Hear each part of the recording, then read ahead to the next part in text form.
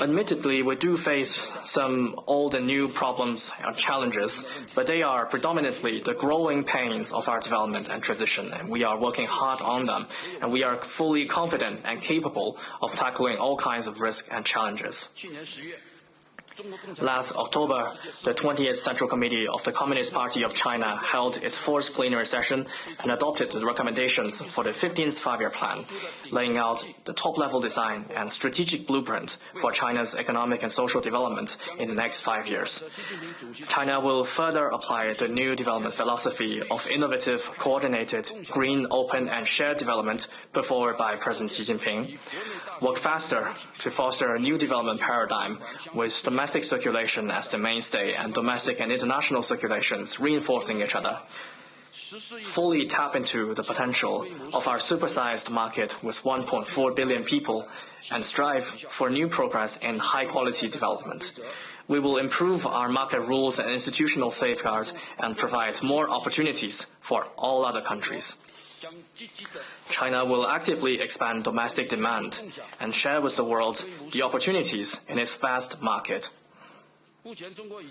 Currently, China is the world's second-largest consumer market, and in many segments, such as automobile, mobile phone, and home appliances, it is already the largest one.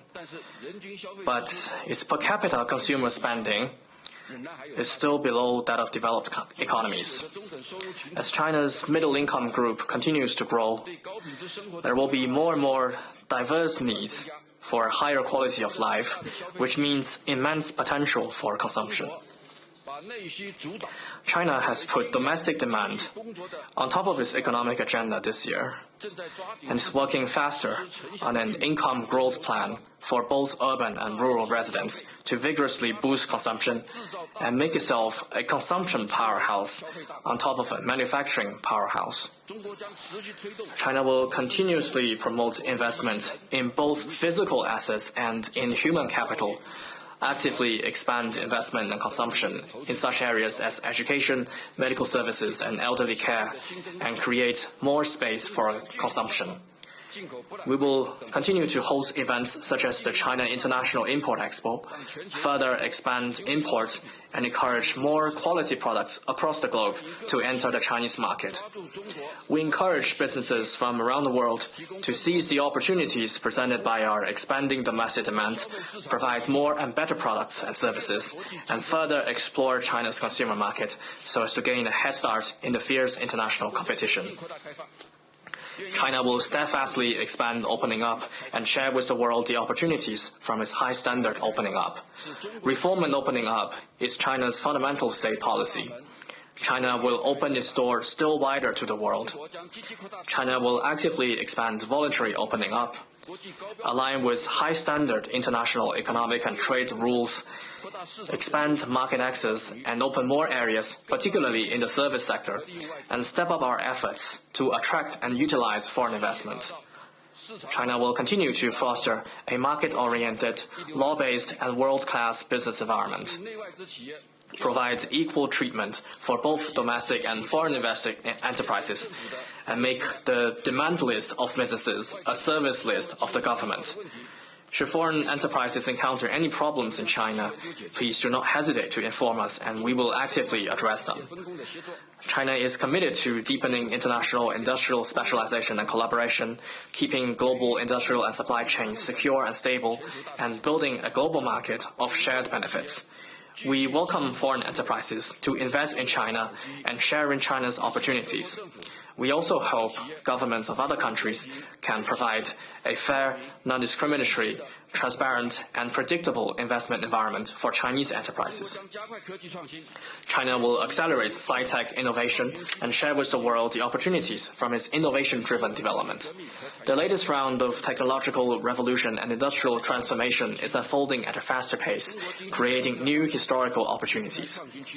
Innovation is an essential engine for China's high-quality economic development, and Chinese modernization must be underpinned by modernization in science and technology. Currently, China has the biggest number of researchers and international patent applications.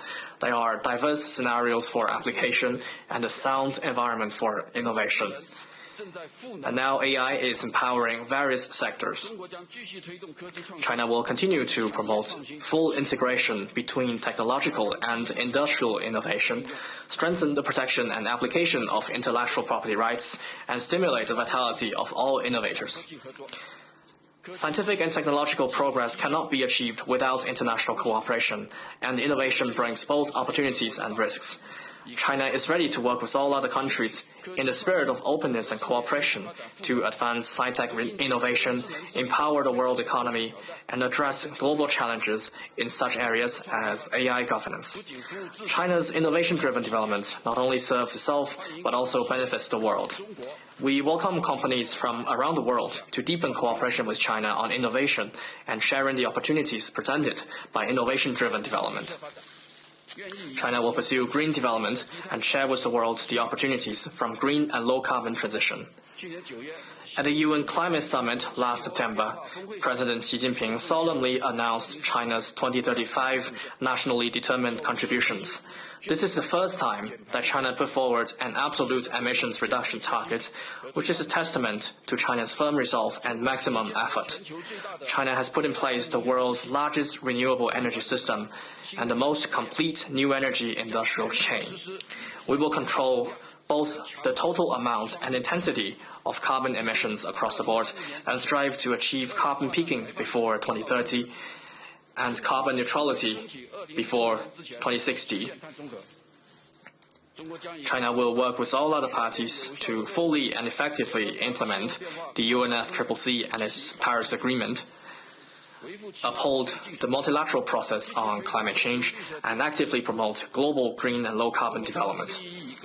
China will work with all parties to foster closer partnerships for green development, address the shortfall in green production capacity, and ensure the free flow of quality green products globally.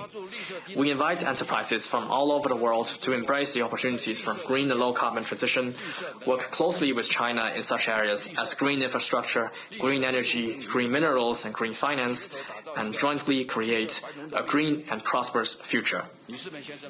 Ladies and gentlemen, friends, the wisdom of Davos lies in dialogue, and the future of the world hinges on cooperation. As President Xi Jinping noted, for us to break through the mist and embrace a bright future, the biggest strength comes from cooperation, and the most effective way is through solidarity.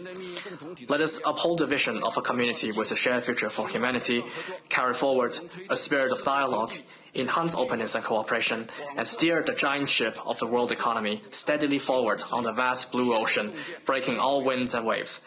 Let's build a better future for all. I wish this annual meeting a full success. Thank you.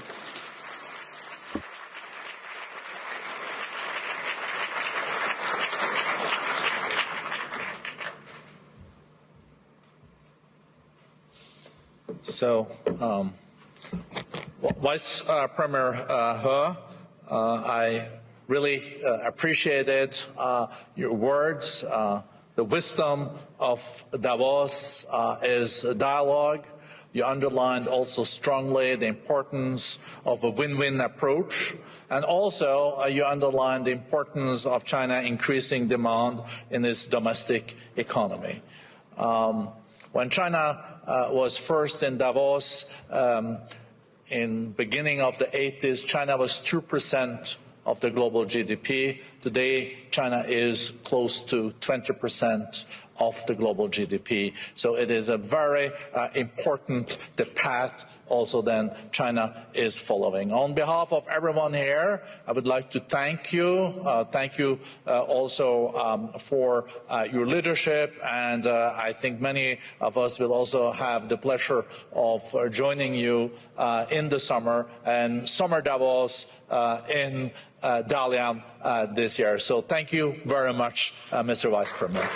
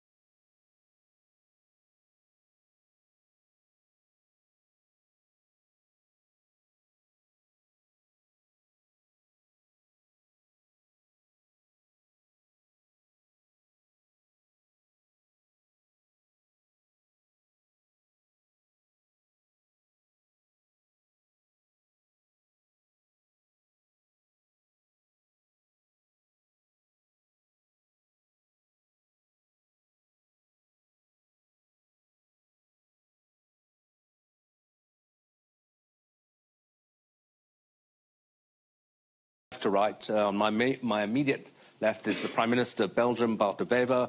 Then we have the CEO of ABN AMRO, Marguerite Bérard. Then we have the President of Lithuania, Gitanas Nausėda. Then we have the co-founder, Chief Executive Officer of Mistral AI, Artur Mensch. And on the far left, we have Andrej Plenković, the Prime Minister of Croatia. So, where do we start? Why don't I start with you, President Nausėda? Before we get to the man who's going to dominate attention tomorrow, Donald Trump, we shouldn't forget there is a major war going on in Europe. You're, right up against it, with Belarus as your neighbour and Russia as your near neighbour. And yet there is talk of a peace plan now. Do you have any real hope that this plan can be made to work for Ukraine? I am, and probably I will be on the skeptical side of people, because I know Russia, our country knows Russia very well. And as far as Ukrainians talk diplomatic language, and we are now in the process of elaboration of this peace plan, 20 points peace plan, but on the other hand, Russians talk with missiles. Probably it's too early to conclude that Russians are ready to take this plan and to start to negotiate. I think they want to buy more time to attack Ukraine and first of all to attack the critical infrastructure of Ukraine, making the life of ordinary people impossible, even in capital, in Kiev. And then maybe at the later stage they will sit down and they will talk about the peace. But I think some issues of this 20 points peace plan, or some elements of them, are not acceptable for Russians, and I think this is about the matter of territorial concessions from the side of Ukraine. I think Russians require the whole region of Donbass. And also the strength of Ukrainian army, 800,000 soldiers on the ground, is also not acceptable for Russians. We will see what will happen, but I would like to move away or to push away the illusion that if the peace deal will be done, I hope that it will be sooner or later, Russia will refuse to have imperialistic ambitions. I don't see any signals that it might happen, because the Kremlin's regime is as it is, and even the change of Kremlin's regime probably will not mean the radical changes in the policy of Russia, because from time to time I hear what the Russian opposition leaders are talking about. Actually, they are presenting the same ideas, and those ideas are, first of all, expansionist policy of Russia. They, like the European Union, they are talking about enlargement, but we are talking about civilized enlargement, and they are talking about enlargement by using the force and by using the guns. Okay. Well, very sobering. Thank you very much for that introductory thought. Prime Minister de Wever, of course, Europe's under pressure from two sides. Russia, but also we have Donald Trump arriving tomorrow, demanding Greenland part of a European Union country. I noticed. Yeah. So the question, people keep asking me in the corridors, do you think Europe will stay united? A lot of people saying, Europe's going to fold in the end. That's what they do. Europe won't be able to push back.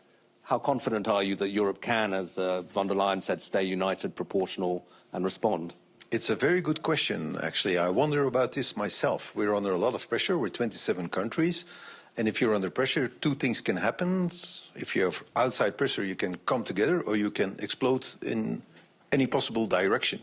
And I think Europe is at a crossroads where it has to decide. Until now, we tried to appease the new president in the White House.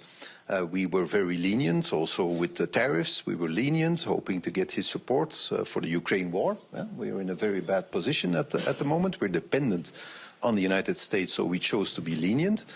But now so many red lines are being crossed that you have the choice between your self-respect. Being a happy vassal is one thing, being a miserable slave is something else.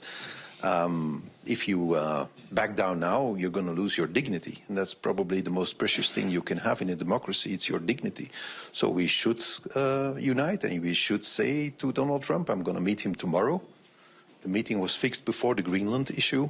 So Looking forward to it? Oh, yeah. Yeah, I'm looking forward. The king will accompany me on the... I'm looking at the queen who's sitting in the front row. Our king will accompany me at the meeting, but it will have a different character than we had planned. It will probably be the message that we have to send. You're crossing red lines here.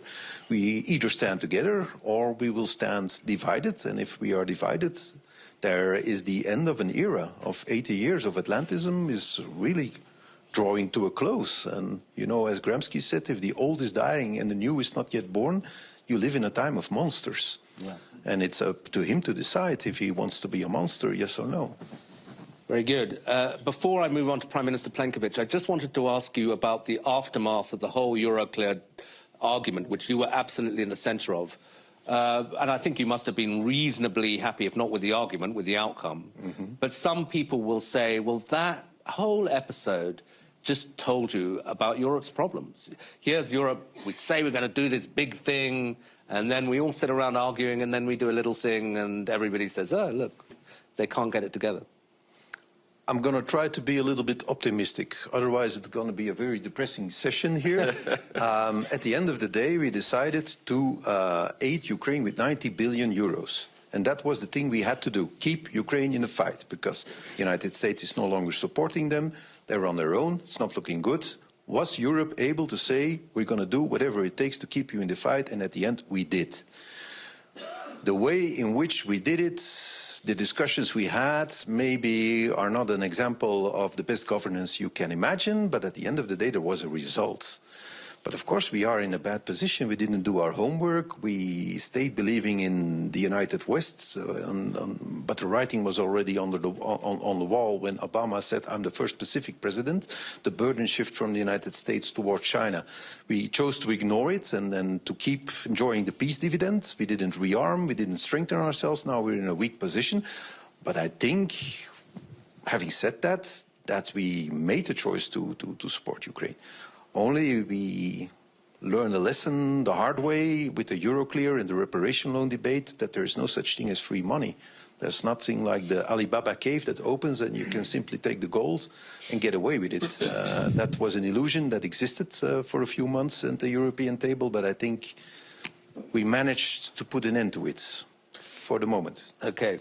Prime Minister Plenković, I'm interested in your take. Again, to quote the President of the Commission, she said, Europe's response will be unflinching, united and proportional. There's a European Council meeting on Thursday night. What kinds of things will Croatia be arguing for that Europe should respond to from these twin challenges, Russia and the United States now? Yes. First of all, thank you for being here again for 10th season in a row as the Prime Minister of Croatia. My first point is regarding what we were discussing in December in Brussels. I think whatever the outcome was, pending option A, option B, using the Russian Central Bank frozen assets or the loan, the good outcome that we have found 90 billion euros to finance Ukraine for 26 and 27, both functioning of the state, the entire I would say, blood flow of the financial system and also helping Ukraine to defend itself. This was the key political objective. How we got to it was basically a technique. I think the outcome which came out was a little bit more secure when it comes to the legal certainty, and therefore Bart has managed to convince the majority of us that his arguments were fine. When it comes to the two pressures, one coming from Russia with the brutal violation of international law and the aggression against Ukraine after other episodes in the part of Europe which was formerly a neighborhood, now it's more into the enlargement basket. I mean here Moldova and Georgia, which do have basically frozen territories. I think that the key aspect is to remain vigorously on the side of the Ukrainians. and on the side of freedom, democracy, and international law. This is what we stand for. This is why we have supported so strongly Ukraine over the past 4 years. I think many of us will be heading to Kyiv on the 24th of February to extend further support. And I think we should a little bit revisit what we discussed a few days ago, and that is the peace plan. Now, the Greenland has taken us, the entire debate, into a different direction, a bit odd, unexpected, but these are the realities of a changing global order. We are, as we have seen recently, in the situation where the international organizations, international law, global governance, as we knew it, is changing so rapidly that we need to position ourselves. I think the only safe way for the European Union to remain an actor is to try to be as united as possible. Not necessarily all the governments are singing the same tune. And if that is visible from someone who would like to see a little bit more divisions on the EU side, then that will be exactly the weak spot and the weak link which will be emphasized. So I guess that this meeting on Thursday night is supposed to strengthen our position on supporting Denmark, obviously. That is a very logical way to do it, but also maintaining sensible, reasonable, expected, good transatlantic ties with the United States. I mean, for all of us, despite all the, let's say, noise in the communications channel, I mean, United States is an ally and a friend. I don't know anybody among 27 who has altered that position. So we need to talk to each other more, maybe be less abrupt in being faced with fait accompli propositions, but more talking to each other and finding solutions for the global order. This is our position, and this is a line of Croatia that has been very clear for the last 10 years. Thank you very much. Marguerite, you run a big European bank. And both things, I guess, are important to you. You're European, you're also a banker. How do you navigate these geopolitical waters? I was quite struck that the European Business Roundtable issued a statement saying, you know, okay, it's enough with America, we need to get tough, which is not the normal thing that you expect business people to say. So how do you see it?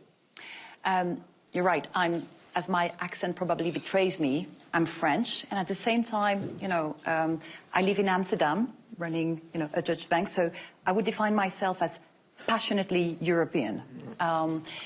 And when I try to think about what are all European values, I would say that, you know, this is about, you know, the rule of law, this is about human dignity, this is about democracy, this is about also reason and truth. And all these values of cooperation have served us well in the past decades, you know, and helped us build a Europe-free wall. Right now, we feel challenges from all fronts. Outside of Europe, you know, with walls, with authoritarian regimes, and also, in fairness, within Europe, with, I would say, added polarization, sometimes the erosion of truth in our internal debate, and sometimes also political instability and fragmentation. And right now, looking at Europe, we sometimes feel, hey, are we a herbivore in a world of carnivores? Because on all fronts, you know, we feel right now under pressure. Looks a bit like that. Mm-hmm. It may feel like that. And then the answer is, if we want to defend our values, we need to be strong. And it is not only about, I would say, military or political strength. This is also about economic strength. And this is where, you know, very, you know, humbly as a banker, you know, we feel we can contribute. Because what are banks? The plumbing of the economy, the blood circulating in the economy, making projects possible, financing innovation, financing infrastructure, and taking risk we manage and understand. And this is what we want to do, because we want to be, you know, strong European banks for a strong Europe. That sometimes also lead us to I would say, question collectively our risk appetite in Europe. Don't get me wrong. You know, I was, at the time of the financial crisis, actually in the public service working at the Élysée, so I got first-hand experience of what goes wrong when the financial sector goes wrong.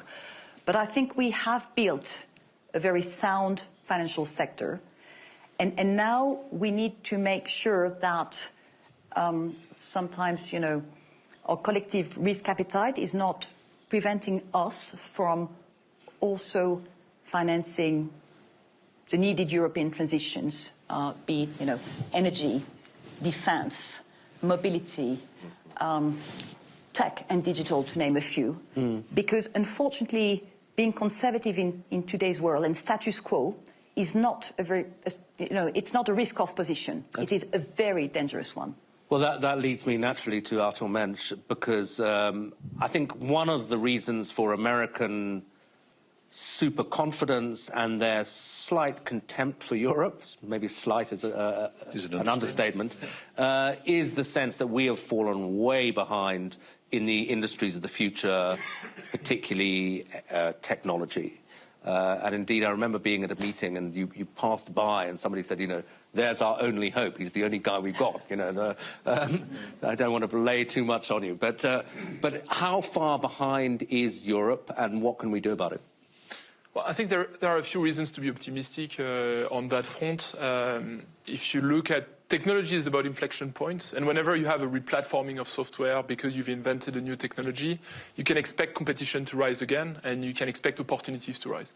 And then the question is Europe ready to use those opportunities to catch up? Because effectively, we lost the battle on cloud, and we created a huge dependency to US digital services in Europe. So that's 80% of digital services being imported from the US to Europe, and that's effectively all that amount of value that is coming back to the US used and reinvested in R&D to build further leverage and further dominance. And so this is true, but yet AI is a way to build different software. It's a different kind of infrastructure that you need to build. You need a lot of energy. You need high density energy sites. Europe has plenty of those. You can rebuild the entire public cloud services based on AI technology. And it's actually much less costly to rebuild thanks to artificial intelligence. So suddenly the unit economics of software have changed.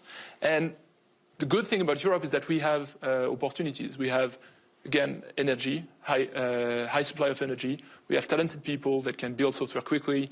We actually have manufacturing, financial services, those companies that are worldwide competitors, world-class. And those companies are willing to spend on R&D, willing to transform themselves around artificial intelligence. And what we've seen in the last year, and honestly, I think Donald Trump presidency played a role there, is that a lot of these companies and a lot of European states realize that now may be the time to partner with European technology providers to build value together, to make sure that the value created is reinvested in research and development, to further build leverage and get rid of the dependency that we have created for ourselves. And that dependency, the technological dependency, is probably the biggest vector of power of the United States. And if you talk to J.D. Vance, that's exactly how he staged that. So we do need to build that leverage and to make sure that we use our strength to not fall into what I think is the biggest risk in the coming years for Europe, which is to become a colony in artificial intelligence. In that we may be in a state, if European technology does not achieve its goals, we may be in a state where 95% of digital services and artificial intelligence is imported from the US. And that means that our entire industry is going to run its processes on top of an infrastructure that can be turned off. If the US decides to. That also means that our defense technology and deterrence is going to rely on US technology that can be turned off, and that means deterrence cease to be anything. And eventually that also means something for democracies. And at Mistral we don't really focus on that, we really focus on the two first points. But on the consumer side, if you end up with two US companies that owns access to information and can influence how people think, that means they can actually influence elections, they can influence the regimes wherever they actually are deployed. And so I think we can build leverage onto three things, so defense, economy, and information sovereignty. We work with businesses, enterprises, and states to make sure that we create leverage on two first. We can do it more. We think Europe could invest more in European technology, procure more European technology, cease to procure US technology, and that would propel us forward. But really, we have reasons to be optimistic, and in a way, we are ceasing to be the frog in the slowly boiling kettle, because we realize that effectively they've built leverage and they're going to use it. So no, a lot of red lines have been crossed, and it means that actions are being taken, and I think we should continue to take them. Just quick follow-up. I mean, as you say, you run a major business. You must, in the space you're in, work a lot with Americans. You have to. I mean, we do. Yeah, we do, and we export to America, and we haven't built our differentiation based on sovereign concerns only. We've built an approach to enterprise software, an approach to creation of value in financial services manufacturing that we actually export to the US. But as a businessman, you know, with responsibility to the people who invested in you, can you do the things that politically you think need to be done, which is, you know, reduce your risk, reduce your exposure to the United States? We have, in that we have reduced our dependency to hyperscalers, for instance. That's why we moved toward infrastructure. We decided to invest in creating our own servers, in buying our own GPUs, in operating those, and eventually what we are achieving is that we are now a full stack vertically integrated AI cloud provider. That does reduce our dependency to US services, because effectively when we started, we used US cloud services because there was nothing else to train models on.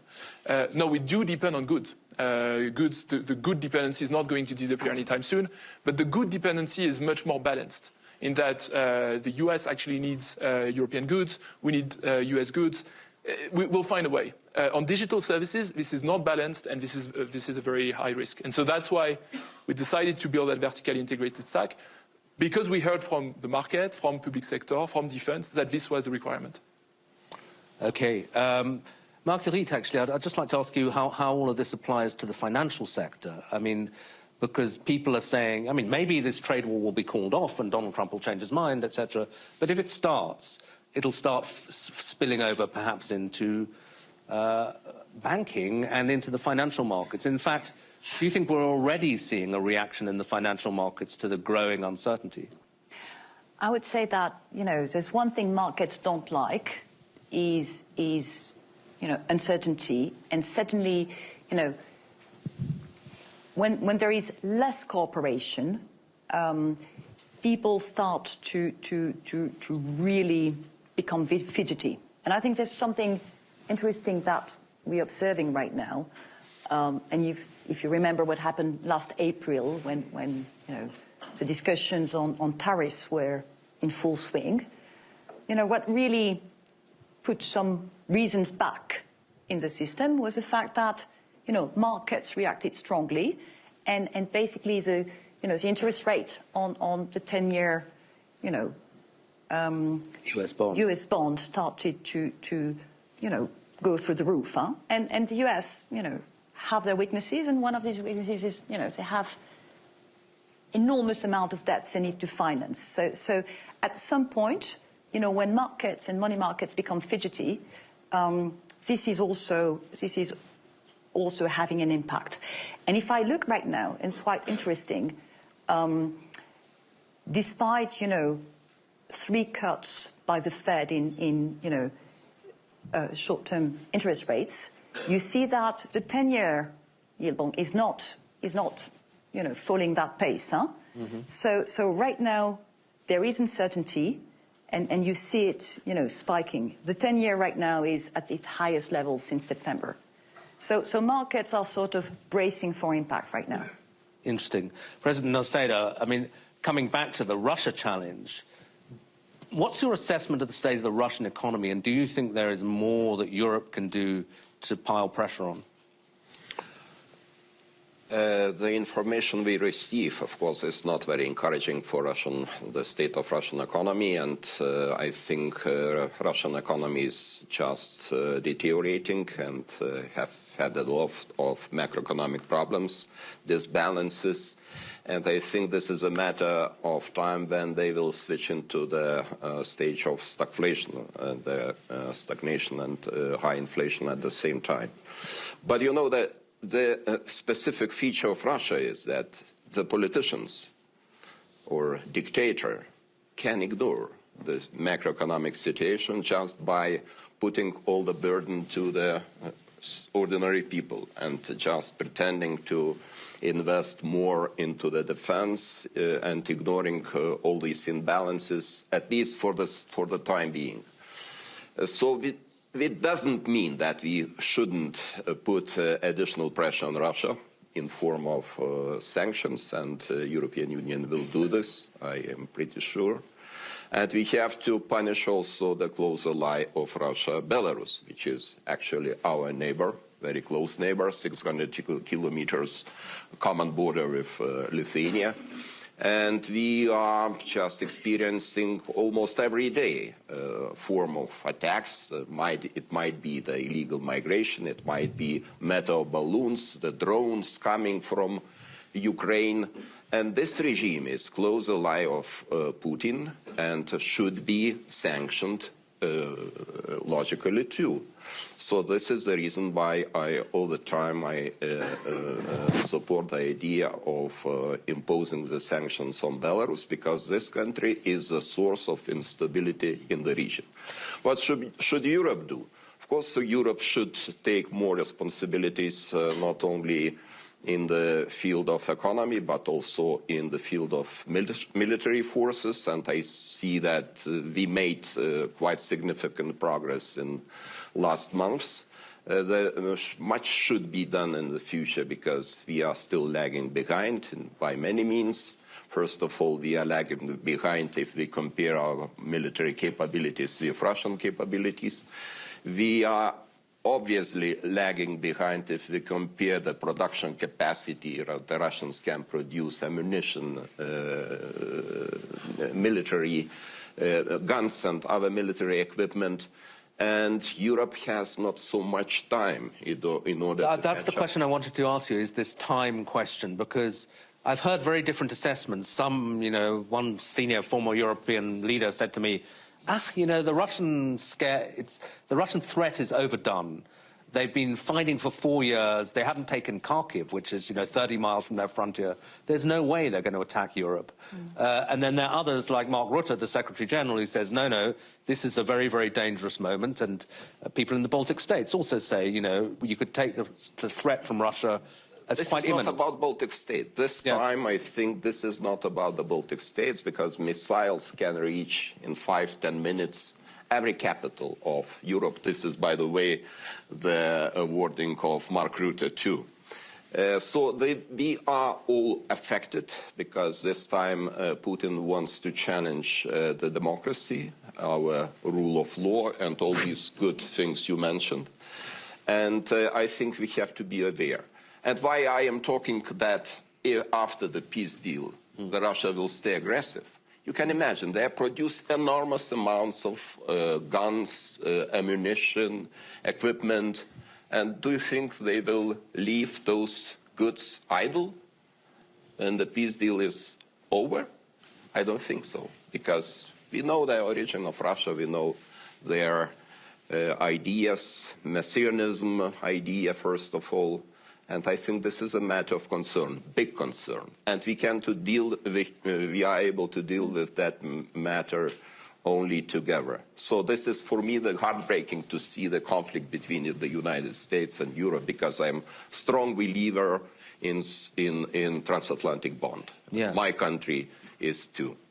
Yeah, heartbreaking indeed, and also dangerous. And Mr. De Wever, I wanted to ask you about that, because the Prime Minister Plenković said, look, in the end, we all know America's an ally, and this is still our view. But listening to you earlier, you said, talked about the prospect of us becoming unhappy slaves. Do you share that view that we can take it for granted that the US is an ally of Europe? Unfortunately not. I would like to confirm that they are an ally, but then they have to behave like an ally. And if you talk about the Russian threat, it's not that great if the West is united, but we are not united, and Putin sees this. The economy of Russia is very weak. Their military threat is not very real unless we are divided. But it's exactly what he sees, that we are divided. When we had the last meeting of the Coalition of the Willing in Paris, the American delegation started their opening statement by saying, we're not here to take a side in the conflict. I found this very shocking, because I grew up in the 1980s where the West stood for something, for the sovereignty of the people, for democracy, for freedom. The idea that in a conflict between a tyrant and a democracy, the United States will say, well, we're not going to take sides. In a gathering of the coalition of the willing pro-Ukraine, of democratic allied countries saying we're coming here together because one of us is threatened by Russian aggression, we have to support him. They said, we're not here to take sides. We're here to make a deal. Putin sees this. This is his strength, this is our division. And of course, if he follows the news and says now a NATO country is threatening another NATO country with military invasion, it will not discourage him to continue his war on Ukraine. It will certainly not discourage the Chinese to choose for an imperialistic agenda. And if the Atlantism would really die, I hope not, but if it dies, globalization will die with it. That's very clear. Yeah. And we cannot stay a herbivore in that world. That's the European lesson we have to learn. We have to wake up, we have to rearm, we have to integrate our market, and we have to weaponize our market, and we have to seek new alliances. I don't think we have to annul the alliance we have, but we have to seek new ones. Mercosur was very useful. I have to do it. Do we have to tilt towards China a bit? We have to continue engaging China. China is always a mystery. They could go both ways. They could go full imperialistic. But I think China can also be engaged to evolve towards a win-win situation. But of course, then you also need the United Europe to talk to them, to say what is our win? Because for the moment, it is their win and our lose. In 2007, the numbers don't lie. The European economy was 10 times bigger than China. Now we're equal. In 2007, we were equal with the United States. Now they're 50% in front of us. The entire difference is the tech sector. We've become totally dependent on technology that we do not own and do not control. That is not how the Chinese did it. They did it differently. We were a little bit naive, and it's time to wake up. We need our own technological platforms to build the prosperity of tomorrow. If not, Trump can do with us, he can play with us. He can make us slaves because we actually are slaves then. And we'll have to take for granted whatever he does. And we've been accustomed to very nice presidents like Obama, and we haven't noticed that the shift in America is not bound to one presidency. It's a structural shift. The face of America has turned to the Pacific. Their backside is turned to the Atlantic. And that will not change after Trump. It's a structural thing. So it's up to us, I think, not to complain about Trump because you say you will get all the attention tomorrow. I can assure you, you already had it today. Yeah. In every conversation, it's Trump, Trump, Trump, Trump, Trump. Okay, that's very nice. And we can complain about Trump, the way he does things, the way he tells things, the humiliation, he lays it on very thick. But that cannot exclude us or that does not exempt you from doing your own homework. And maybe we should focus on that. And then maybe in 5 years, we will say, thank you, Mr. Trump, for waking us up just in time to build a much stronger Europe and a united Europe. It can go either way. Either we unite or either globalization will die and we will be the victim of it. Yeah. You wanted to say, I want to come to Prime Minister Plenković in a second, but quick one. Maybe two remarks on my side. I fully agree with the Prime Minister.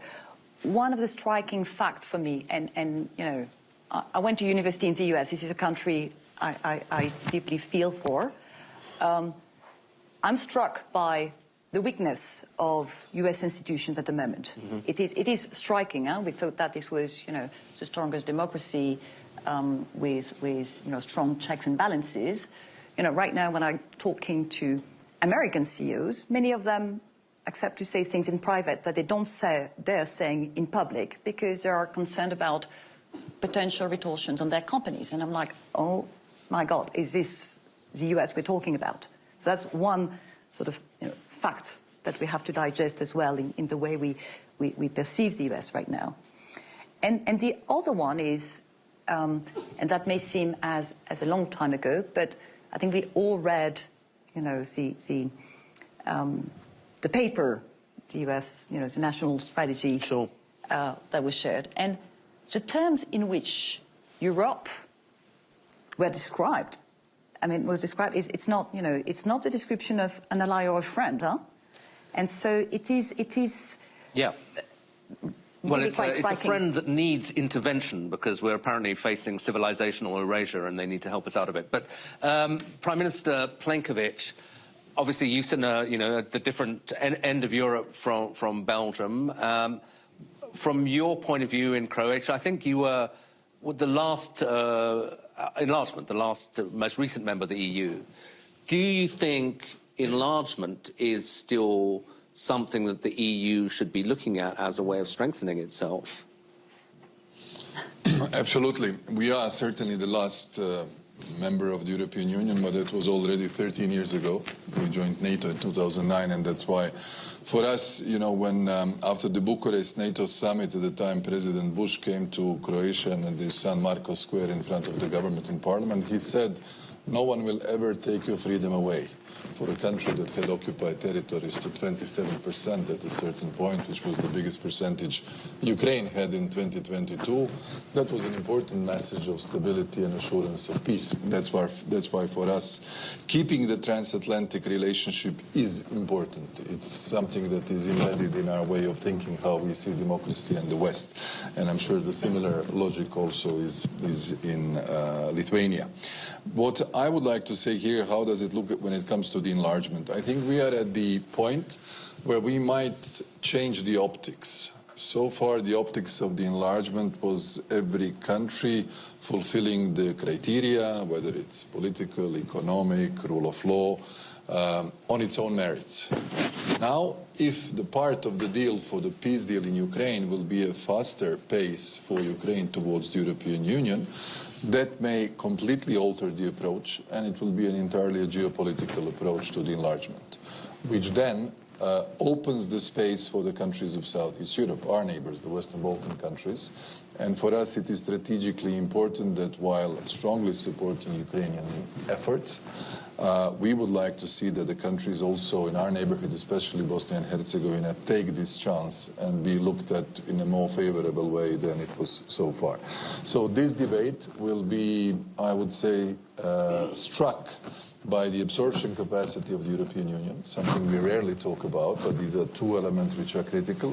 One is how we actually take the decisions, because making decisions at 6, 9, 12, 15, I don't know, 25, 27 or 28 and now back to 27, it's one thing.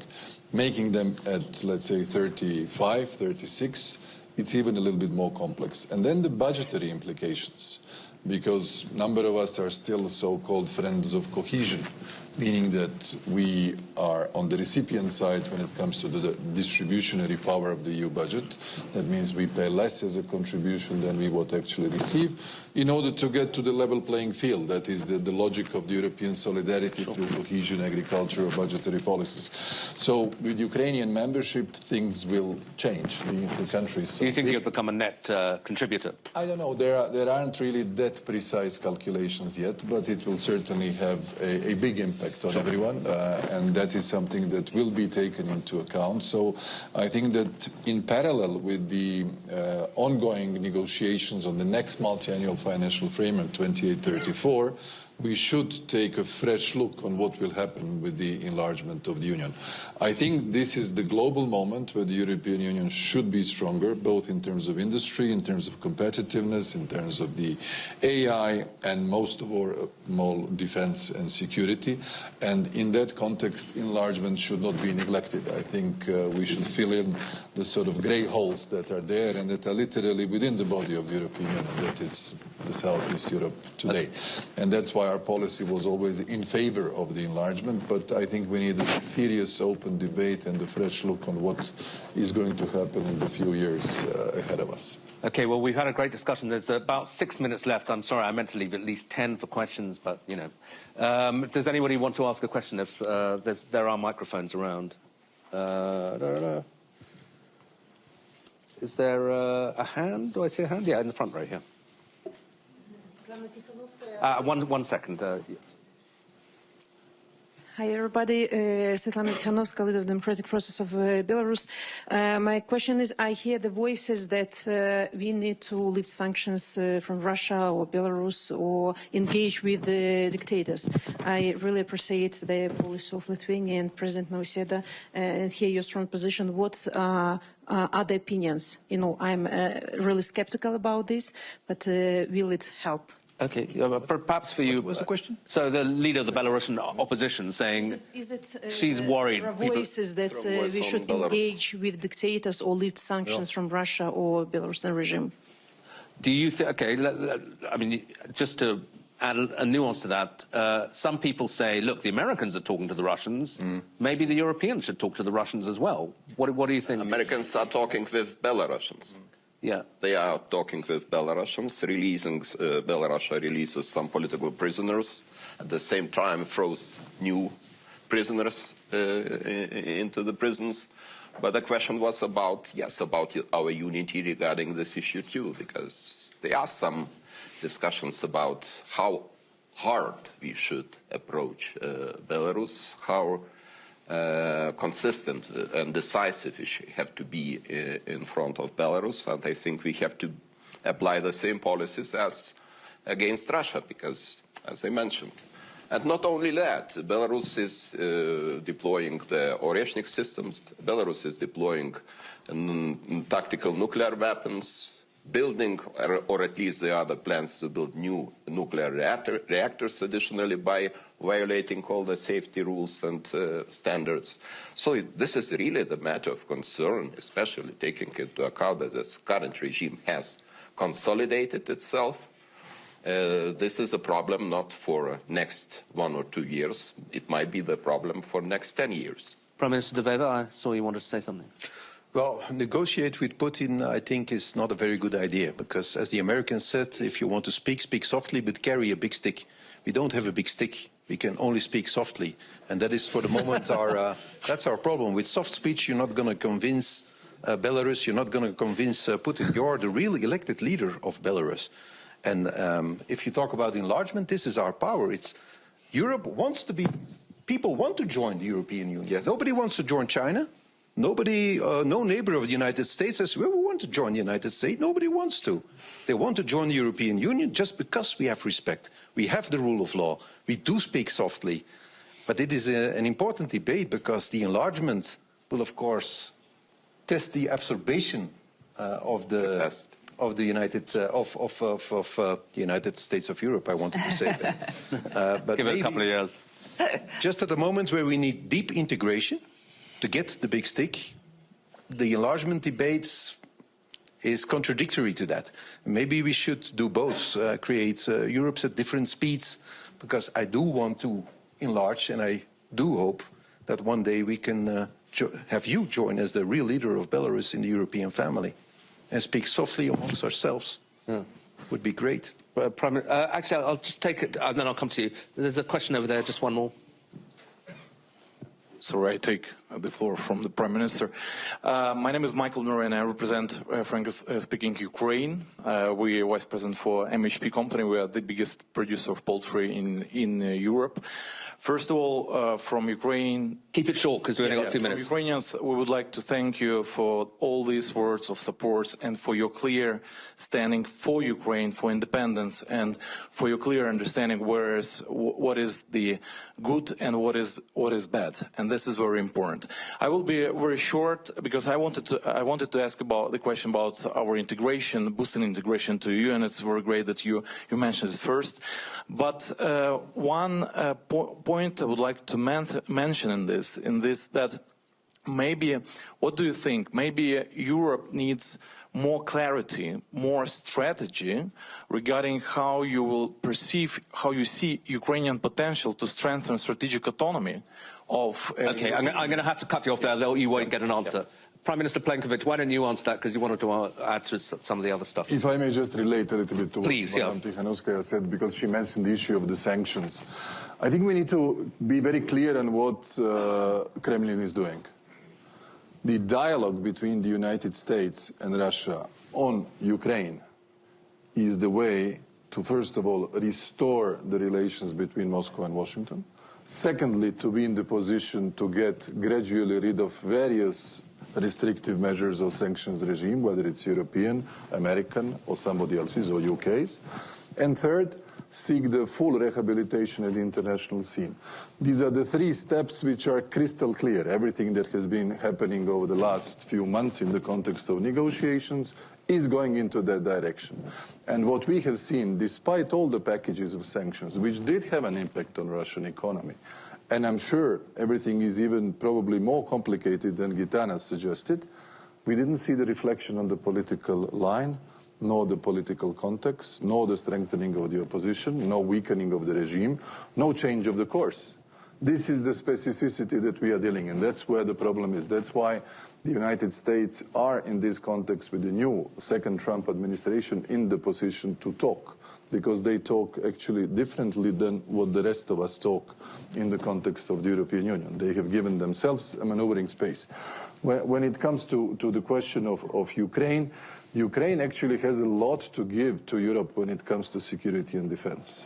Basically, Ukrainian military today is the only one that has been in such a test of war and defense that nobody else has done that on such a large scale.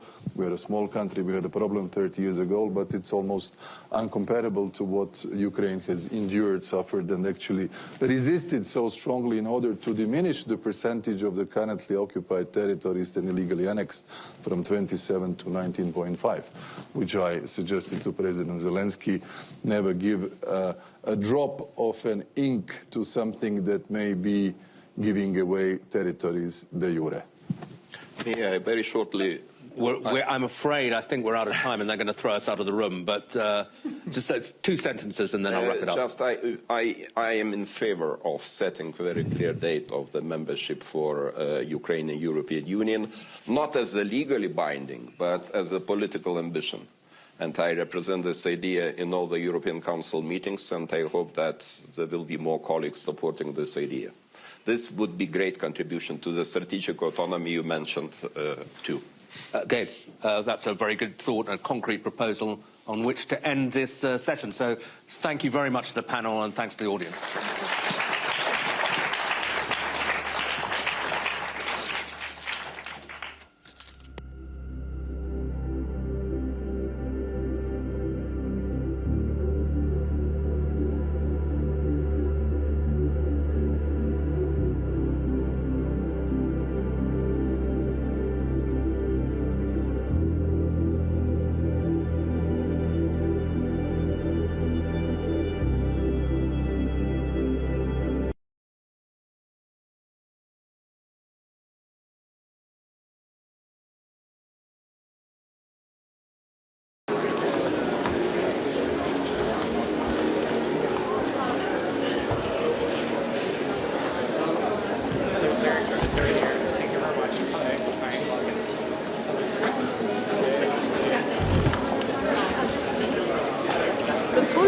Vous avez besoin d'aller à l'intérieur? Non. Non, ah, vous restez. Ah, tant mieux.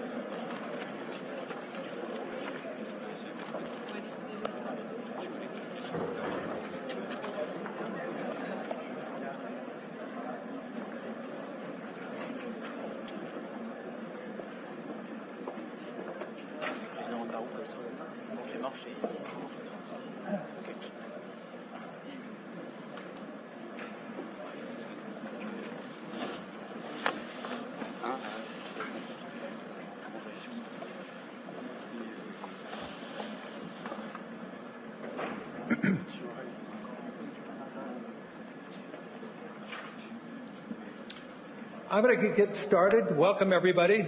Mr. President, welcome.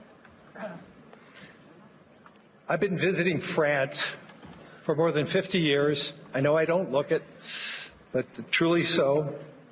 And over that time, I've been passionate about visiting France, understanding it, learning about it, learning from it. But mostly I've been passionate about the debates we have related to the French economy, and importantly, the French's future of France. What's striking to me about these debates, the debates have actually changed. And the debates have changed over the last decade. Today, I think there's a broad agreement around one single idea, that economic growth matters. Economic growth, as it broadens, reduces polarization. I think that sounds obvious now about the need for economic growth, but not so long ago. It was still an open question whether competitiveness would truly sit at the center of France's economic vision. I think that question has been answered, and President Emmanuel Macron has been the key man driving that shift and answering that question. In fact, you could make an argument that no French leader has led his country at a more pivotal time since World War II. From the onset, President Macron has argued that France must strengthen itself. It must strengthen its defense. It must renew itself in its capacity to innovate, but also importantly, and maybe more importantly today than ever before, and remain engaged in the world. That perspective has defined his presidency and is one that is helping to shape the conversation, the needed conversation about Europe's future. Ladies and gentlemen, please join me in welcoming the President of the French Republic, Emmanuel Macron.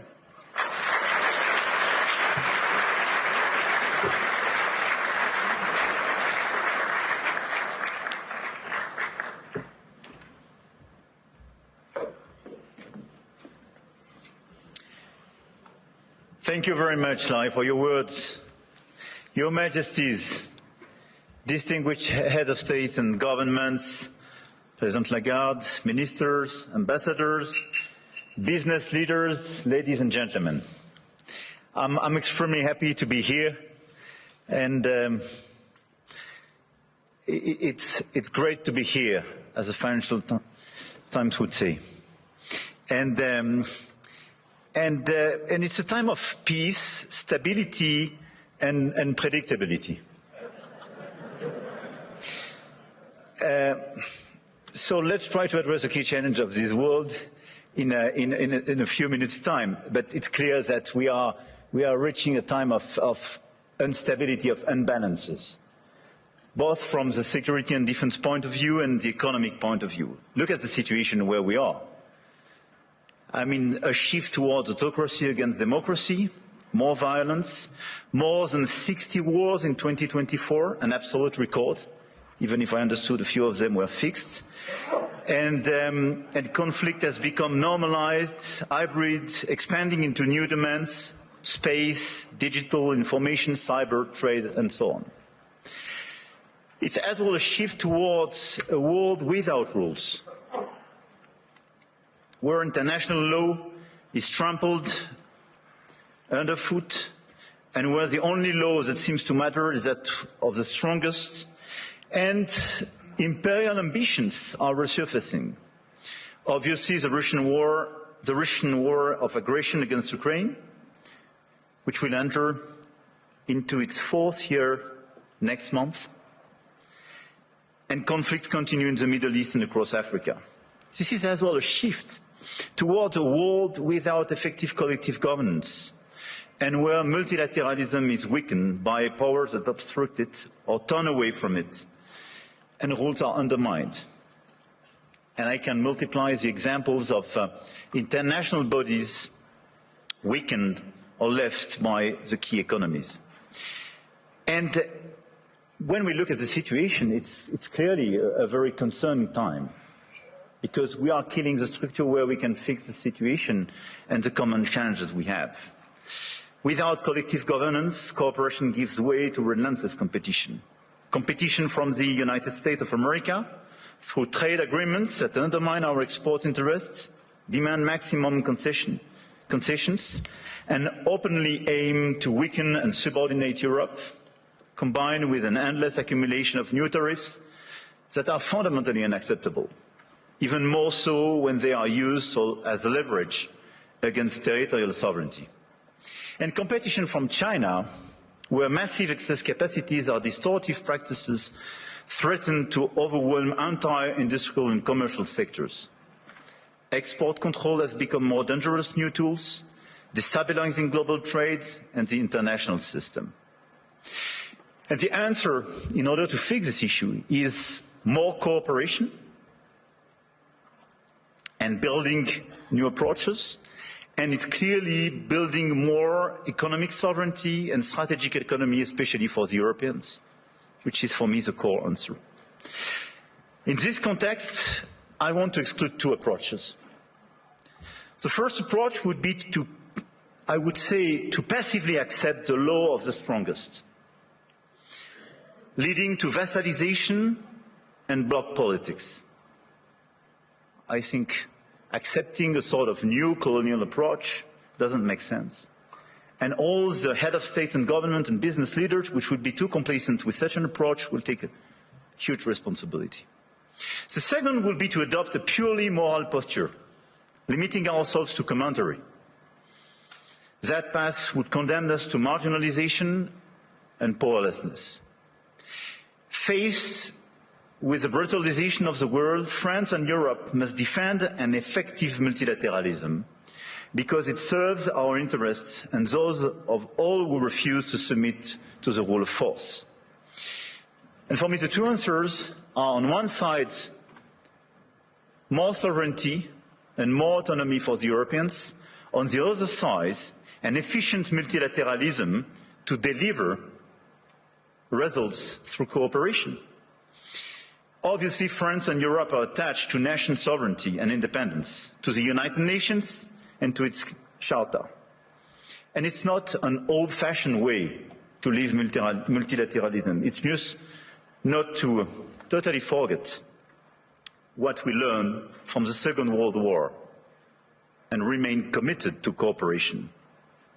And this is also because of those principles that we have decided to join the mutual exercise in Greenland without threatening anyone, but just supporting an ally and another European country, Denmark.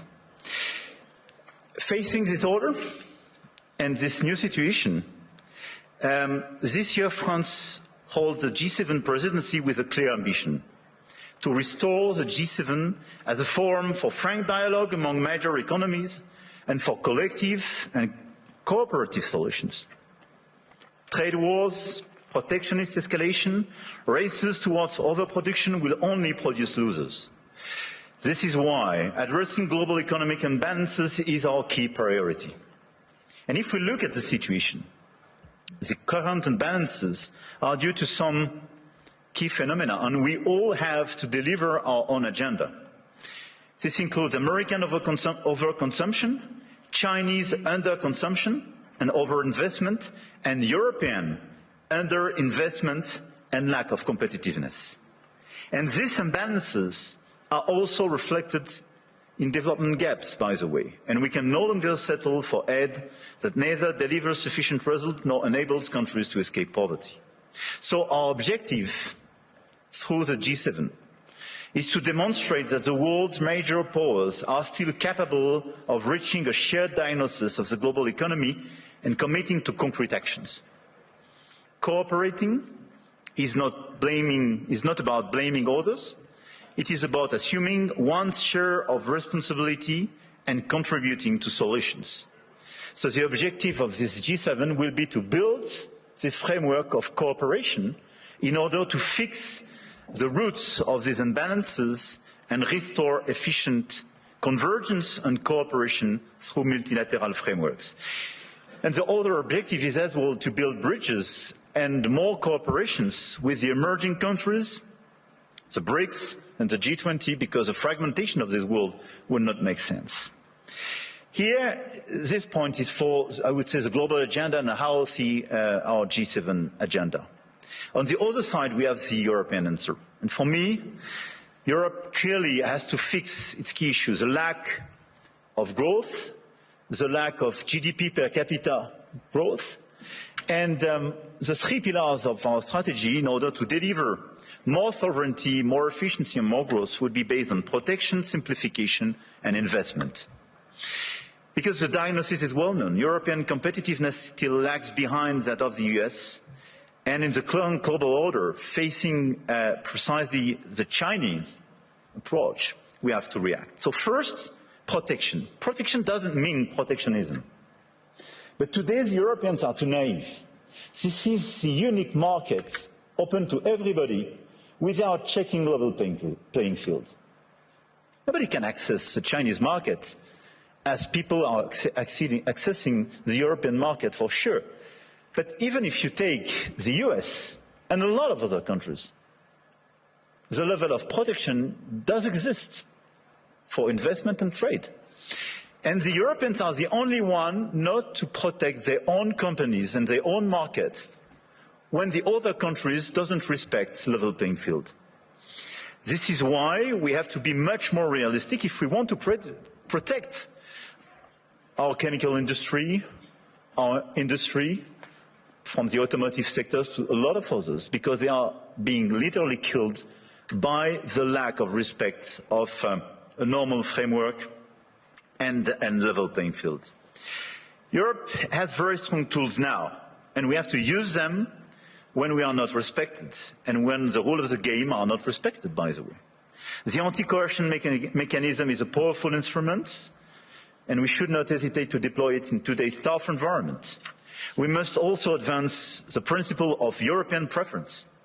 There is a North American preference in your market. There is no European preference today. We are progressively creating it, and in the latest documents and decisions taken by the decisions, we do have the first examples of that, but this is extremely good. And we are currently aligning closely with Germany to deliver an ambitious and simple framework. And this is a decisive project, and I count on the European Commission to present a proposal as well by early 2026 with the highest possible level of ambition in order to deliver, I would say, across the different sectors, the principle of European preference. This is a necessity. We must act on imports as well regarding this protection issue. And in the context of escalating trade tensions and Asian overcapacities, Europe must strengthen its trade defense instruments, including mirror measures to enforce the regulatory standards, and we must improve the quality and added value of foreign direct investments, targeting projects with strong export potential. And this is core for the rebalancing with China. China is welcome, but what we need is more Chinese foreign direct investment in Europe in some key sectors to contribute to our growth, to transfer some technologies, and not just to export towards Europe some devices or products which sometimes don't have the same standards or are much more subsidized as the one being produced in Europe. It's not being protectionist, it's just restoring this level playing field and protecting our industry. So from safeguard clauses to mirror clauses to European preferences and incentives for more FDIs, this strategy is absolutely key. And in parallel, protecting our economies will also require a resilient strategy on both imports and exports to de-risk supply chains, particularly for raw materials, rare earths, semiconductors, chips, and to diversify our trade partners. The second pillar of the European economy and the European strategy should be simplification. And when I speak about simplification, we started with the CSRD, CSDDD, And we have to do much more on different sectors, and we did it during the past few weeks. On automotive, and we have to do it on chemical, digital, AI, banking, and so on. And the core of this simplification is sometimes to get rid of some recent regulations when they desynchronize in a certain way the European Union in comparison with the rest of the world. But we have as well to accelerate the deepening of the single market. On all these sectors, the 450 million inhabitants and consumers market should be the domestic market of all the EU companies. It's not yet the case as long as you have complexities. In doing so, we must ensure respect technological neutrality and non-discrimination within the European Union. This is another pillar, another point of simplification. Neutral approach in terms of technology and non-discrimination. We discriminate during such a long time between the different sources of energies. It's counterproductive for the Europeans themselves. Companies have a role to play, and we must act, and you must act. And clearly, you must help identify and concretely help us to simplify where it is needed. But for me, this agenda of simplification is not a matter of discussion, but just implementation, speed and scale.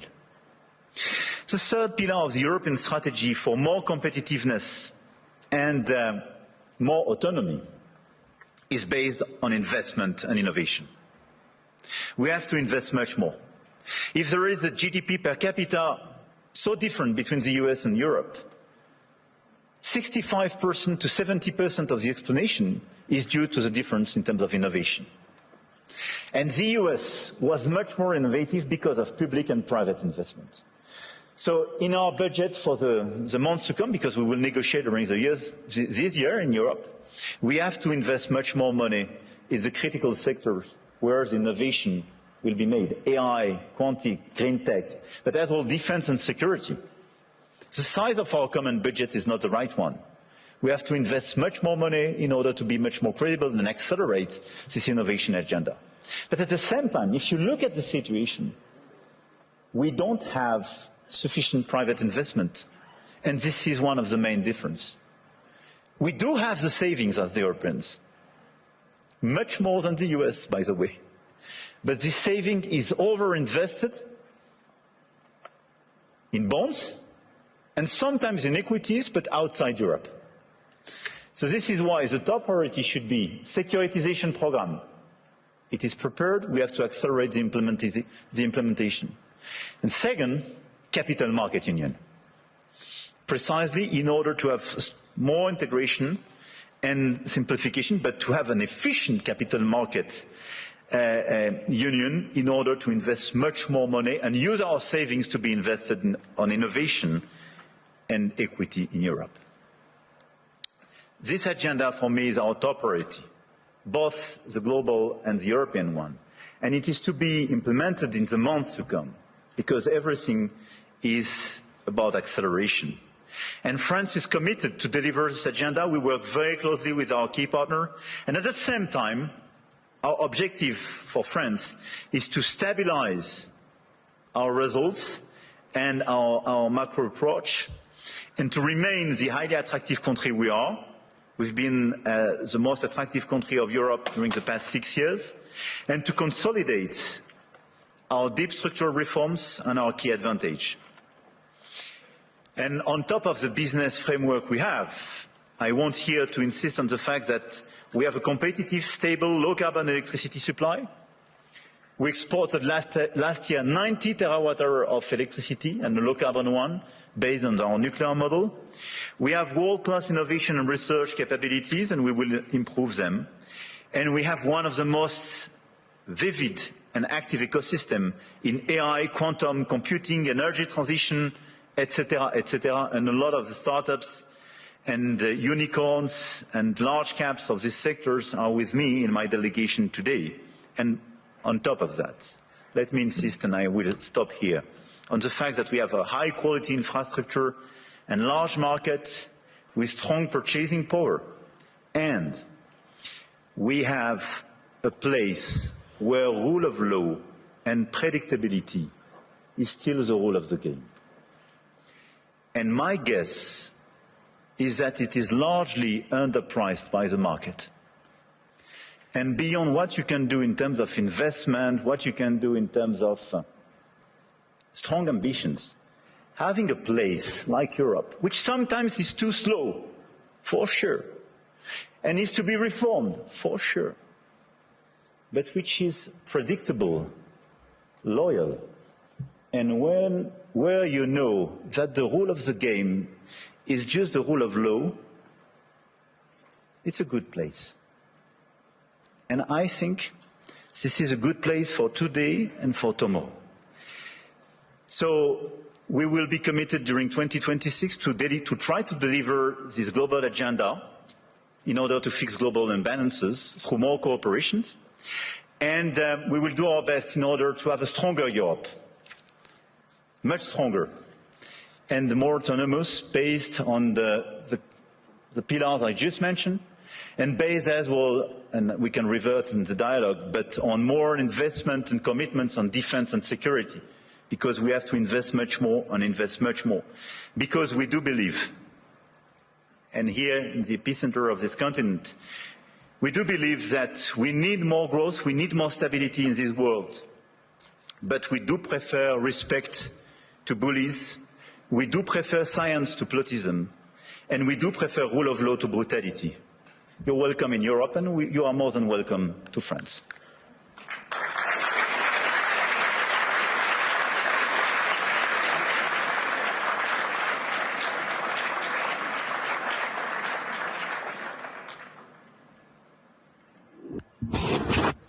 What I'd really like to ask is, how's your last few days been? But importantly, though, you framed out an economic direction for France and for Europe. If you had to prioritize to transform France and Europe as fast as possible, you close saying, yes, we are slow, yes, but what can we do right now to really accelerate it, to broaden the economies across Europe, that we have more participants? Is there any one silver bullet that you could do to really accelerate that type of growth? I don't think there is one silver bullet, but I think on the very short run, given the situation in some critical sectors, I think the European preference is a necessity because we are desynchronized with the others. And the second one is clearly a big bunch of simplifications. The 28th regime, which is being prepared by the Commission, and the deepening of the single market is key. And this is why I insisted on capital market union. I think if we deliver European preference and capital market union, here are two game changers. Well, you know, I've been talking about the capital market union in Europe as one of the major hindrances compared to the U.S. And so, yes, but I do believe, as we witnessed starting last year, we're starting to see it accelerate this year, you're starting to see more international flows coming back to Europe. And so that is beginning, and so I do believe that will accelerate. But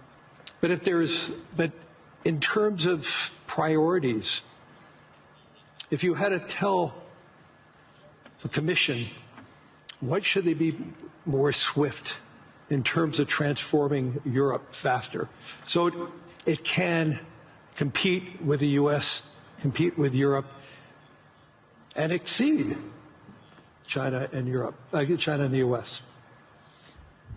Look, I think this is the discussion we have clearly with the Commission. We'll have an informal summit in February focused on this topic. Everything was largely drafted by both Letta and Draghi's reports and is well known. I think the difference is that Draghi was before China surpluses vis-à-vis Europe. I mean, we should not underestimate the fact that 2025, for the very first time, $1 trillion. Yeah, China has such a surplus vis-à-vis the rest of the world, 1/3 vis-à-vis the US, 1/3 Europe, 1/3 the rest of the world. It was $1 trillion. It was bigger than any other time. Yeah, and for the first time, the deficit between Germany and China was a trade deficit for Germany. And this is a game changer for Europe. So this is why, clearly for me, we have to fix this issue. And second, it's about the tariffs. So if I have to tell you what could change the game and our approach for all of us in the year to come, for me it would be a bunch of simplification with all this omnibus package for the Commission, sector by sector, European preference, capital market union, and dismantling of the tariff between US and Europe. Because in such a context, what doesn't make sense is to have tariffs between allies. Right. We have to fix the war in Ukraine. We have to help the Ukrainians to resist and find a sustainable peace. We have to fix prosperity in democracies. I mean, it doesn't make sense to have tariffs and be divided, and even to threaten now with additional tariffs. We can use it. I mean, the crazy thing is that we can be put in a situation to use the anti-coercion mechanism for the very first time vis-à-vis the US if they put additional tariffs. Can you imagine that? This is crazy. This is, I mean, I do regret that. But this is a consequence of just unpredictability and useless aggressivity. So what we have to do is to remain very calm, all of us. We have such an agenda with so many opportunities and so many challenges. So let's be focused on peace in Europe. Everybody should be focused to help the Ukrainians to have a sustainable peace. Level playing field and fixing the issues and these imbalances with China, because it's an issue for the Europeans and the Americans. And third, let's be focused on more competitiveness in Europe and this big acceleration, full stop. Throughout the sessions today, and I think during the week, AI is going to be the dominant conversation. And the question is, how does AI develop in Europe? I know there was one conversation already being held on that. What is your vision of AI for France specifically? Look, we are a strong believer, and 1 year ago we organized this AI summit in Paris, and we are one of the most vibrant ecosystems in Europe. We're really not in a recession, so 6.9%, calendar year 2025, 5.4%. I have called for getting that number down to 3% by the end of President Trump's term, and I think we're on the way. So you've been using that tariff money to pay down the deficit then? It feeds into the general account, and it's been a big part of it. And you know, again, last year, the U.S. 10-year bond was down about 40 basis points. I believe France was up about 40 or 50. Germany was up 50 or 60. U.S. bond market had its best performing year since 2020. And again, back to your point that after liberation,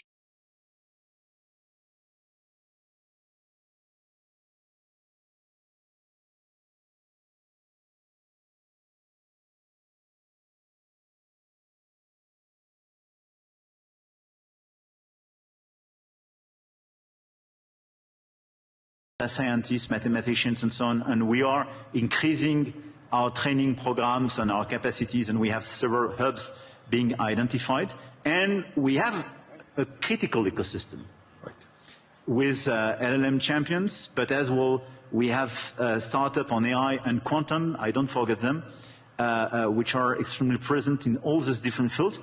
One of the best evidence of the attractiveness and this vibrant ecosystem is that Yann LeCun when he decided to leave Meta and set up his own company, established it in France, a few weeks ago, which is for me a good evidence. Big win.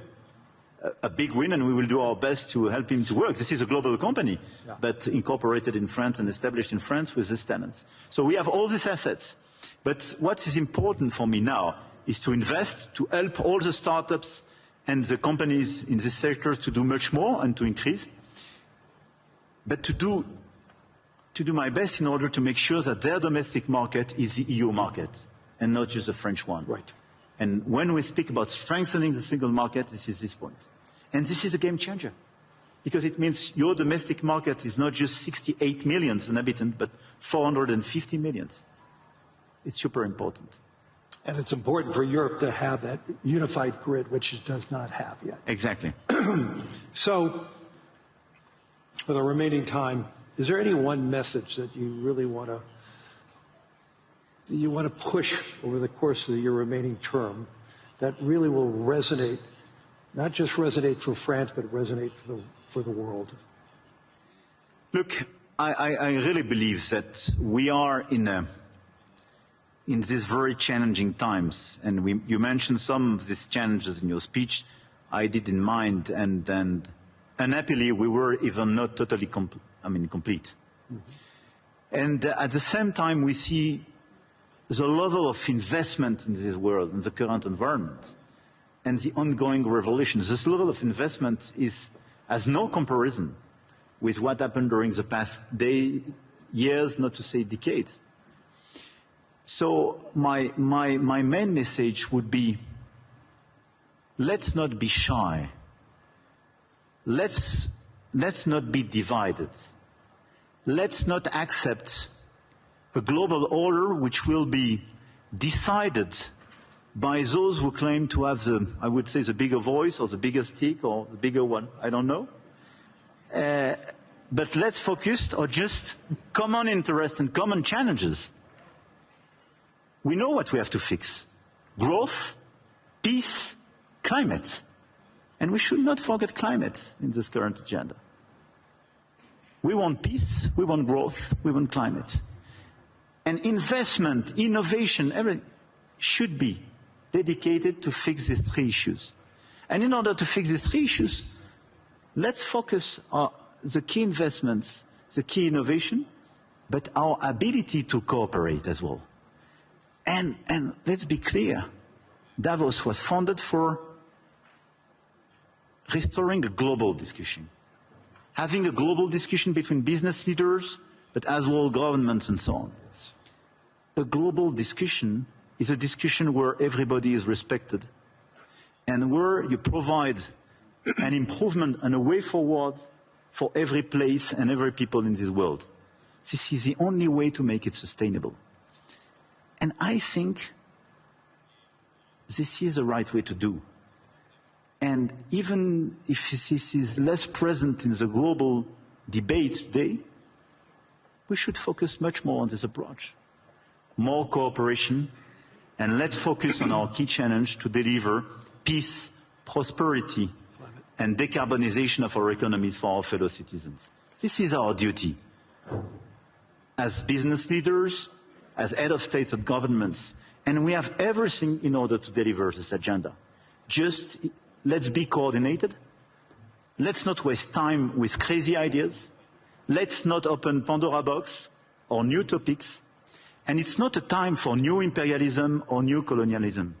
This is a time of cooperation in order to fix these three global challenges for our fellow citizens. Full stop.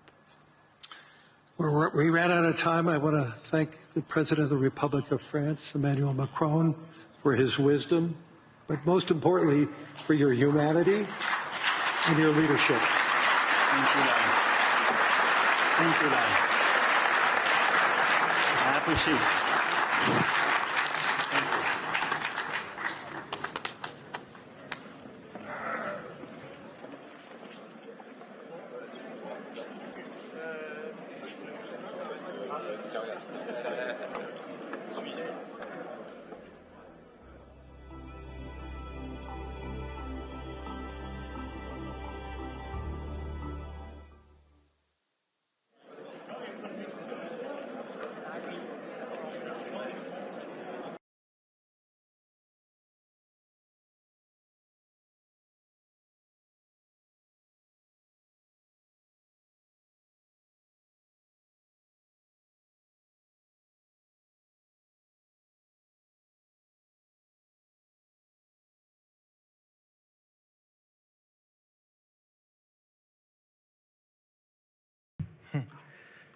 And I see most of them, if not all of them, happy with this result. So that goes back to the concept of autonomy. They want a better future. The people of Venezuela want a free country, a democracy, and if this is the way that they can obtain it, then I'll be rooting for it.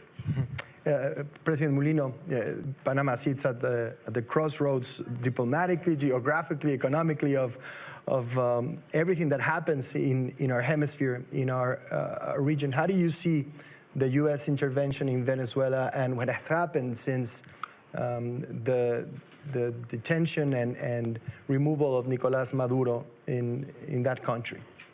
Well, it's a very complex question. As most of you may know, my country suffered an invasion because of another dictator, Manuel Noriega, in '89. Everything was ready to finalize a big and deep political crisis into such a movement. Those days, Panama used to have internally military troops of the United States. We were in the last phase of the implementation of the Panama Canal Treaty. They left on the 31st of December of '99, 10 years after that. But that situation, as in Venezuela, was provoked by one single person and his entourage. They, as the president said, they forgot about democracy, human rights, all kinds of possibilities to live under democratic rules in general. But Panama has a long-standing relationship with Venezuela. We are not neighbors, as my friend, the president of Ecuador, but we suffer the consequences through the immigration crisis that passed through Panama. And roughly speaking, in the last year of my government, when I assumed the government, I went to the area in the Colombian-Panama border. The Darien Gap? The Darien Gap, yes, known as Darien Gap. There were 5 entrances, illegal entrances, of course. We shot 4 and left 1. And I said, in 1 year, I finished this, and I did it in 10 months. With a lot of courage and determination, no waiver. Today, we have 0 immigrants. But Venezuela were the 94% of those immigrants, good and bad, no? Because, as I said in that moment, that particular place within our territory, but bordered with Colombia, was as a concentration camp of the 21st century. That dramatic was it, very dramatic. And you find them, most of them, the majority, 93, 94% were Venezuela. The other were Colombian, Colombia, Venezuela, Chinese. Caribbean countries also. No. Haiti, Cuba. Well, Haiti, yes. Haiti, yes. They entrance, as far as I know, through Ecuador, but I might be wrong. And immigration will be a key topic of our discussion today. Oh, yes. No, immigration, it's impossible to run a country in terms of stability if you have a migratory crisis. We have in Panama, I should say, around 100,000 Venezuelans investing, working, that simply came to Panama back in 2006, 2007, imagining what was coming on. Yeah. And they work perfectly, and they are completely integrated to the Panamanian society. But the other ones, poor people, especially poor people with kids, experience maybe the most dramatic nightmare they had in mind. And they went up. The final destination was U.S., of course.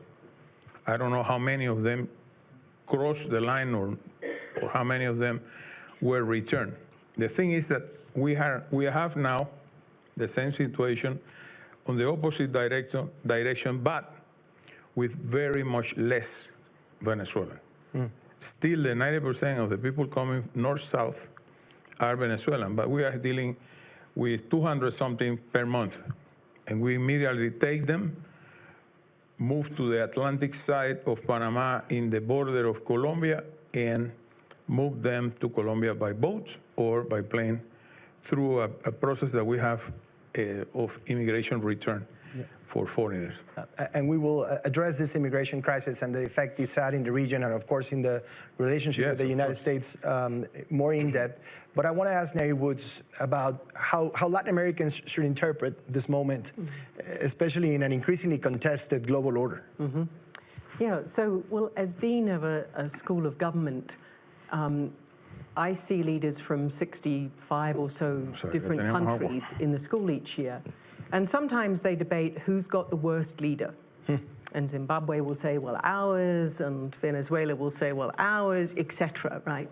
And it poses the question, if another country has a bad leader, why not remove them? Well, who to remove them? And for 100 years, there's been norms about not removing other countries' leaders. We don't have time to go into those norms, but I just do want to pick up on something the President just said, which is the record of one country removing another country's leader simply because they can is not great. In Panama, in Haiti, in Iraq, let's not forget the US said we're coming to liberate you, in Libya,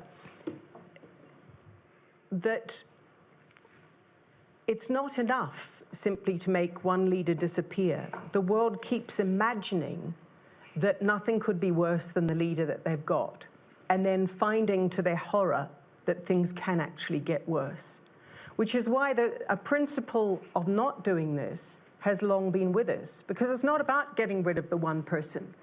It's about what do you do with the institutions? What do you do with the people? What do you do with their aspirations afterwards? Do you go as an occupying force and spend 10 years trying to rebuild?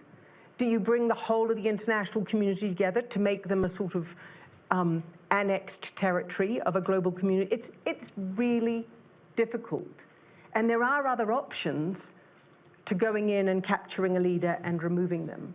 There are other ways that an international community can support people to end up with a government that is their choice. And so I think when it comes to Venezuela and Latin America, we need to think, well, what happened to those other means of supporting Venezuelans to ensure that the person they elected to be president would be elected? And what's the difference between saying this is a judicial exfiltration, we're just taking this person to put them on trial in the United States, and saying we are now governing Venezuela. We are now in charge of Venezuela. You know, big responsibility. We'll see how that goes. And Venezuelan resources as well. I see a theme emerging in our discussion, Ian, and it's not exclusive to the rooms of the World Economic Forum. I think it's part of what we've seen in the last few weeks in this conversation about the region. A necessary response to a regional disorder, this intervention, or something that undermines sovereignty, multilateralism, and long-term trust, which is the essential concept of our conversation. How do you see it? Well, we are in the business of trying to improve the lives of people in the region. That's our region.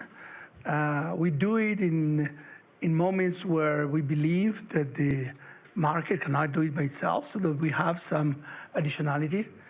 And in the moments of change, moments where we see that there are conditions for a sustainable recovery, we do intervene, use the resources to do so.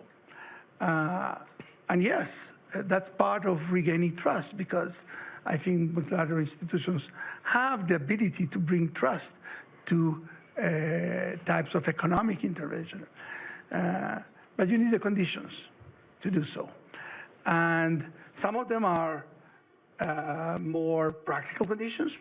So for example, in the case of Venezuela, you need to have legitimate by our boards to engage. We need to have approval. We have 48 members of our board, so we need approval of the members. We need to be in relationship, economic relationship, which we don't have at this point with Venezuela for other reasons. But there are other conditions which are you need to intervene when you believe that there is a possibility of sustainable recovery, when the investment can look at the long term and believe it's a moment to enter and to have investments for the future. And that's what we're looking.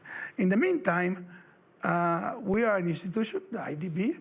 We have been following Venezuela for decades, and we continue to do so, even these years. So, for example, the data most used are the data that we provide by our proprietary service, social and macroeconomic, and we have been following Venezuela in the best way we can, and we're preparing ourselves for when and if the conditions arise. Do you know something? Let me ask just one thing. Absolutely.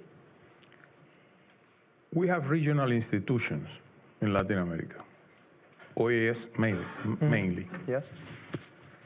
Some others in the United Nations.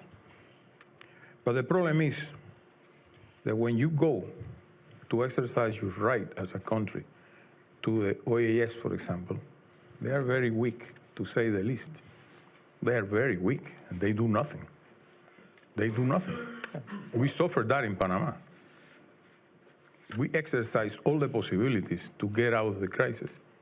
Venezuela, I don't know how much they did, but the problem is when you discuss in the OAS and try to adopt a resolution condemning, not saying more than condemning, immediately 1, 2, 3 countries exercise the lack of consensus, which is the opposite side of a veto. Right. No, I am not in the consensus. I am vetoing the resolution. So the inefficiency of our organizations in the region, that doesn't resolve a crisis. I think it's a crisis that extends beyond the region to global multilateral institutions. I was saying at the beginning that there's two components to democracy, right? The legitimacy, elections, and all the values and principles of a liberal democracy, but then there's performance and results. And at the heart of that, President Noboa, is security. You've had that experience in Ecuador. How's that trade-off between acting fast, acting decisively, and making sure that you're preserving the democratic norms? Well, it's always difficult when you're at war, and we're at war. We're at war against narco-terrorism. If you add up the amount of fighters, you'd say from the 3 largest, they're not gangs anymore, they are transnational narco-terrorist groups. We are today above 60,000 armed men and women. And it's very difficult to fight this in a traditional way, almost impossible. Also because throughout time, these criminal organizations have adapted to our system. In the case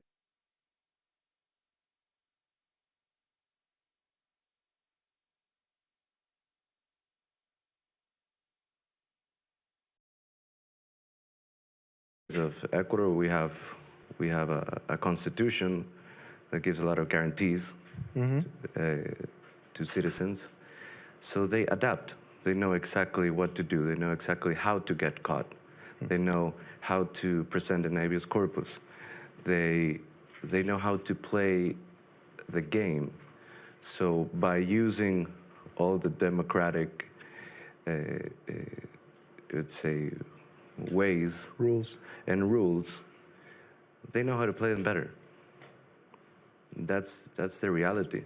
We're fighting a war that is not only on the street. It's a war that is in courts, is a war that is in the media, is a war that is in social media also, in that it's a complete war against evil and narco-terrorism.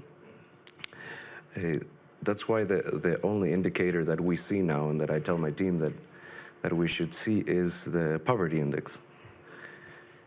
Not GDP growth, not anything else. So we see the poverty index. Why? Because in a ways we're taking people out of poverty, out of the hands of these narco-terrorist groups, and we're giving them a chance to live a regular life. Ecuador right now, poverty index is at 21.4. It's the lowest poverty index rate in the history of the country. And for me, it's the only number that matters. But there's a fine line between protecting people and protecting the rights of people. Protecting the rights of the majority of people or protecting the rights of the minority that wants to destabilize. It's a question that we ask ourselves every single day, that we have to fight every day to keep that balance. If we break that balance, then we would not be any better than Maduro. And Nair Woods, this situation where emergency measures seem more permanent, not just in Ecuador, but in other parts of the hemisphere, this erosion of trust in the capacity of the state to intervene in a way that really moves the needle and makes a difference in people's lives. Do you think that's the primary failure of democracy in Latin America? Yeah, I think we're living in a moment where leaders across the world are making choices between policies of coercion and policies of co-option and accommodation. And coercion is tempting. It's tempting in the face of some of the atrocities that narco-terrorists deploy. It's tempting when you think you're up against evil forces. But the problem for any society is that if you make enemies of the people within your society, where does that take you? What is the future? Do you simply try to extinguish a whole group of people? Or are you actually trying to build a society that in the end can live together? And we've seen this all over. You know, under colonial rule, you saw Britain trying to do it by coercion in Kenya, in India, etc. You saw it in Northern Ireland for years, a terrible civil war, because each side felt that they were fighting evil on the other. And we've seen it in Colombia, in Latin America. We've seen 3 different approaches to internal, some would say, terrorism, to internal groups that pose a security threat and risk both to the state and to other citizens. But my observation, looking right across the world, is that each of the situations that's been resolved has ended up having to be resolved through dialogue. Dialogue doesn't mean embracing narco-terrorists, but it does mean thinking about how you deal with adversaries without making them into perpetual enemies. It does mean look at the experience of other countries in finding a way to build to a future together. Because in the end, a society that is in a perpetual civil war is never going to be secure for anybody, not for its citizens, not for its government, not for its international investors. And so, in Northern Ireland, it endured decades before people came together and had the courage to create a process for actually talking through what it would take to live side by side and not live in fear of terror every day. Let me change the tone a little bit before we go to our audience for questions, because Latin America seems to be back at the center of global geopolitics, and it's not because of its internal challenges, which we've already covered some of them, but because the world increasingly needs or depends on the region for its resources, migration control, and policy alignment. So, Ian, in terms of the opportunity there, a world that is more dependent of Latin American resources, of Latin American stability, political alignment, What does that mean for the region, for the region's future? Well, it is definitely we are seeing more attention to the hemisphere, to the region, and this is a double sword because at the same time there is a lot of challenges and geopolitical issues that come to the forum, but there's also opportunities.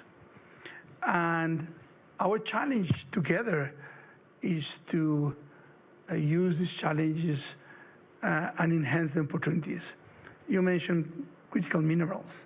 Definitely, if the world is looking for safe supply chains, to diversify them, and the region is responsible for at least 1/3 of the minerals of the world, this is the place where we can embrace and be part of the global economy in a constructive way. And the way to do it is, of course, bringing value, bringing investment, bringing processing, try to bring more job creation with this opportunity. There are other opportunities. Energy supply, also very important coming from the region. Security, we are part of which this discussion of security is very important.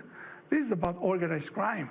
It is not about just one country. It's not about only Ecuador, Panama. It is across the region. One thing that surprised me the most when I got to the job was that the development bank will do security. We cannot hire police or military, but we created the Alliance for Security because every other president in the region, independent of the political side, will tell us for development, we need to deal with security. So the Alliance is against the organized crime, is about organizing ourselves, is about exchanging information. For example, one result of the alliance is exchanging criminal records that we didn't have. When one criminal crossed the border, we didn't exchange it. So now we're doing it. Or we're using technology to use Brazilian, for example, looking at illegal mining in the Amazon and do it in the rest. Things like that, we need to start using intelligence. Why is it a regional opportunity? Because part of the organized crime and the narco traffic is part of the region, and it's an opportunity for us to embrace it and to try to do it in a constructive way through dealing with social, as the President Obama mentioned, dealing with the institution, giving them the support where the state can be present, and finally, dealing with the legal transfer of money that we can try to work on. Ian was mentioning, President Molino, the political spectrum, the ideological spectrum in Latin America, how it has shifted from a more leftist governments in Latin America to a mix of conservative and leftist governments. How do you see that in terms of the global cooperation that it's needed in the hemisphere, given everything that we're seeing in the world right now? I think that the financial institutions are working better than years ago. And they are putting in the balance whether I'm going to help a dictator or I'm going to use those funds to help the development of a democratic nation. I think that is a key element. Because at the end, for example, we are fighting in Panama because we inherited the former government, indebted the government the double. Panama has a public debt of $56,000 million US. That's enormous for a country like us. $56 billion. Billions, yes. Okay. It's enormous. I have with me the Minister of Finance. I have been a hero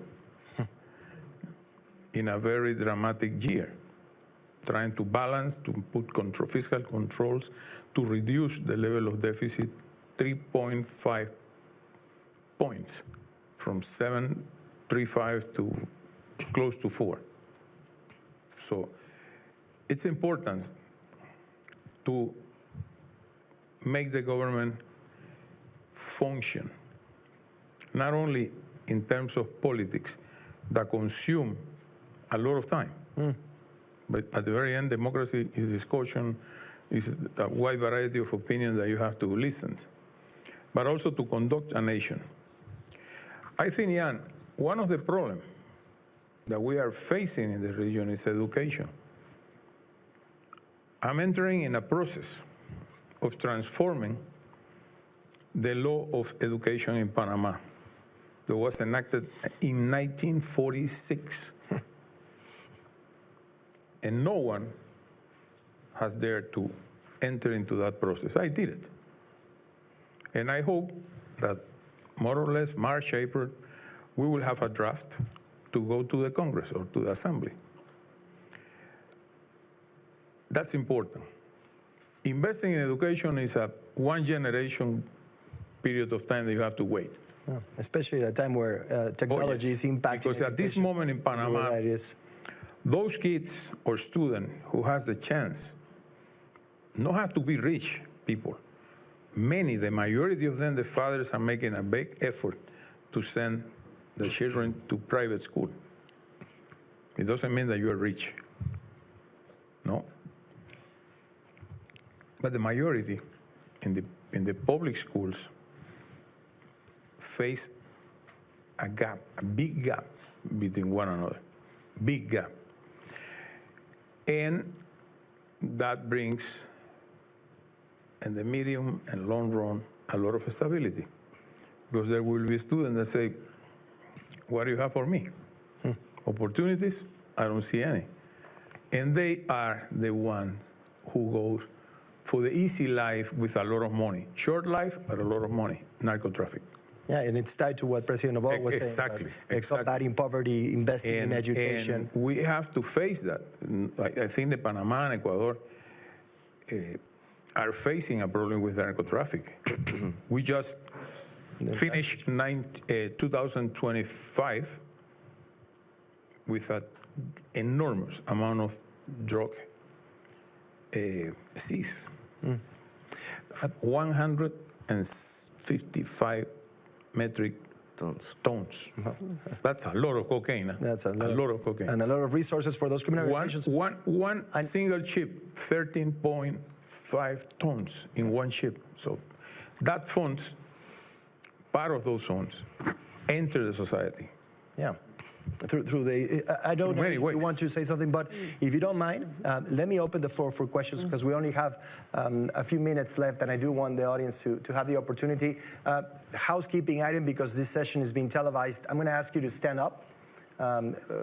Once I point to you and you have a microphone, brief introduction and brief questions so we can get to as many as possible here in the audience. So please go ahead over here. If you can please stand up and introduce yourself. Thank you. Thank you, and thank you for the opportunity and your words. My name is Camila. I'm from Caracas, Venezuela, and I'm an economist. I'm also a global shaper, and I'm here with the World Economic Forum. Throughout my life, I've been fascinated by the way that money moves across the region, and I've worked from humanitarian aid to private equity. The discourse for the Venezuelan situation right now, or at least the economic argument, is that the new inflow of money and investment will result in the benefit and positive outcomes for the Venezuelan people. My question is that this new inflow of money could actually disrupt the way the money moves in the region. And I wanted to know if there is a possibility of regional alignment for the priorities of this investment. And if there is not a possibility of alignment so far, how can we make that happen? Yeah. Thank you so much, Camila. Appreciate it. Thank you. Over here. Ian, I don't know if you want to tackle that, Nair. I don't think there is a regional discussion about where the flows to Venezuela are going. I think that we are in a moment of still a political environment to be resolved. I believe that there will be a moment where we will need to have a very important discussion about where the resources should be allocated. multilateral development banks and others, IMF and others, should be a discussion. And at that moment, it will be very important to have alignment in the region and alignment between several of the members of where the resources have the most potential. What I can say is that everybody is being prepared for that moment to see where you need more of the resources, and not only the resources, but also the policies. Sometimes the policies are as important than the resources. Rules, changes, institutions, those are very, very important. And Yes. I agree. Look, the natural resources across Latin America give me huge optimism for the continent. It's got extraordinary resources, extraordinary talent. It's also got, over the last few decades, people who have fought really hard for democracy and for democratic governance, which has given lots of countries on the continent real security. It's also got, as the President mentioned, habits of cooperation on the nuclear treaty in Southern America, the CAF in the north. So all of this is reasons for being optimistic. But now every country on the continent is facing a competition between outside powers, the US, China, for control. And to me, the most important thing, whether it's for Venezuela or its neighbors, is that each country and collectively the continent has a clear strategy of its own, that it doesn't end up simply bandwagoning with the United States or China, becoming the just convenient backseat passenger, but rather has a strategy for its own people and for the region itself. And I think that's what I would be looking for Venezuela. I sit on the board of a mining company. You can't, as a publicly listed company, make multi-billion-dollar investments in a country whose political system is obscure or insecure. You just can't. Your shareholders won't buy it because you'll risk being expropriated just after you've dropped your first few billion, right? So there's a lot more work to do to make the promise of investments in Venezuela investments which pay off for all of the Venezuelan people and don't either fall into great power rivalry or into rent-seeking and resource curse. And that great power rivalry is playing out as we speak today. We'll see Prime Minister of Canada, Mark Carney, speaking here at the forum just days after normalizing the relation with China. And I don't have to tell the presidents here about those tensions. They live with them every day. Please go ahead. Thank you very much. Venancio Mendez, also with Venezuela. Just posing an interesting challenge on the perspective of international law. And my question is, what happens when international law is meant to protect those that are being tortured or killed? What happens when those mechanisms fail? Then the ultimate result is what we saw on January the 3rd. So it's a question for us to think about this. And the second part of the question is, we as Latin Americans, we have infinite resources, talent, we have incredible geography. We hear Emmanuel Macron and the Europeans talking about their own strengths. We hear China on the AI battle with the US. How can we as Latin Americans come together on the topic of cooperation and dialogue?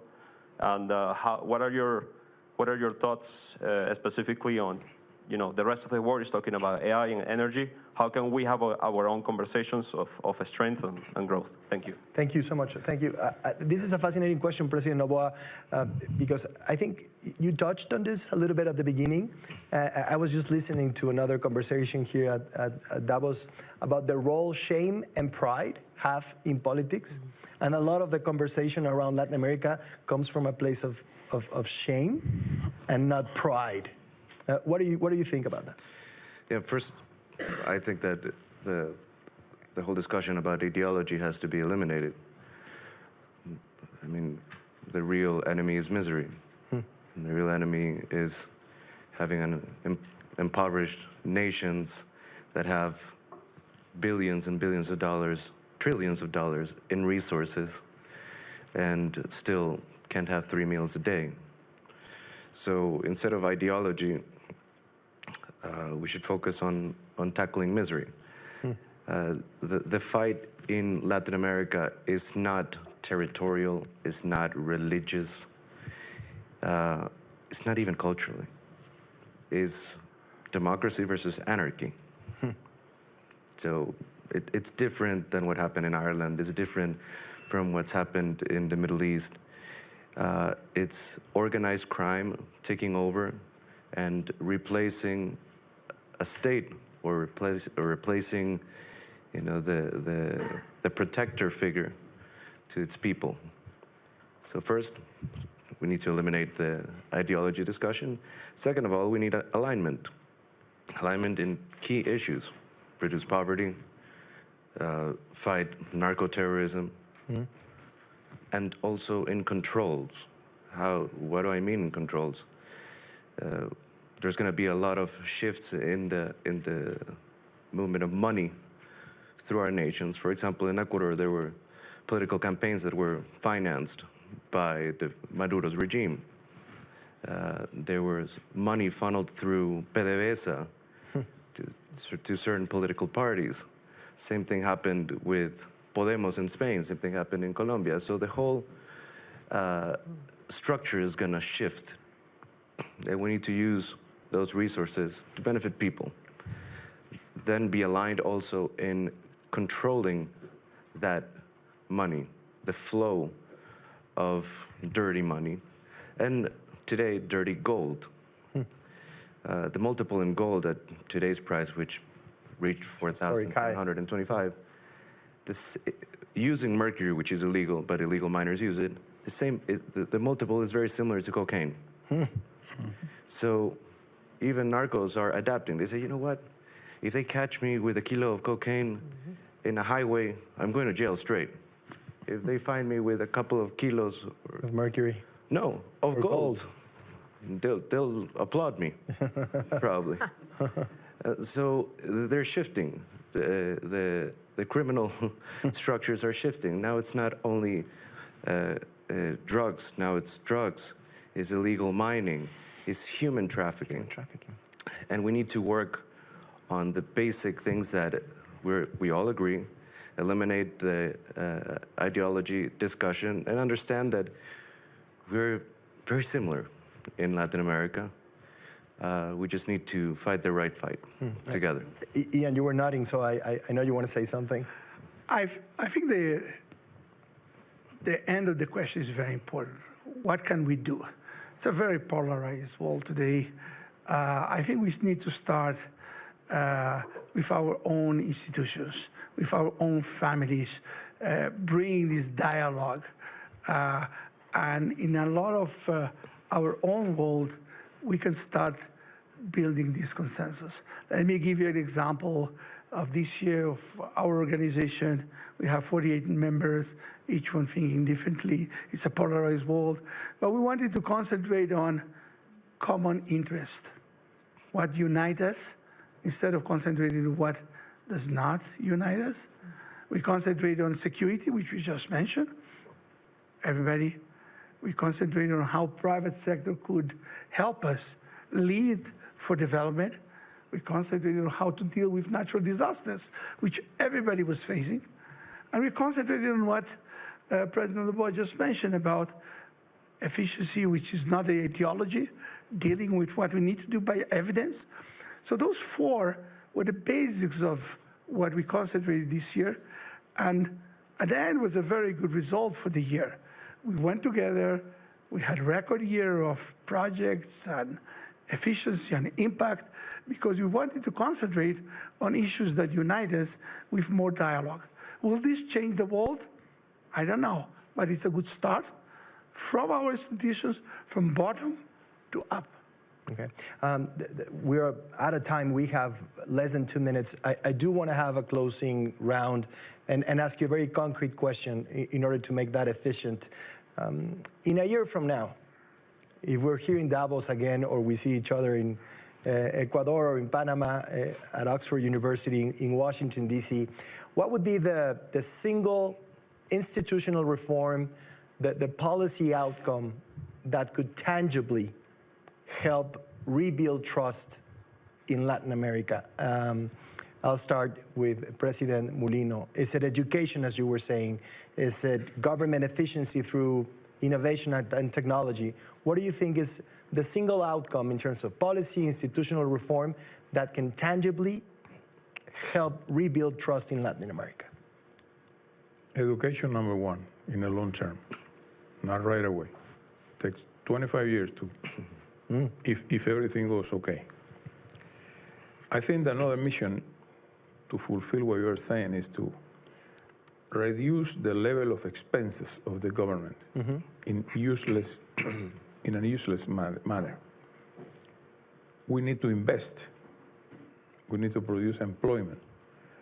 We have to make our country safe, precisely for what you say. How can you invest in a country with completely unstable? It doesn't go together. So I think that governments and we that are leading our countries have to be very conscious and address the funds, the public funds, to the areas in which we can help the people in a very integral way. It's not making politics with public funds. That's the most easy way of doing politics. Taking money and giving to the people. That's not the way I'm doing. Investing the public budget needs to have a good component of investment in social things, social areas. I think that brings stability. We have to recover our credibility. The politicians are very low in credibility for many reasons. So we have to regain the credibility of the people that we are doing what we are doing for them, not for me, for them. So I'll take education in the long term, but in a year, if we meet again, it would be responsible spending. The finance minister was, I think, rolling his eyes a little bit, so it's up to him in many ways. President Noboa. Youth occupation. Youth occupation. We need to check on the tornado chart of our population. South America is very young. In the case of Ecuador, 40% of the people are between 14 and 35. So is again, look at the population, of policy for that population, easier access to jobs, technical schools, trade schools, and of course, education. But it's not as simple as that. Is to follow up and to help that young man or woman to find a better life. It's not only give them the education, find them a job, find them meaning, help them find meaning for themselves, and give them hope. Give them hope that they're going to live as well or better than their parents. It goes back to the shame and pride equation that we were talking about. Nair Woods. I agree with President Noboa. The most important is that governments actually set out a strategy, a vision that gives their citizens hope. In too many countries, politicians are saying, we've got to manage the mess that our predecessors made, we've got to manage our international relations with the superpowers, and they're failing to set out a strategy of where the country can go that actually gives their young people hope and a sense that they'll have a future. I also wanted to pick up on President Noboa's point about illicit flows, because that will crucify the ability to do a strategy. And the single most important thing for me is crypto. Because I sat here in Davos last year listening to security chiefs and financial controllers talking about, as the global economy goes crypto, governments, regulators, integrity organizations lose all control of illicit funding. And I think that's something that we should come back to next year. Absolutely. 30 seconds here. So let me concentrate on the regional aspect, because I agree with education, illicit flow. From a regional perspective, in a year, if we have agreements like the EU-Mercosur that has actually started to implement, if I see the region having more agreements between Central America, or between North and Central or South connection. If I see more of that actually being implemented, I think it's a good step forward. Wonderful job in doing it in 25 seconds. Thank you so much. This year's theme in Davos is the spirit of dialogue, and I think we see that as an aspiration, and the only way that we can make that happen is through conversations that matter. I really hope this conversation mattered to you and it was of your interest. I appreciate President Noboa, President Mulino, Nair Woods, and Ian Goldschmidt for their time and for their incredible insights. Thank you so much and have a wonderful day.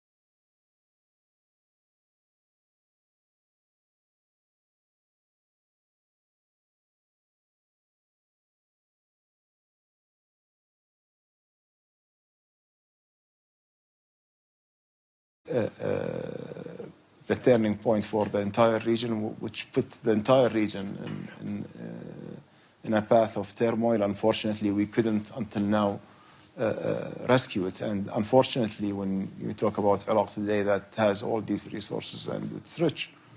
But yet people think about it or look at it from the outside. They still think that it's a poor country because there are a lot of people are still not enjoying this wealth of the country, which we believe is one of the results of polarization and division within the community because of the war, and that's what we want Syria hopefully to avoid. And for Syria, unfortunately, they don't have the same natural resources related to oil and gas as Iraq. But you're so right. I think there is a lot of resources. Of course, there's still humanitarian situations in Iraq, but I think there is also a lot of corruption in the country. That's corruption, unfortunately, is a plague that's eating a lot of government, unfortunately. Yemen, do you want to talk about that? Well, look, Yemen, our policy has been very clear from the beginning. We support the legitimacy there in Yemen. We support, the right of the Yemenis to decide on their own future. And I believe that what has been achieved already many years ago in the national dialogue was a good model for the Yemenis that everyone has embraced it. Unfortunately, it wasn't implemented, and it led us to a situation where there are,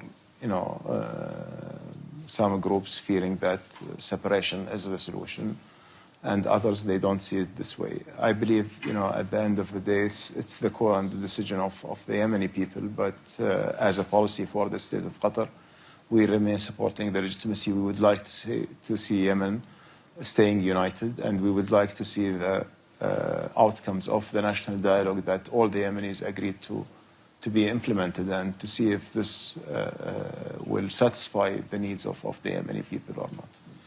So Qatar has done a lot in peace and reconciliation.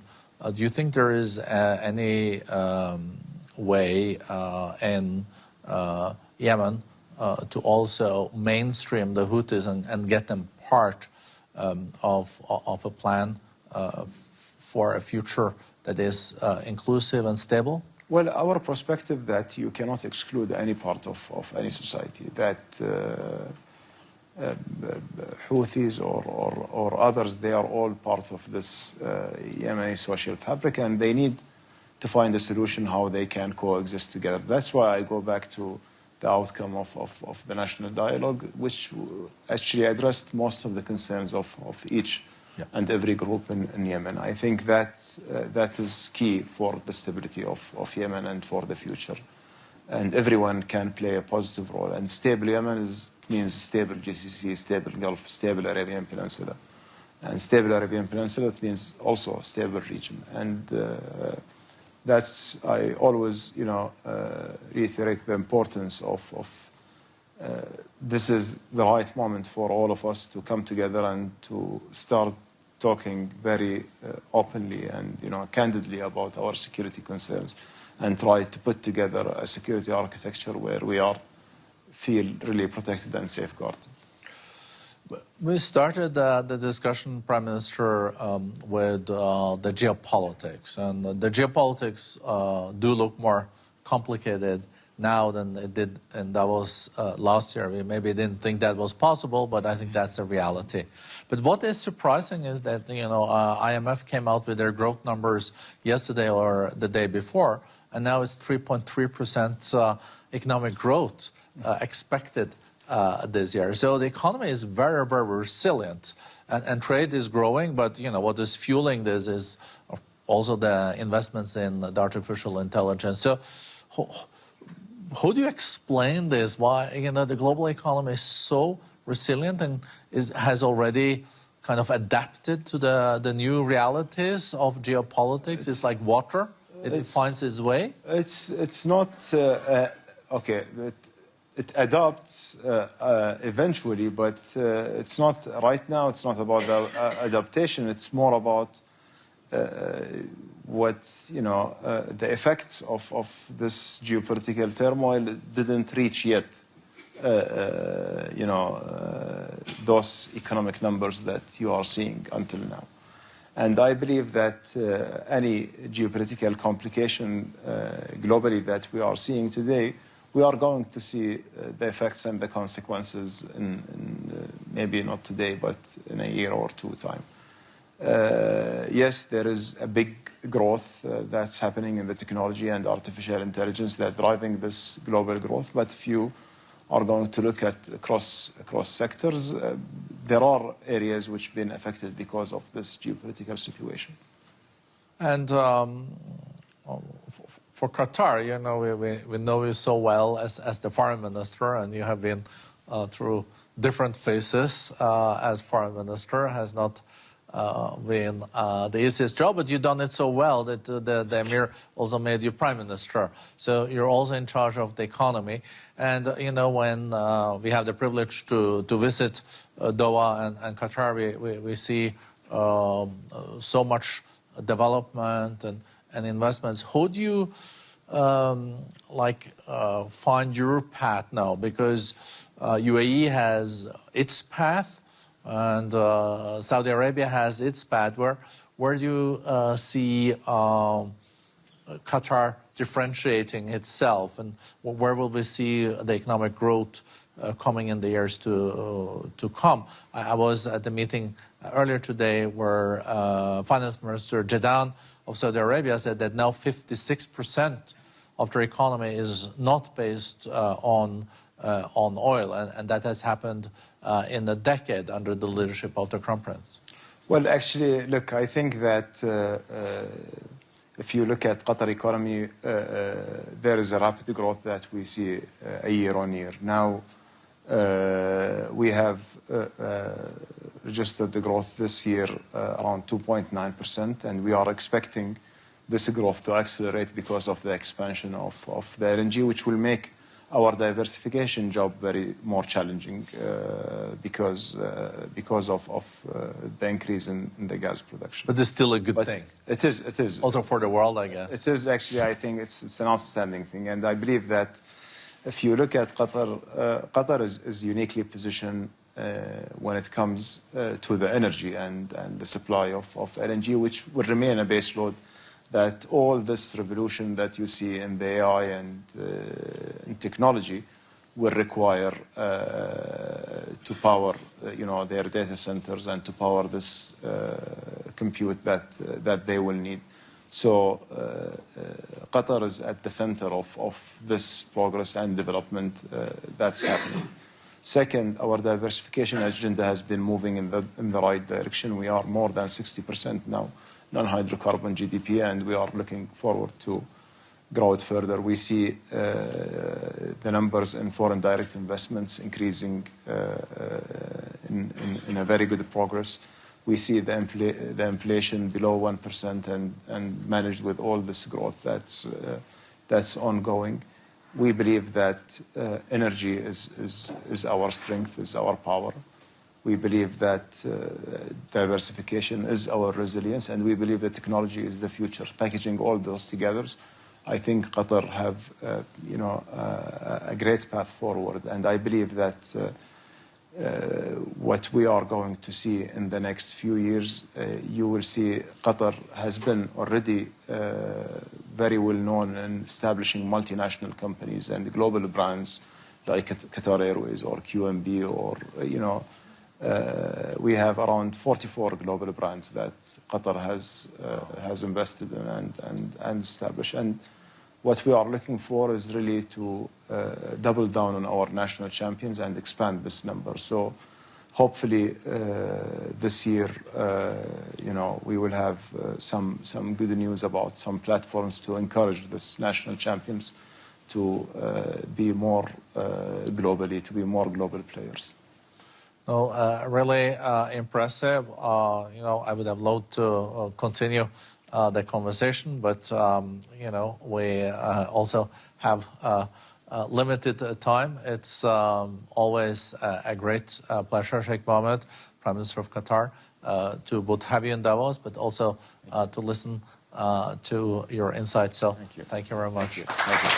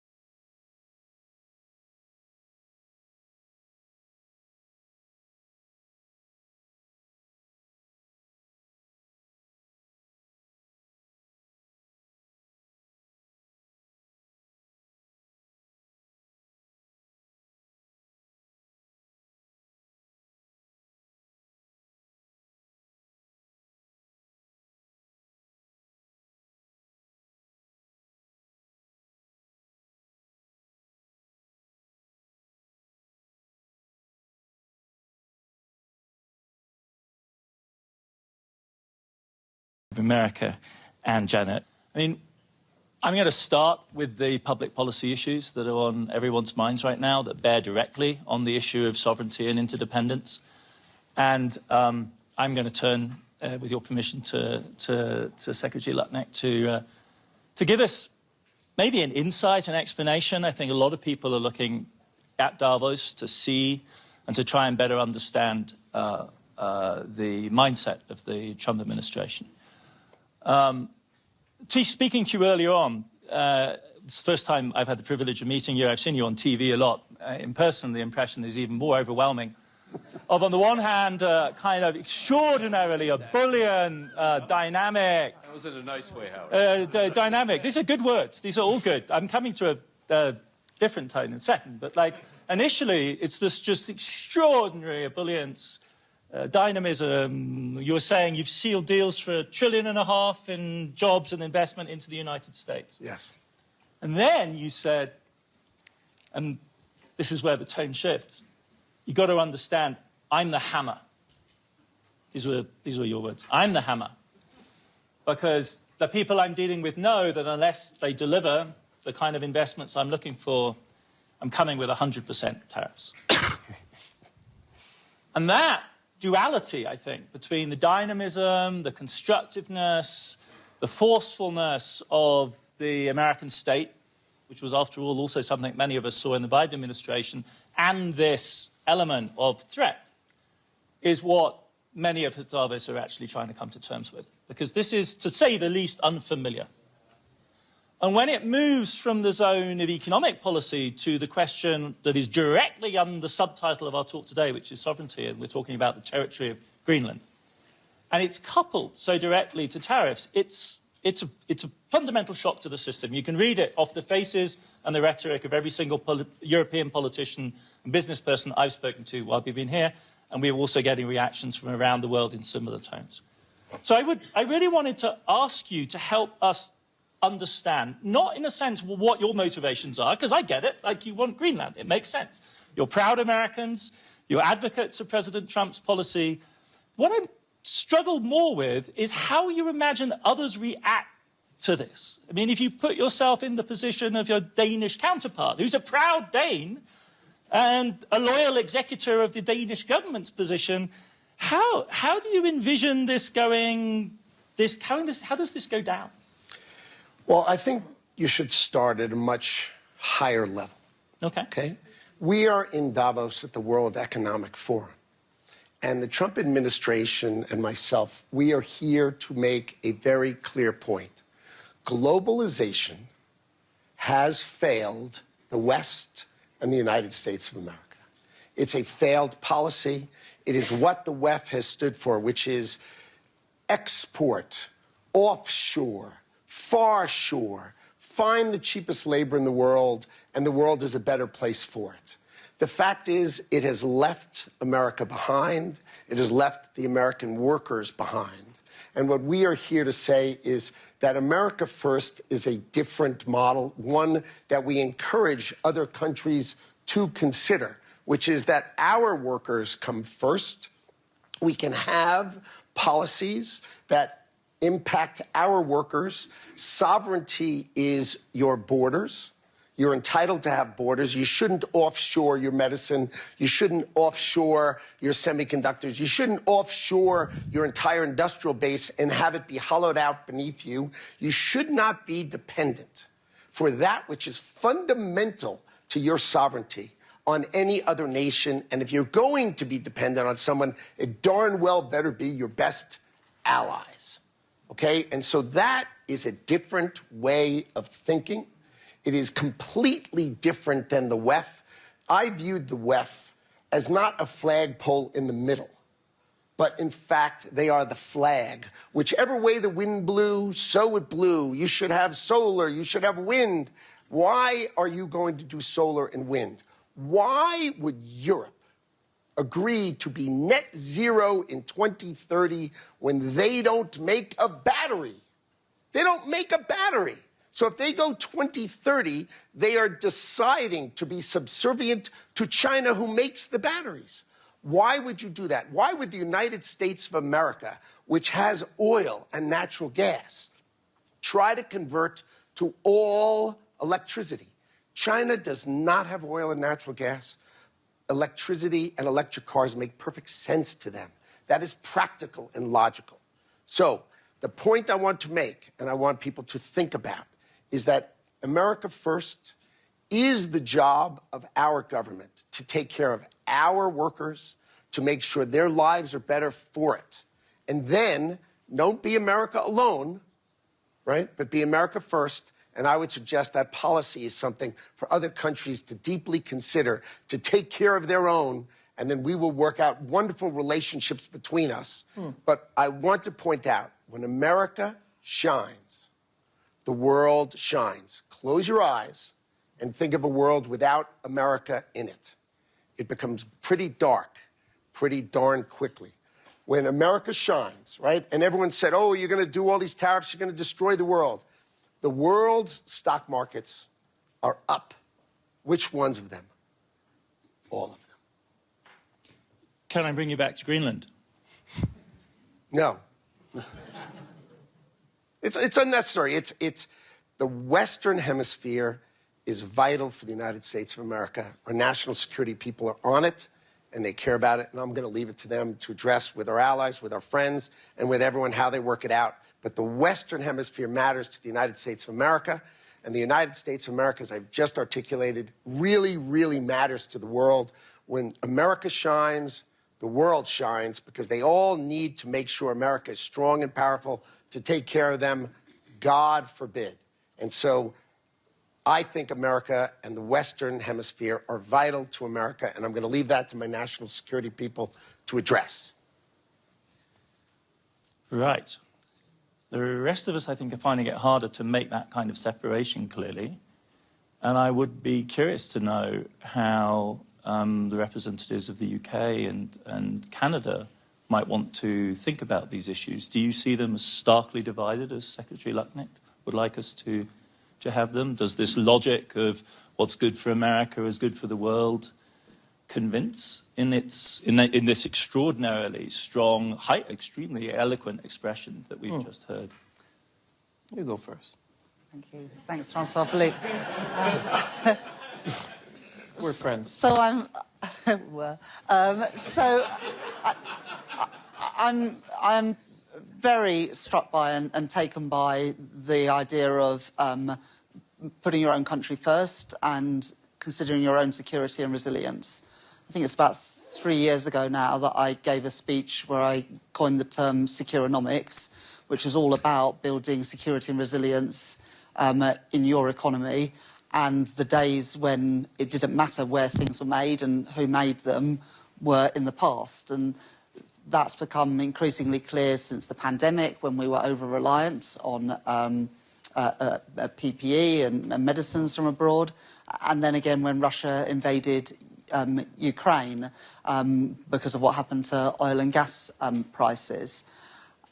I guess for an economy like the UK, the way in which we will pursue our national interest is going to be different from the way in which the US pursues theirs. You are a much bigger economy, and we can't do everything on our own, and nor should we try to, because we'd end up doing nothing well. But we do have real strengths in the UK, in our defence sector, in life sciences, in business and financial services. But we do rely on our allies as well, and even a country as big and as strong as America also relies on its allies. And I guess the sort of area where I think that we do need to sort of continue that dialogue between countries that share each other's values is how we can work together in our mutual interests to advance our values in a very unstable and uncertain world. And you know, if you say, could you picture the world without the US and what would the world be like? Yeah, the world would be a lot poorer and it would be a lot scarier. But you've also got a lot of allies around the world. In the United States, Britain, I hope, I believe, is your strongest ally. Always has been. Do a deal with us, and we love you. We do. We do. Thank you very much. Feeling is mutual, but we do need to think about where the threats are and who our friends are. And I think that's probably more stark for smaller economies. But even for the US, when you think about, I was in the States, as you know, last week for a meeting of G7 plus a few other finance ministers to talk around critical minerals. Now, you do have some reserves of critical minerals, but not everything you need. 90% of your critical minerals at the moment come from the US, from China. You need to wean yourself off those. Sure. Yeah, but you won't be able to do that without the help of Canada and Australia and other countries. And so for all of your strengths, we do also need to think how we can preserve some of the things that the US has benefited from in the NATO alliance and the Western alliance, not because it is the benevolent or the right thing to do, but because I profoundly believe it is in your country's national interest.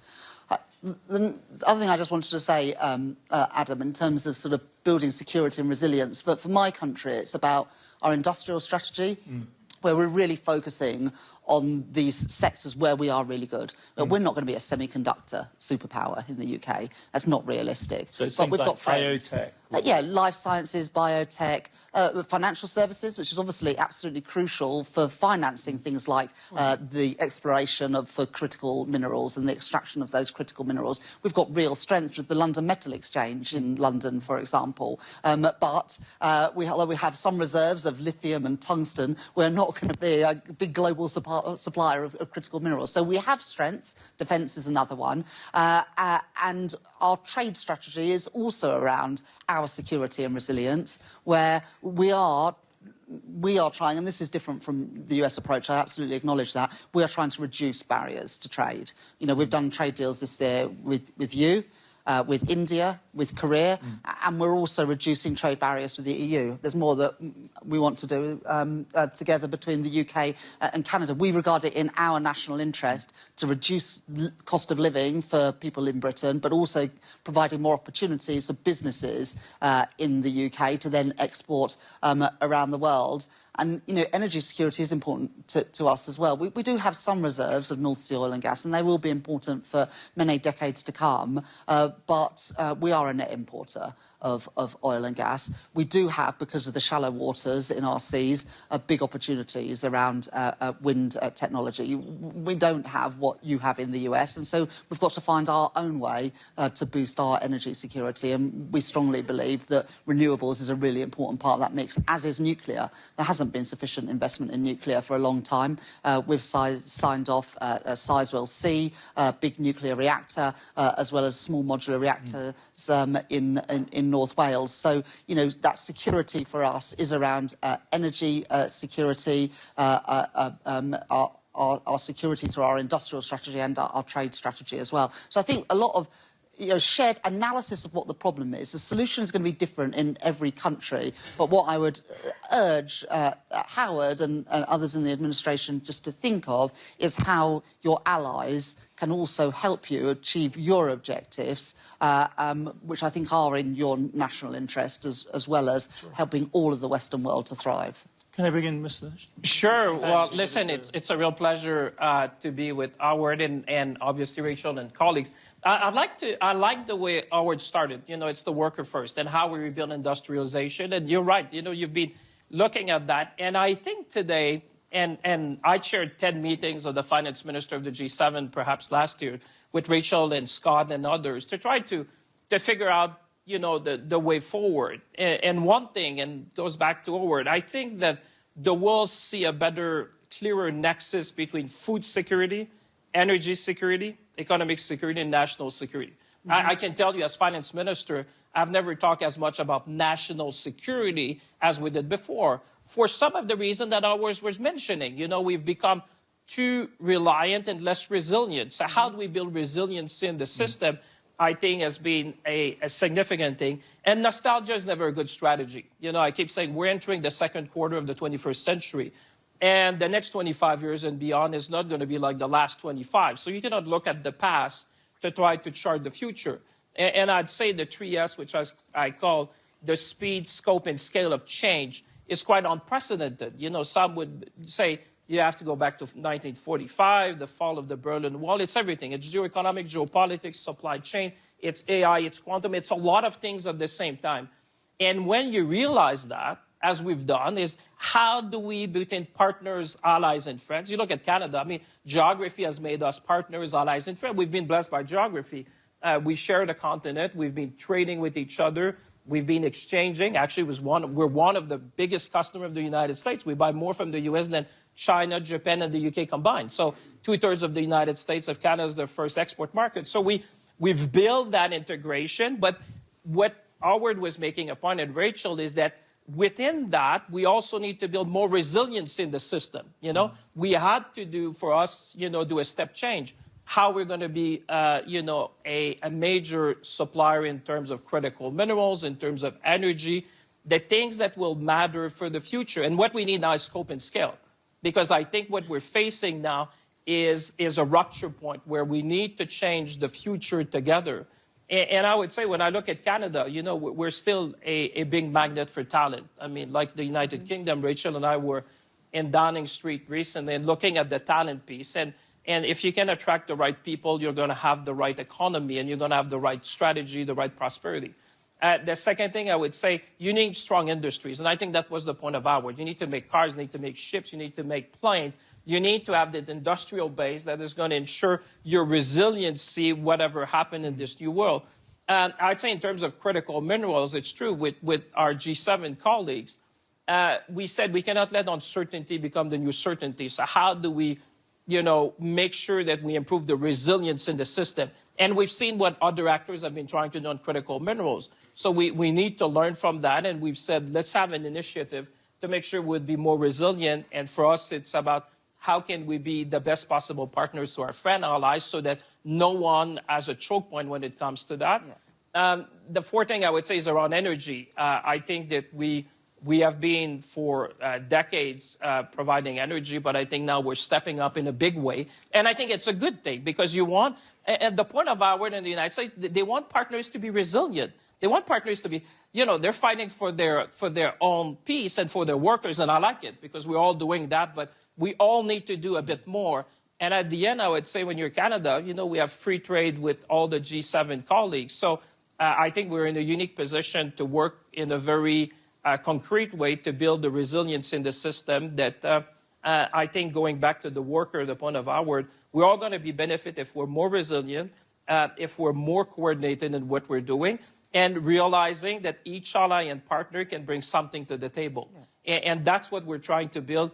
If you're looking at the next quarter, that's really the wake-up call, I think, that we all receive and that we need to act upon.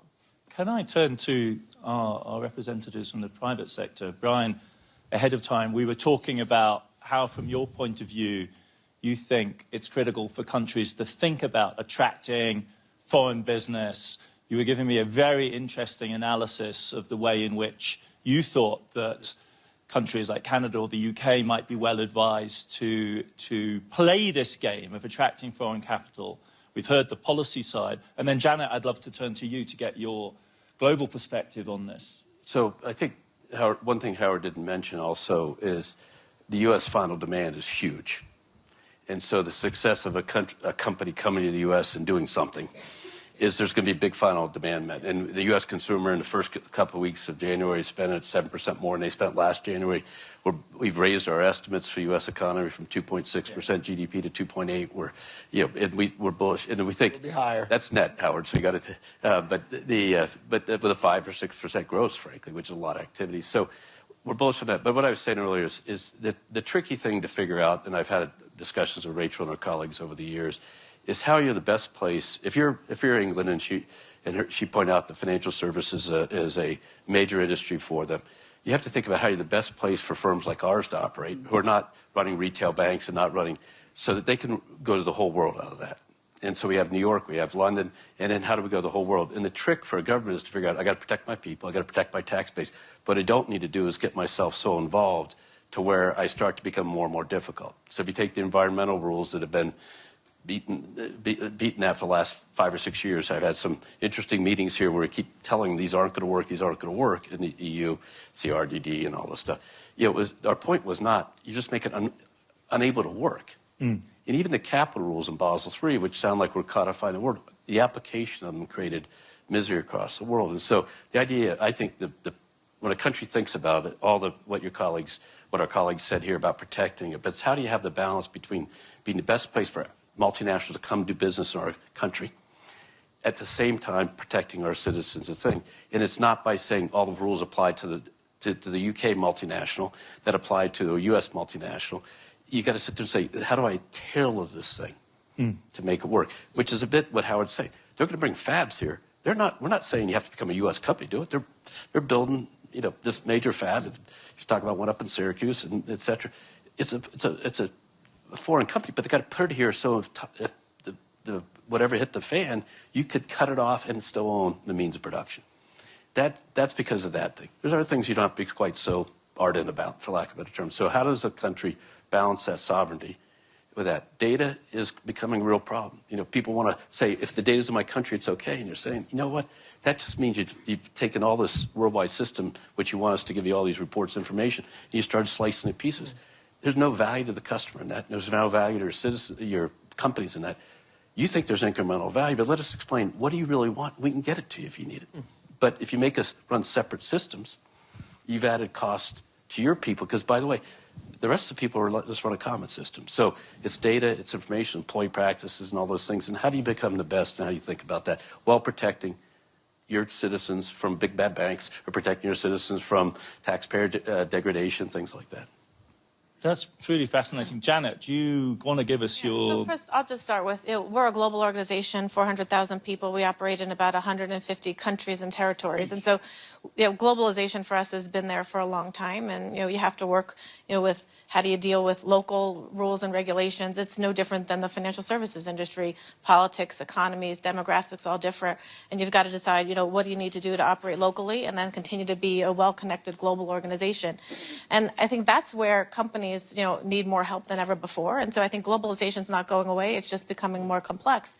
So we look at the landscape, and, the geo-strategy of companies has been elevated like, we've never seen before in the last 2 years, to be a board-level conversation.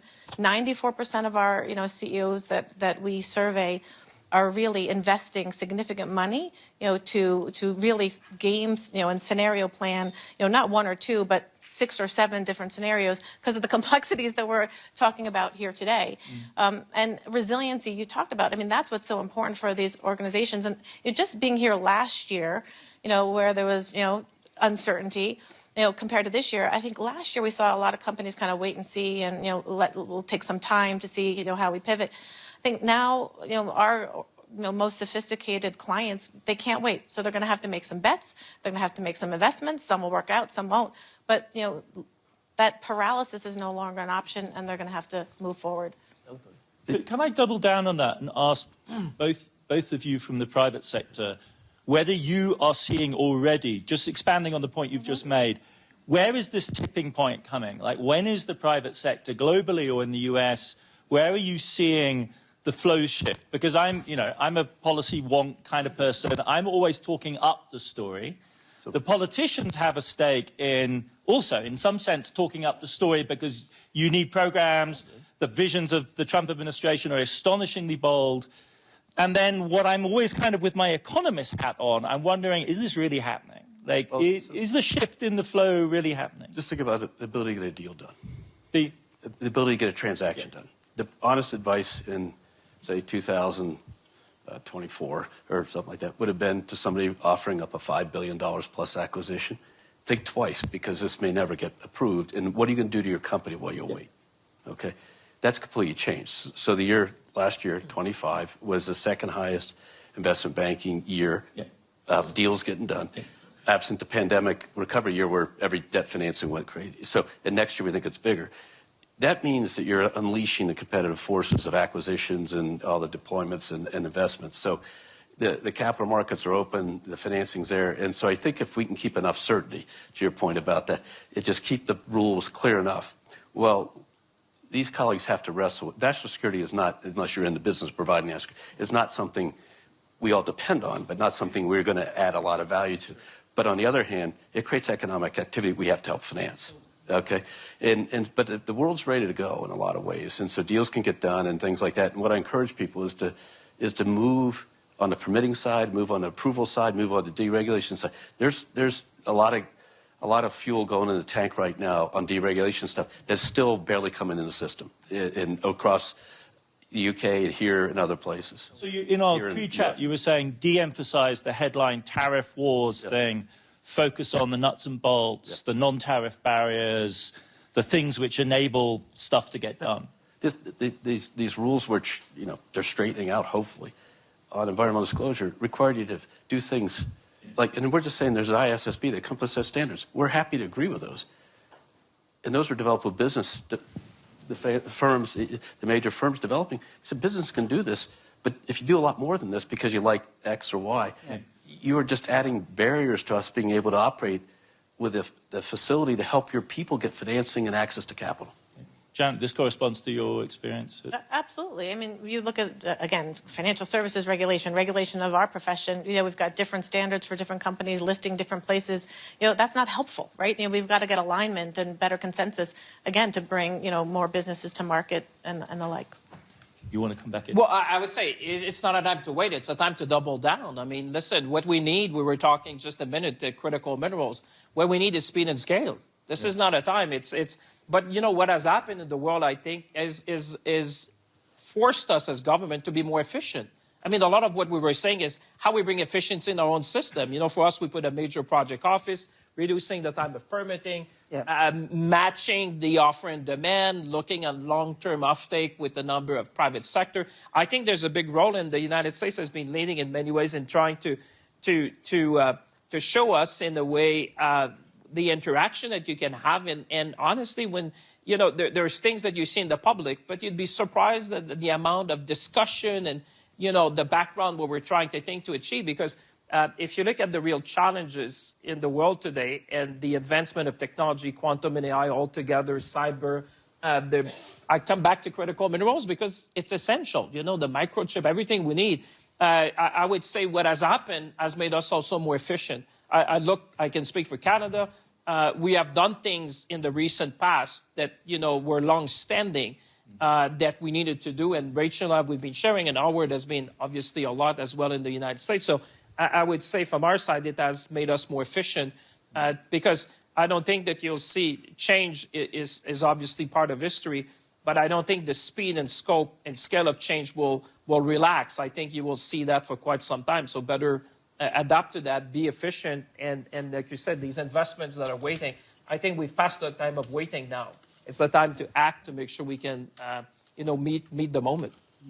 I'd love to go out to the audience for some questions. The fate of these panels is that we have too little time, too many great speakers, but I'd really like to open it up.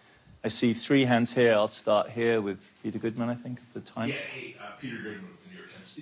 Mr. Secretary, I'm wondering where the safeguarding of credibility in the institutions of American governance fits into your vision for America First. And specifically, where do you stand on the importance of Fed independence? And what are we to make of the fact that we've actually seen manufacturing jobs decline over the last year? I'm going to collect a few. So I'm going to go, I think there was another gentleman here, and then I'll go to there. We'll try and do 2 rounds. Thank you. I was going to ask about central bank independence, but not just the Fed, actually, more generally. But actually, I'll pivot to something else. So deregulation, which you've certainly seen in the US, also in the UK. How do you see those as tailwinds? We definitely see tailwinds in the US from a financial services perspective. How do you see it in other markets? Also, probably hear from the Chancellor. Lady at the front here in the grey. We'll just do the front row for our starter round. Hi, Mehreen Khan from the Times. Chancellor, you said that it's very important to understand who our friends are and what the threats are. Is China a friend to the UK or is it a threat to the UK? The Prime Minister will be making a visit to China in the next couple of weeks, the first in many years. And Commerce Secretary, would you like to see the UK government taking a position on China that's much more in line with your administration's? Well, that's a great round of questions. Secretary Lutnick, we've not heard from you in a while.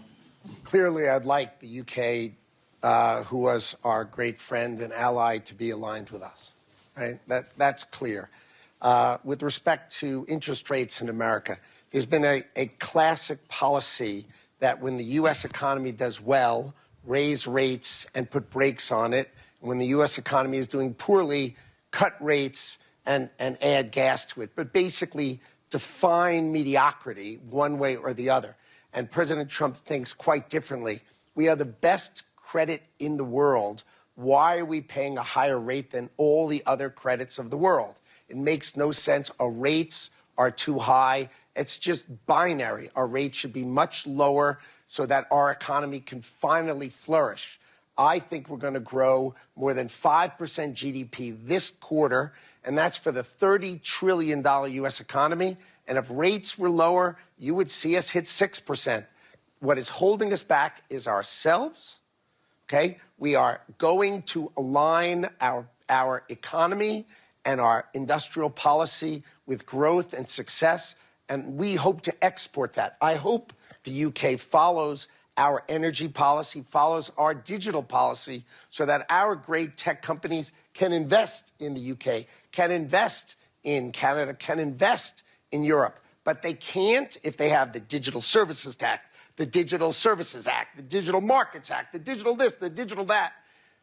Europe has taxed our companies with fines and regulatory attacks more than they've earned in taxes on their own technology companies. Instead of saying, come and build and grow and build data centers here, they tax the heck out of them with fines and regulations that harm them. It's illogical. There's a reason the United States has $18 trillion of economic power coming in. You just watch. I couldn't say 5%, and I couldn't say, I think, 6% if we cut interest rates is in the cards, unless that $18 trillion comes to America to build. And let me give you a hint. It's coming, and it's coming fast. But I asked you about the principle of independence. Who gets to decide whether rates should be higher or lower? Whether you're right, should it be independent, or should you and the president get to decide that? Well, thank you for putting me in it. It has nothing to do with me, but thank you. The President of the United States gets to pick the members of the Board of Governors. He will pick the governors that he thinks are the best, and therefore the outcome will be set by the governors.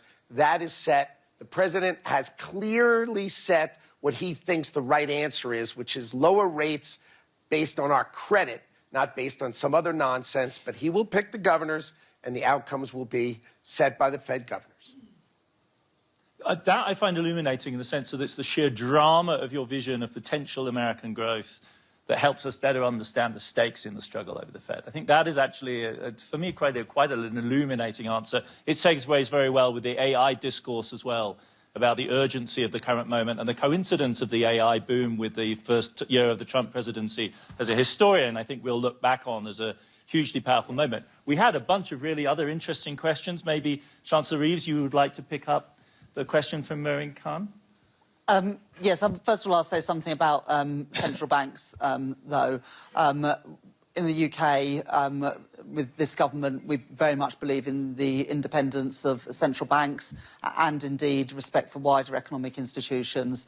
It's only 3 and a bit years ago that a previous Conservative Prime Minister and Chancellor spent months undermining the Bank of England, didn't allow the independent forecaster to do a budget forecast, combined with a load of unaffordable tax policy, sent interest rates soaring in the UK, inflation was unleashed and pensions were put in peril. And so we very much believe that even though, of course, we would like interest rates to be lower, we have to get inflation down to get interest rates lower, which is why we're taking £150 off of energy bills for all UK households from April this year, freezing rail fares, freezing prescription charges to bring down inflation, which is currently at 3.2%. Bank of England think it will be back at target by late spring, early summer, and that will enable the Bank of England, so not taking shortcuts, but enable the bank to cut interest rates. On Antonio's question, I was laughing a little bit when people were talking about deregulation. Antonio and I, when I became Chancellor, would message each other regularly about development, I think in Horsham, was it, in Sussex, where you had some microscopic snails that, as a result, were stopping any houses being built. You know, in our regulatory system, we cared more about microscopic snails than we did about young families and first-time buyers getting on the housing ladder. Well, Antonio, I think you can confirm that has changed now. You are building those houses because we've changed the rules and regulations. We're letting people build stuff in Britain again, whether that is energy infrastructure, transport infrastructure, housing for our people, you name it, the data centres. And, you know, Ruth Porat, who's here this week, and others at Google and all of your big US companies are building data centres in Britain because we're making it easier for them to do so. And we don't have the regulation that some other countries have, which makes it easier to do business in Britain. But we absolutely recognise that challenge from business to make it easier to get stuff done, planning and regulation are being torn up in the UK because we want to make it easier to do business. And finally, on Marine's point about China, the trade intensity between the UK and China is lower than between the US and China, lower than Germany and China, lower than France and China. We don't want to be an outlier, but we are a bit of an outlier today, and we've missed out on opportunities for British businesses to sell into US markets. Brian and Bank of America do business in China. We want to help British businesses as well to be able to export to those fast-growing markets. That's in our national interest, but we also need to make sure that we use that relationship to challenge where necessary in a whole range of areas, including on areas such as dumping and the lack of respect for some rights of activists like Jimmy Lai, which we raise regularly with the Chinese. But you've got to be in the room to be able to have those conversations. You're not always going to be able to agree, but if you refuse to engage, then you're unable to have those difficult conversations too. If I may, I'll go to another round of questions. Yeah. We've got people queuing up in the audience. The gentleman here, smiling at me with a tie, woman here in the checked top, and then gent here in the middle. Oh, have we got over here? We'll do 4. Okay, where you go? Joel Hills from ITV News. A question for Mr. Lutnick, if I can, from the UK, Mr. Lutnick. It is said that President Trump rather likes and admires shows of strength. What will happen if Europe does decide to respond with tariffs? This lady here in the red checked top. I was actually going to ask exactly the same one about retaliatory tariffs, so I'll ask a different one. Isn't there likely to become a point at which financial markets, this is also one for the Trade Secretary, isn't there likely to come a point at which financial markets start to become concerned, as they did a couple of years ago in the UK, about the credibility of institutions, about whether the US is a reliable place to go to do business, whether they can trust the rule of law, whether there's so much uncertainty about the sort of trade environment and so on that it becomes a riskier place to invest? I'm going to take 2 more because this is going so well. Here we go. Gentleman here with the tie. There we go. And then over here, Ravi. Right. I'm David Rhodes from Sky News in the UK. And my question is actually for EY and Bank America. Secretary Lutnick, you said that globalization had failed the West and failed the United States. And you said it's left America behind. So I'd be interested to know some of the ways that the Bank of America and EY have been left behind in this set of circumstances that you're describing. Ravi. Hi there, Ravi Agrawal from Foreign Policy Magazine. Secretary Lutnick, I thought your first answer was illuminating about what America First is, and you framed it partly as an expression of sovereignty. And I guess my question to you is, what about the sovereignty of other nations? And this is linked to your role because the threats on Greenland are no longer hypothetical. You're already proposing economic warfare against 8 European countries. So how does this add up? Does sovereignty matter or not? So I'll try to start on this side, which is when we launched our tariff regime on April 2nd, the world was aflutter with all of these kind of comments. But since then, if you check at the end of 2025, you will see all of the key indicators are up. The UK stock market's up, the Europe stock market is up, Japan is up, Korea is up. They are all up because, as it turns out, there is much more stability in a strong America and a natural and long-term relationship between 2 countries. I think with respect to the tariff policy, the president uses tariff policy to make sure people are talking and paying attention and not just acting. You have seen him use tariff policy again and again to have outcomes that are reasonable and appropriate. So the fact that he doesn't want things to be done without discussion and without consideration is a way for him to say, hey, you need to talk to us. If you're our great ally, you need to talk to us. Do I think the trade deals that we've set with Europe, with the UK, are they durable? I absolutely do. I do not see a model where Europe would decide, I want to blow up the tariff I have on automobiles or on pharmaceuticals or on semiconductors. I'd like to just go back to the way it was in April. I just don't see that happening. What I see happening is diplomacy and talking and at the table rather than action, which is something I think the president cares about and is important to the president. And I said, I will leave that to my national security people. But the president is clear-minded and clear of thought. He feels, and he's talked about this for 30 years, he has felt that the industrial policy of the United States allowed it to be hollowed out, and that would be true of Britain, and that would be true of Europe, that all of this has moved to Asia, right, where they make everything and we just buy it. And that has got to end. We need to produce things in America. We need to produce things, and we encourage the UK to do the same, right? And you agree. It's not as if we disagree. So that's the history, and sovereignty for America says we need to have our own steel. We need to have aluminum. We can have it with great allies, but we cannot have it where we rely on other people that maybe, like we've seen in critical minerals, and make no mistake about it, the critical mineral issue was with us a year ago. Everybody was sleeping through it. Donald Trump ripped the Band-Aid off, and the whole world said, oh, my God. And that is the intuition and power of Donald Trump's presidency, is that he's teaching the world what is wrong, and now the world is working together with respect to critical minerals to fix it, right? But there are all sorts of things that need to be fixed, one of which is a modification of industrial policy, that the United States of America should be a place where you build things, and I would encourage the UK to do the same. Yeah. Granted, it can't be everything to everyone, but there are a lot of things. Same for Canada, same for all our allies. And what happens if Europe retaliates with tariffs of its own, Mr. Lutnick?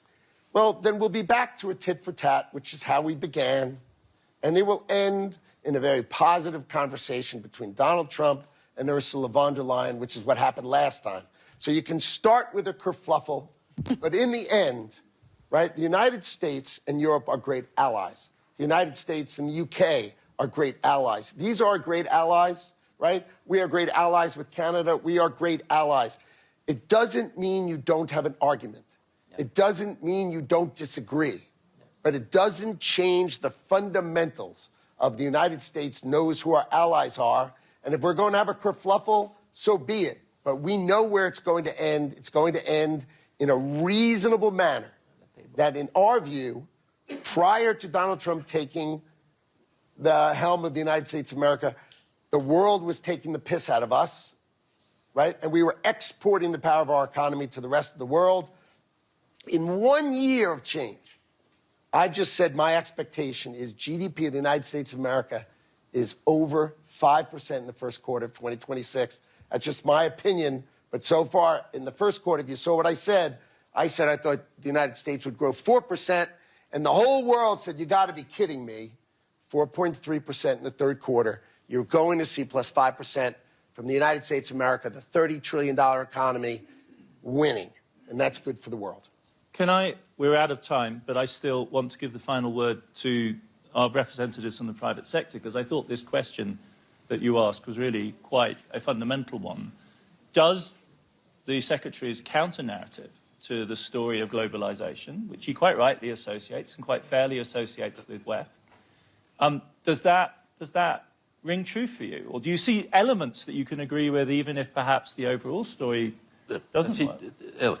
As he went through the pieces, the national security pieces, manufacturing job content as a percentage of all content, even though we're a very services-oriented economy, it's not that America hasn't done fine. It's a question of, do we have the pieces today that we need to be successful on the dimensions of defense, national security, dominance of what the next big arc is, which is AI and technology implementation, and the power to build that, the power to know you have it. Rachel mentioned something earlier which did pick up, which was the supply chain precision and efficiency. We all learned a lesson in COVID. Mm-hmm. When you woke up and you didn't have personal protective equipment. The idea that all the masks for surgeons to conduct business in every hospital in the world were coming from like 2 places. And that's not a sensible way. And was it 10 cents cheaper, 15 cents cheaper, $1 cheaper? So I think the question is really job content, which is the workers. I grew up in a small town in Ohio, and so I've seen that happen. It's job content. It's also what you need to make sure you really have ownership of. And then the other stuff, this shirt, you can be more flexible on, and that's the history of the Northeast having the shirt-making industry, the Southeast having the shirt-making industry, and then offshore. But the designers and the thinking about it, making it wearable, you want that on your shore. And I think, so I think it's, but our country's been successful. There's no question. The question is, can we be successful in the next big arc? That's the question, and that's what Howard's trying to articulate. I think. I don't want to put, I would never put words in the hammer's mouth. But I think that's what he's trying to say. Can I give you the last word? No, and honestly, from my perspective, I look at what our clients are coming to us on, and they want, greater collaboration across the globe on things that matter to them and to impact them. And they want us to have a stronger voice to help bring that type of collaboration, to our clients to make it easier for them to do business. Brian said it earlier. Done that. Larry Fink asked us in his opening address to kind of raise the tone of the conversation here and to be willing to engage in, if necessary, quite forthright argument. And I think our panel has squarely met that challenge. I'd like to thank everyone here for contributing, and thank you very much for the fantastic questions.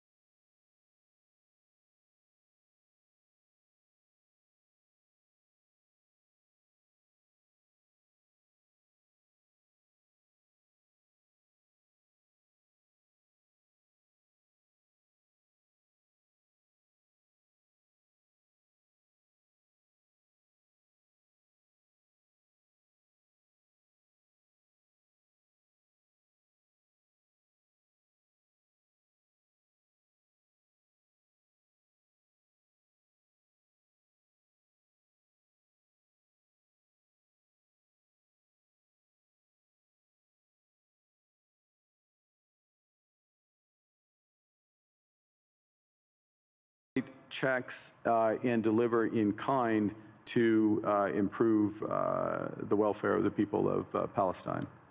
But we want to see it delivered direct to those outcomes promoting peace, and so the mechanics and how it works that way. Okay, final question.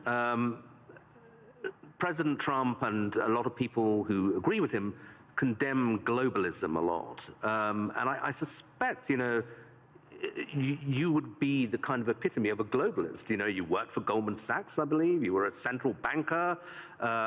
You're comfortable and lived in several countries. Is globalism, first of all, is it a thing, and is it over? I think, well, look, understanding how the world works, having an appreciation for other cultures, understanding the connections, and being able to, or at least appreciating ways that how we connect, whether it's through technology, trade, investment, culture, can enrich our lives, and that's a good thing, and also help solve problems. Being detached from where you live and the broader needs of society, there is an epithet for that. I don't know that the G word is the one. There's certainly what we're finding, and to go back to the points I was making, is that there are a number of like-minded countries that want to work through partnership to achieve those goals for their citizens and for the world more broadly. The call is for more to recognize what's really going on right now and to pool their resources to the benefit of citizens. So it won't be global, it won't cover the globe, but it will be more powerful. Okay, Prime Minister, thank you very much indeed.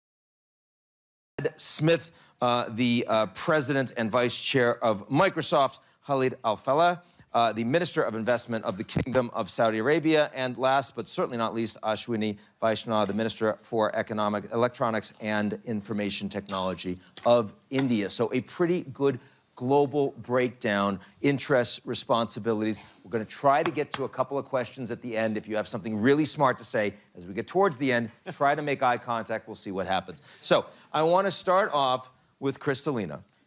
And we're going to begin with sort of the geography, the geopolitics of what's happening in AI right now. I mean, you'd think it's all about Greenland at Davos this year, but actually there's another Davos going on, which is very fast-moving and involves an incredible amount of investment. It's one of the reasons why you just upgraded the economic outlook.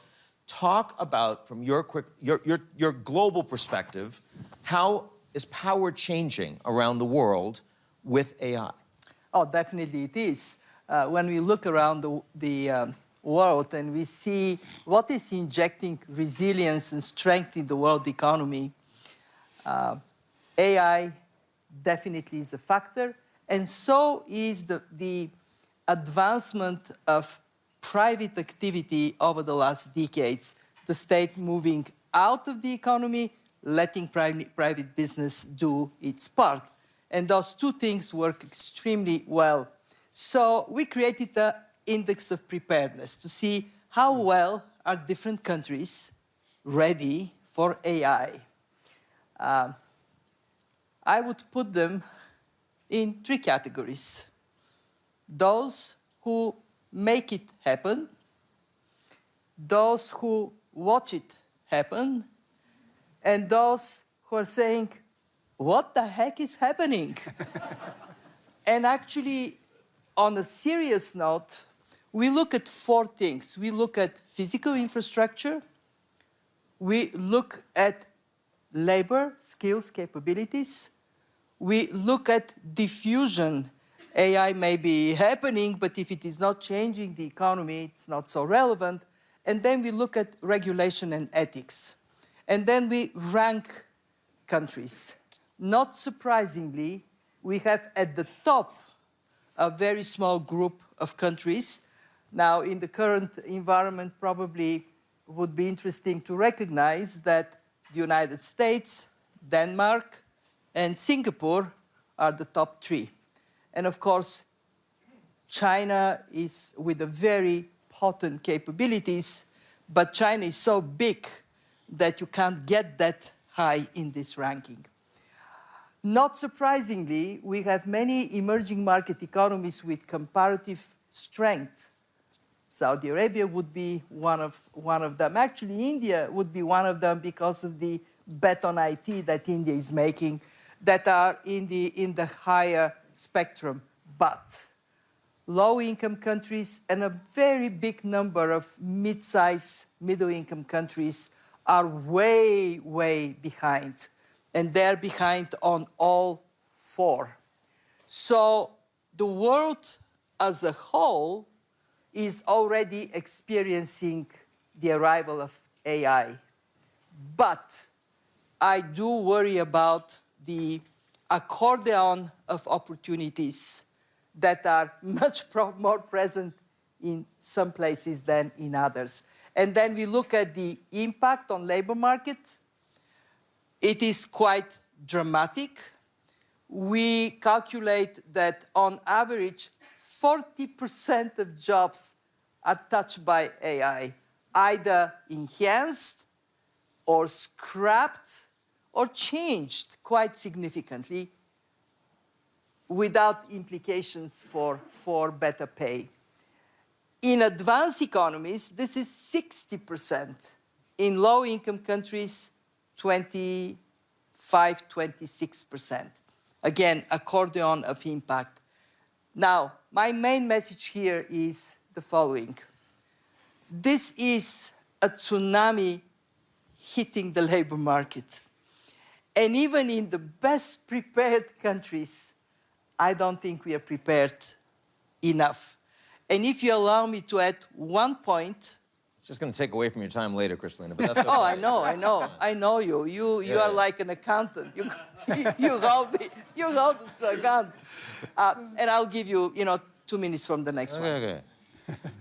So what I want to say is that we did something very interesting. We said, okay, how much are actually jobs changing, really?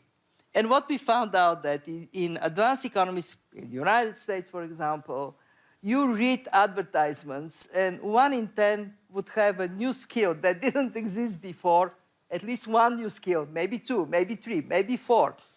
And then these guys would get better pay. So what is the impact? The impact is they have more money in their pockets, they go to restaurants more, to movies more, so demand for low-skilled labor in services goes up. And in fact, who is squeezed? These poor guys in the middle, in the jobs that are not enhanced or imposed more. And the other category of people really, really affected young people who go for their first job. So power is changing I owe you 1 minute and 26 future seconds. panels, I'm taking this off as well. So many issues of both power distribution inside countries, which I hope we'll get to, but first around the world. And those 3 categories that you remind everybody at the beginning, you make it, you watch it being made, or you have no idea what's being made. The countries in those categories don't necessarily always align very well. First category, we've got the US and China, very little cooperation, virtually none on this issue, arguably decoupling. Second group, a lot of movement, and as we're seeing this week, a lot of concerns about the nature of like the transatlantic relationship, how that plays out on AI and technology, very important. Brad, talk us through the implications of this. Well, certainly you see the U.S. and China competing on 2 very important levels. One is the leading edge of innovation, who is making the best chips, who is producing the best models. But the second aspect of competition is really diffusion or adoption. As each country and the companies from each country are working to spread their technology around the world. I think it's easy to forget in a more global economy just how important the transatlantic ties are. When you have a conversation on a week like this about an island like Greenland, of course it's a national security topic, but it needs to be considered, I think, in the context of these economic ties. When it comes to AI, I think people in Europe often look at the United States and say, well, we need this or we need that, but they forget they have ASML, they have Ericsson, they have Nokia, they have SAP, they have Siemens. There is a very important tech sector in Europe already.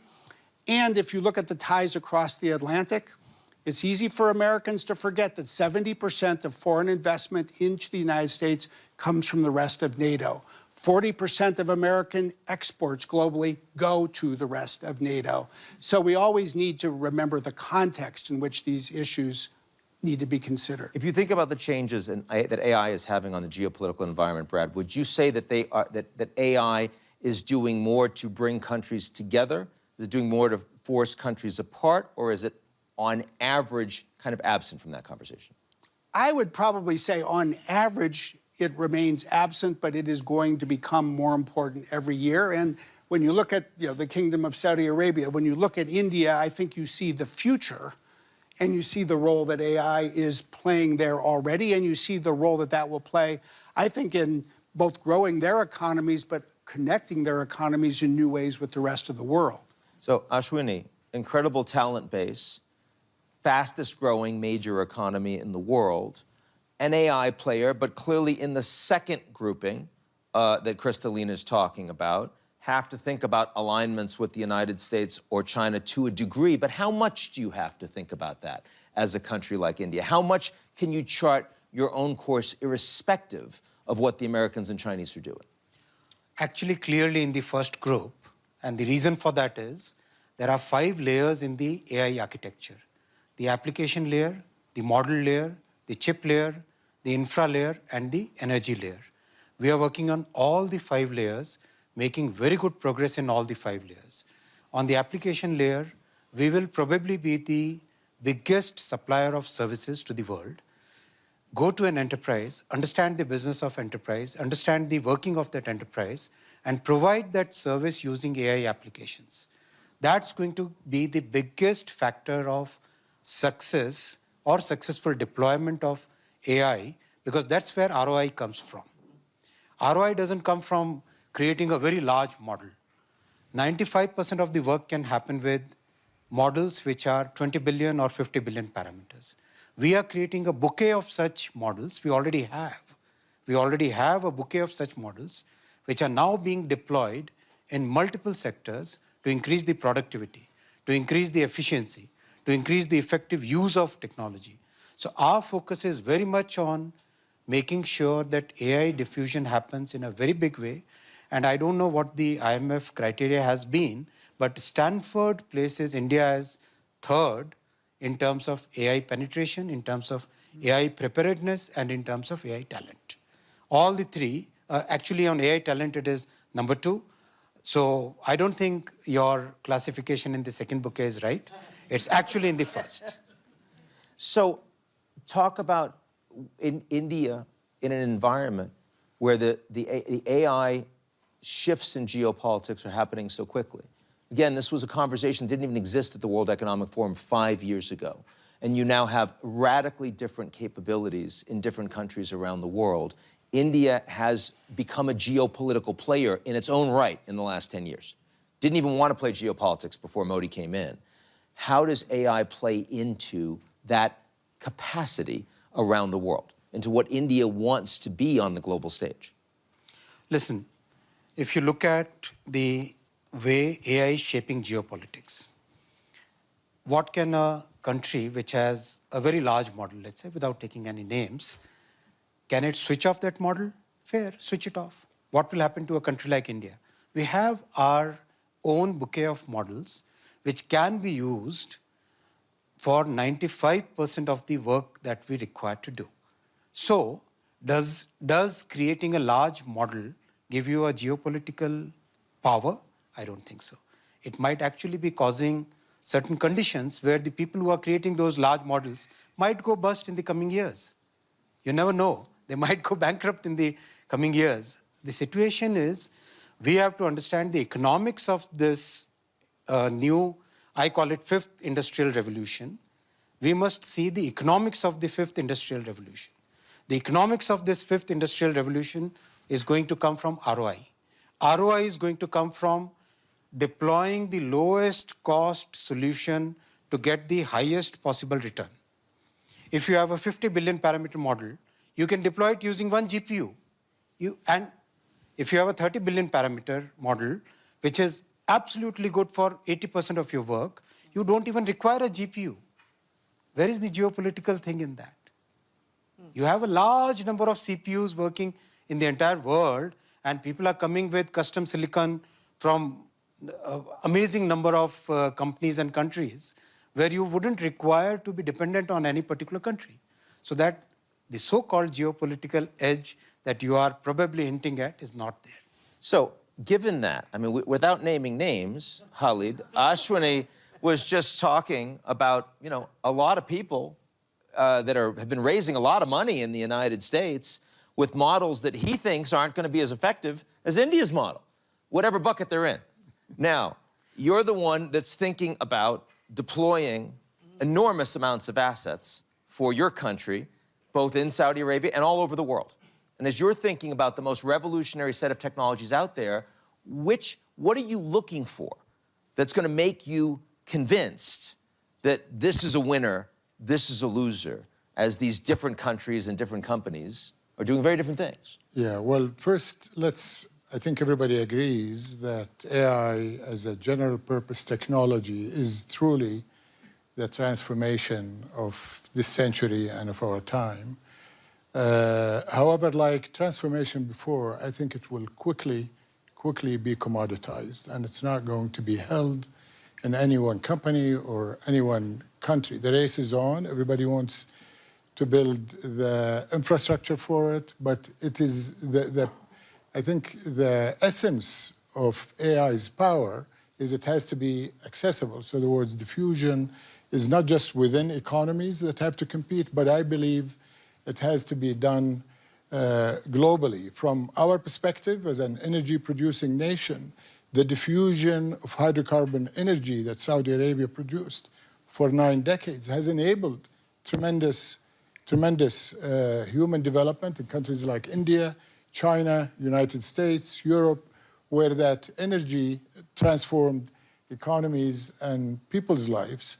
The internet did the same thing. There were a few companies, Microsoft was one of them, that had the lead, but ultimately it's coming from across the world, including emerging economies and developing nations. We are manufacturing servers for data centers today in Saudi Arabia through partnerships. So we believe that optionality is very important. We don't know who's going to be ahead 4 or 5 years from now. I think it's clear U.S. companies that have broke out of this technology race are ahead today. But the essence of Saudi Arabia's strategy towards AI, it's a huge boost for diversification. Vision 2030, launched by His Royal Highness the Crown Prince almost 10 years ago, was underpinned by diversification using new economies.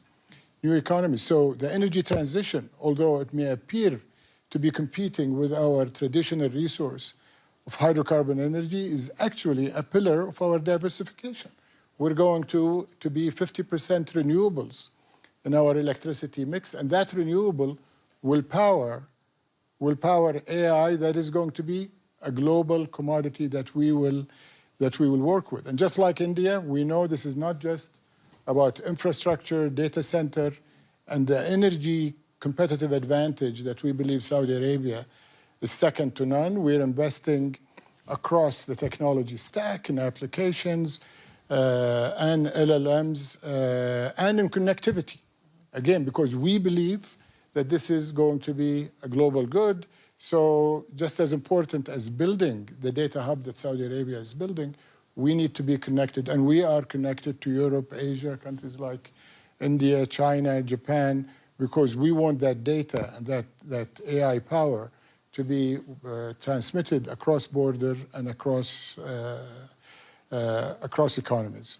Now, as we think about AI as having dual-use capabilities, as the United States government is leaning more into industrial policy with other countries around the world, as the Chinese also have a lot of leverage in the investments that they make and that they accept, are you feeling any geopolitical pressure in the decisions that you make from an investment perspective into these areas? Quite frankly, we have invested across the globe, and we have invested in Saudi Arabia with companies from East and West. U.S. is huge today because of their technology lead, as I mentioned, but we've also had investments with Chinese companies in China and digital technologies. We've invested with Japanese companies, Korean companies, across the technology sectors that we invest in. So optionality is very important. It's something we have now, and we protect because we believe that we are the owners of our own destiny, and we will not let go of that. So if that's the broad geopolitics that we're looking at, Kristalina, you brought up at the beginning also inside countries, lots of people that are not necessarily benefiting. You're already seeing improvements in economic numbers from productivity and AI. You're already seeing that. What we are seeing is that there are indeed jobs that get enhanced, and we also see jobs that are replaced by AI. This is happening categorically. It is hard to have a consolidated and broadly accepted definition of how we measure. The way we measure at the IMF, we have a fairly big range of impact on growth, global growth, from 0.1 to 0.8%. Let me just say that 0.8% is huge. If we get 0.8% boost on productivity, this would make global growth now higher than in the pre-pandemic period. 0.1 is kind of modest. And then the question is, how do we know where we land? And what we are doing is we are working with other researchers to try to capture productivity enhancement. And I can tell you it is not easy because, is it because of AI or is it because organizationally there are improvements that are made? I'll tell you, in my organization, the most visible places where AI is boosting productivity are two. One, translation and interpretation. We got from 200 to 50. 150 are replaced by AI. And in research analysts, there we are actually just able to do much more high quality research. In other words, it is enhancement, not a replacement. My big worry is that you go in communities where AI is not present. And there, how do people prepare for it? There is nothing happening now. And actually, we did something. I'm not going to vouch 100% this is correct, but we did a review to see countries where there is demand for AI skills, whether this demand is matched with supply of AI skills. And we found a very interesting picture. In some countries, demand is very high, supply is low. Some actually developed countries. In some countries, supply is very high. You have tons of skilled people, but the economy is not absorbing that supply. And the sad story is the countries where there is neither demand nor supply. And that risk of this massive divergence is at the country level then mirrors within a country. So Brad, Kristalina, with this evocative accordion analogy, which is affecting not only countries but also populations, you've been on the front lines of this in the United States. You see now suddenly this raise in opposition to data centers. And people saying, oh, we're unhappy, we don't think the water, it's electricity, we're not going to see the jobs. I mean, and a lot of people expect that given the shift in skills that are necessary, given the transition, that you're going to see that America's ripe for another wave of populism. How do you think the companies, not just Microsoft, but across the board, need to get ahead of this? What do they need to do that they're not necessarily doing now? Well, the big issue in the United States is, as you just mentioned, Ian, it really is around communities with data centers. And yeah, it's coming at a time when the number one political issue, the number one economic issue is probably affordability, the impact of inflation. So people see these large construction projects. They know that those jobs actually are good jobs, skilled labor jobs, not just people doing construction work, but it's skilled electricians, skilled pipe fitters. But they also know that once the construction is over, the number of jobs is still significant, in the hundreds, but not higher.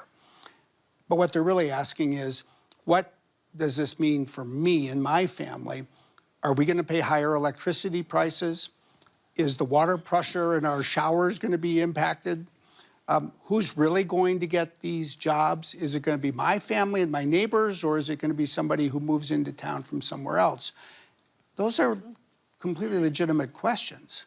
And I think it's incumbent on all of us in the industry in the United States to address them head on and offer the kinds of assurances that people need, that we will invest in electricity so that people's electricity rates don't increase, that we'll replenish more water in these communities than we use, that will work with the kind of training, whether it's skilled labor or IT jobs or other ongoing jobs, so that local residents can fill them.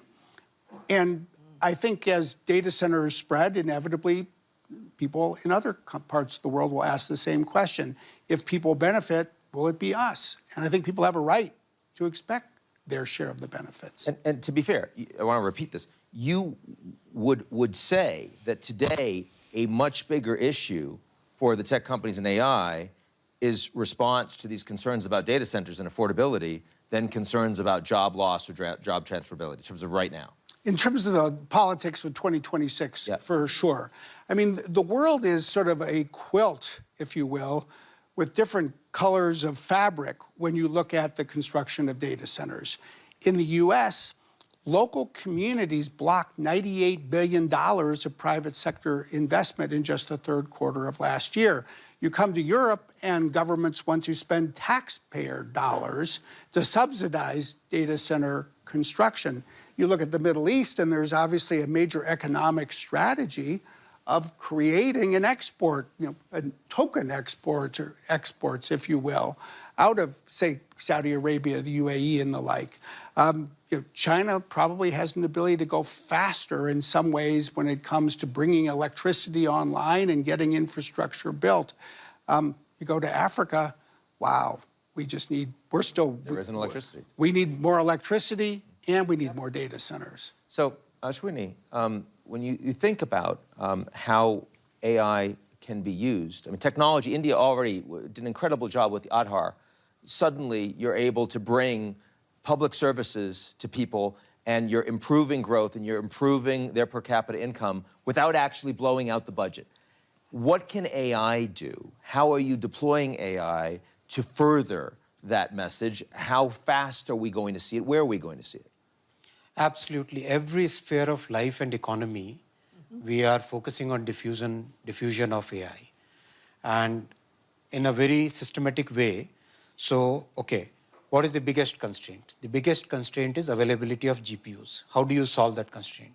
To solve that constraint, we decided to have a public-private partnership in which we empaneled 38,000 GPUs, which are a common compute facility available to the entire population.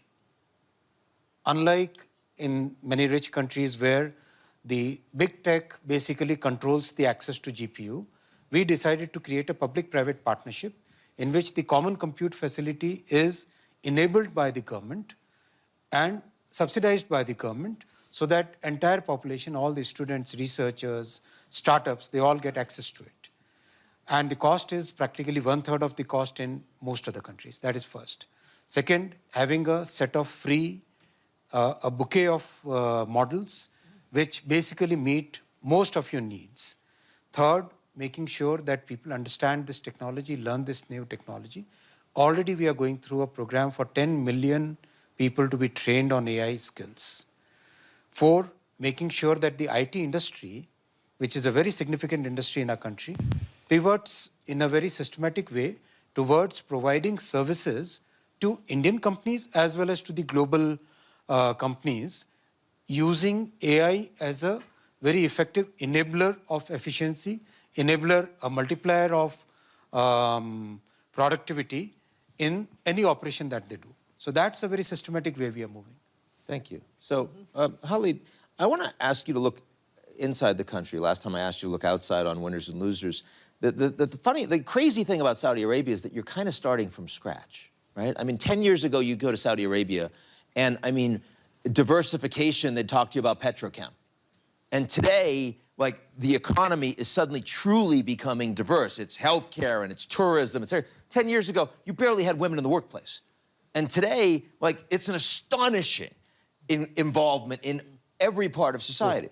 So, given that, like, where are AI is kind of hitting your economy almost from scratch as a diversified and integrated society with what, 30 million people, whatever it is. How are you deploying AI with people who are looking completely differently at the world today? Well, first of all, I would disagree with coming from scratch. You'll be surprised how tech-savvy and tech-native the Saudi population is. 70% of the Saudi population are below the age of 35, and the majority of them are as comfortable with digital technologies as any other country in the world. In terms of policy and regulation, when Vision 2030 was launched by His Royal Highness the Crown Prince, we identified technology as the key enabler, AI included, and started building the policy, the regulation, the platforms within the country, the data centers for the sovereign data sovereignty that was key for portions of the data. But in addition to data privacy, we had an open data. We talked about diffusion and access to compute, but access to data to achieve the same purpose of research, drug discovery, productivity improvement. Having a policy also of open access to data was a pillar that was launched before COVID. This is back in 2018 and 19. We have a ministry-level organization called SADAIA, the Saudi AI and Data Authority, that regulates and sets the guidelines with flexibility to allow the evolution of AI to take place and the innovation to take place.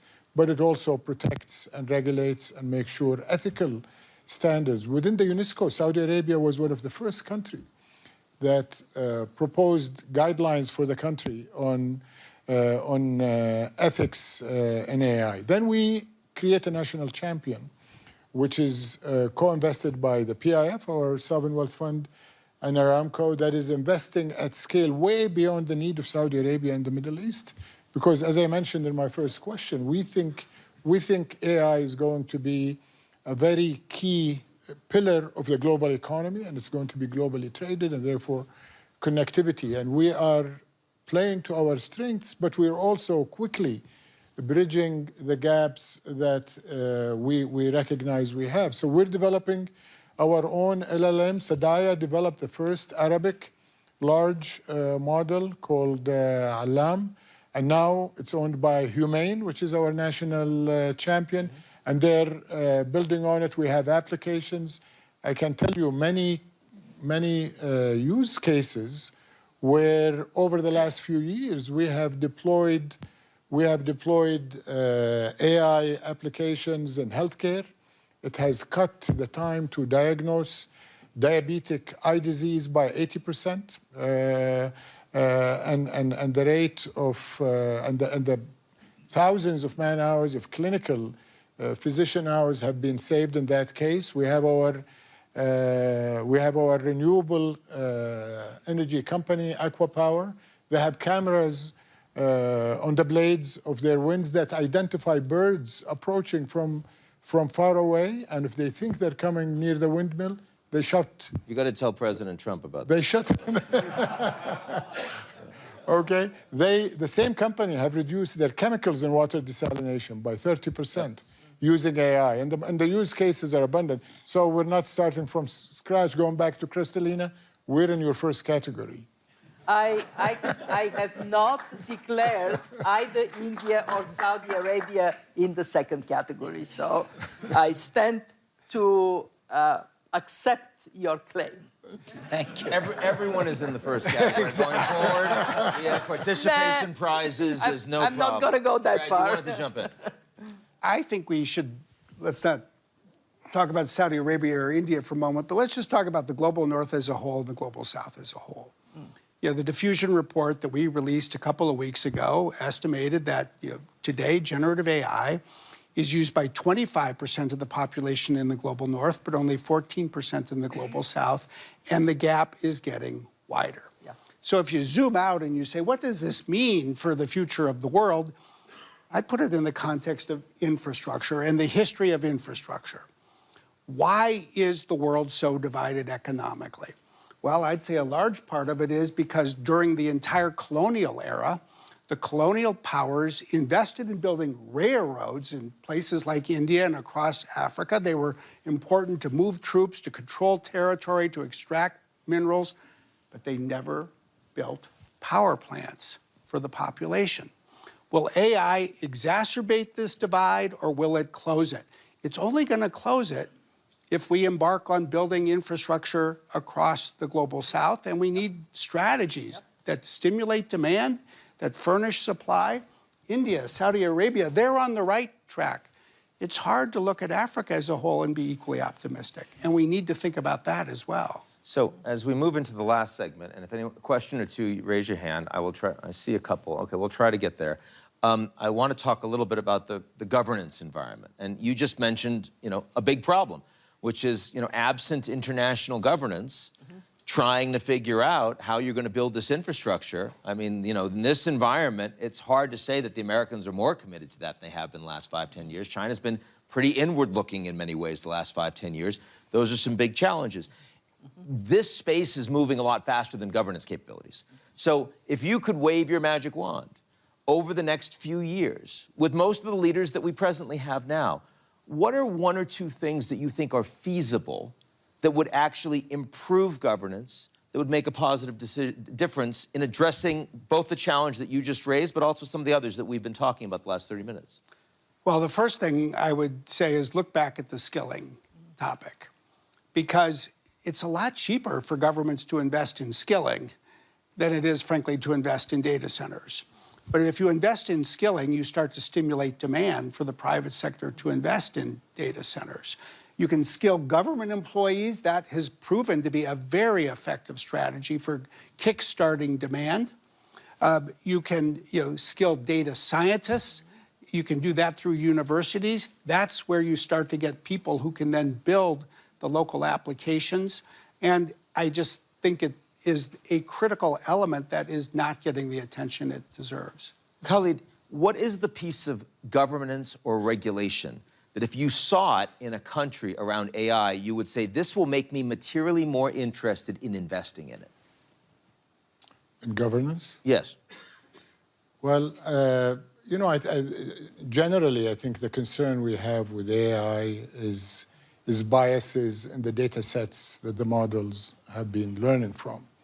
So as someone who's coming from Saudi Arabia and the Middle East, it's important for us to also build our own sovereign models and to make sure that unbiased data is fed and taught to the models so that they are fit for purpose for us. They need to be consistent with our values.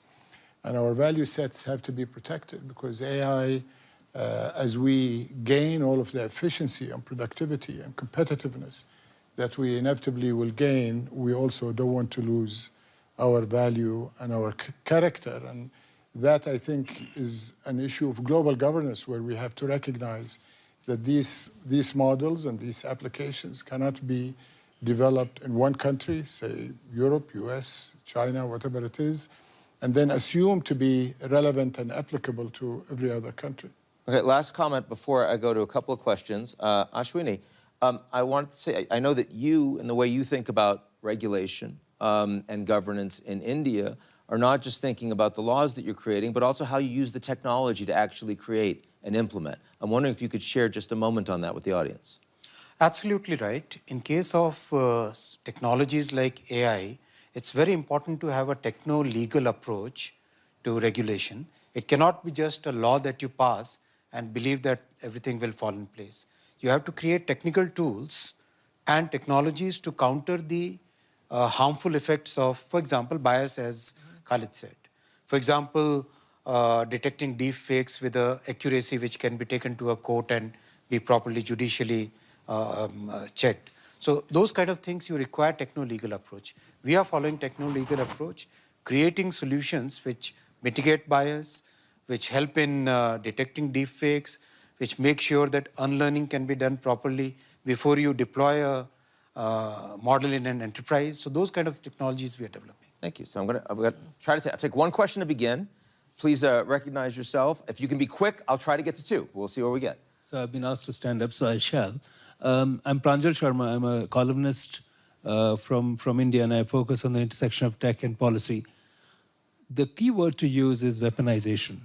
We've seen weaponization of digital platforms and AI. We saw a case in India where a company's digital footprint was switched off within seconds. We saw 2 justices of the International Court of Justice face the same.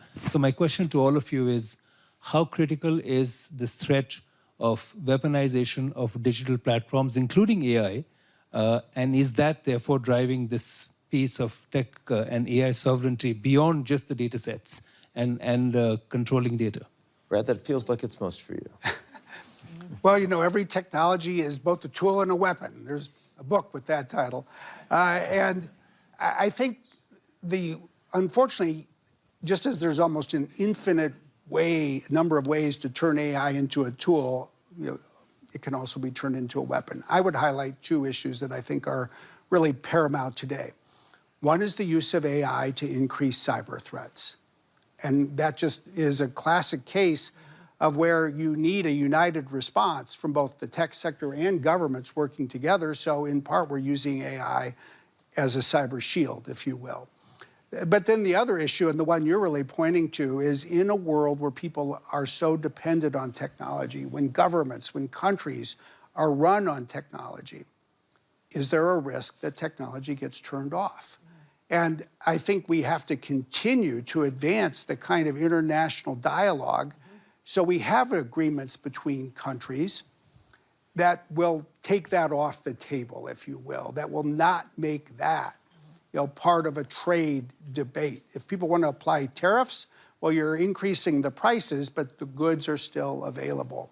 And I think we need the kinds of steps as we've been pursuing, say, with a country like India, for example, to provide assurance of supply. And I think this also really naturally involves more local control, local laws, local suppliers, local partnerships.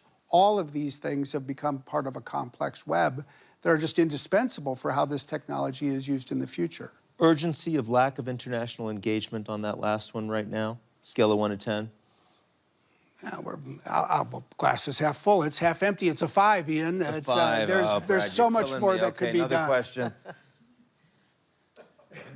Namaskar. Hi. I'm Ishan Pratap Singh from the Global Shapers community, the New Delhi hub. I'm a 22-year-old entrepreneur. My question is for Mr. Smith as well.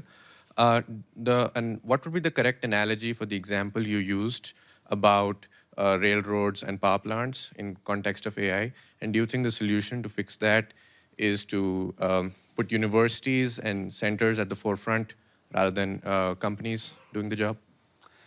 The thing that I would highlight is that what I would suggest in the 7th wave of technology driving infrastructure.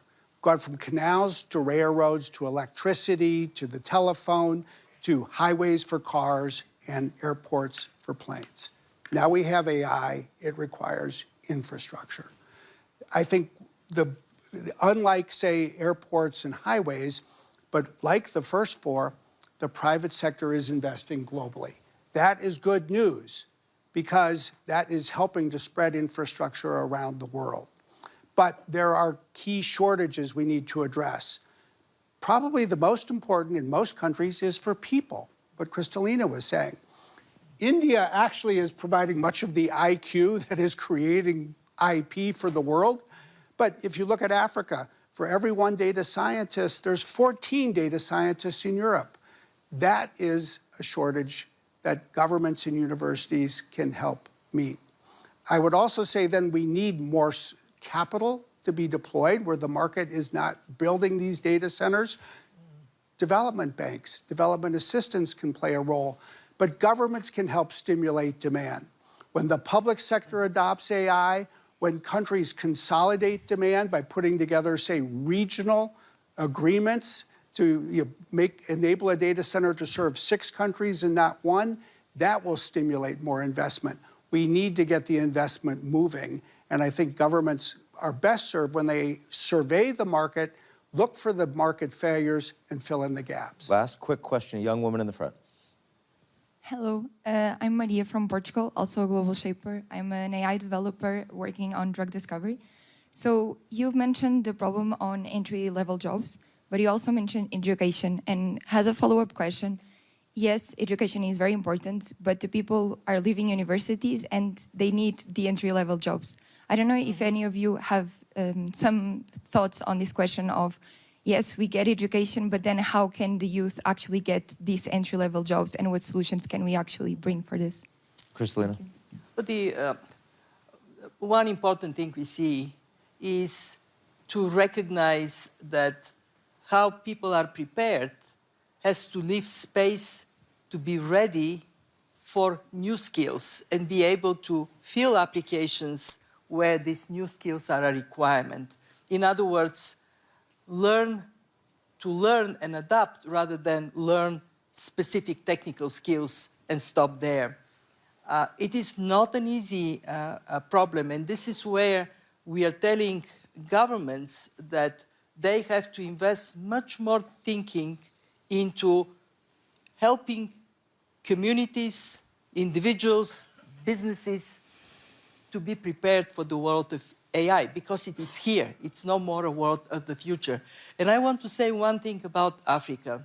I have a very deep conviction that a way we can help Africa is if we finally fulfill one commitment that was made, that is not very expensive, $15 billion to get every African citizen, business, and state institution connected to the internet. It is a step that would help tremendously. Of course, there are issues of electricity. They also need to be resolved. But it is not unresolvable if there is will and there is this strength of helping countries not to fall so dramatically behind. In my institution, we focus a lot on Africa. We do one thing, which is digitalize all government services. It serves as an impetus to get countries moving. And actually, we strongly advocate for this issue of skills. Be very proactive. Don't allow this to come so ahead than young people are on the street and desperate. I'm glad we ended with that. It's a good note. And please join me in thanking our panel today.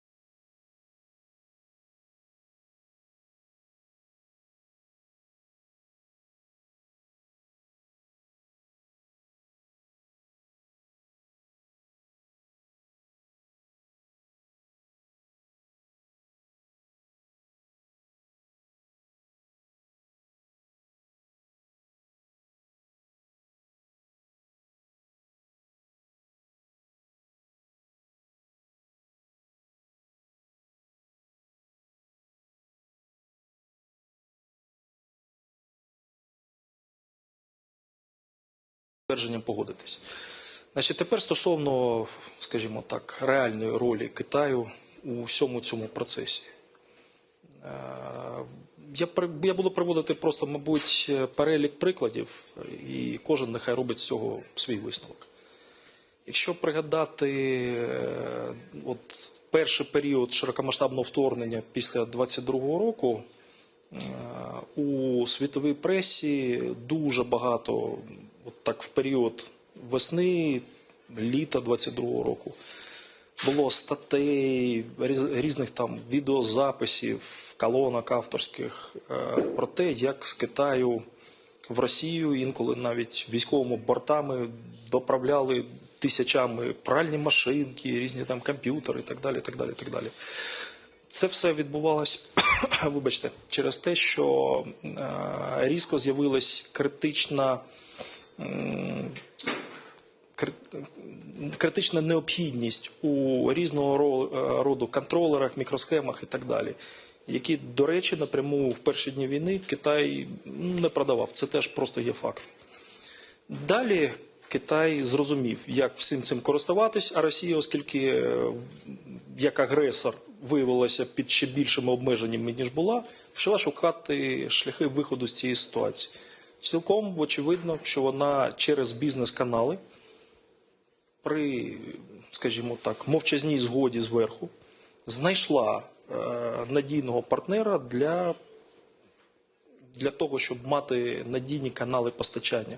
Перш за все електроніки, компонентів електроніки, потім пішли верстати, потім пішли різні матеріали, з яких робляться ті чи інші елементи озброєнь і так далі, і так далі. Тобто ця кооперація посилювалася. Росія за це платила величезні кошти, набагато більше, ніж будь-яка країна за такі товари до того платила, але в них не було, в принципі, іншого варіанту.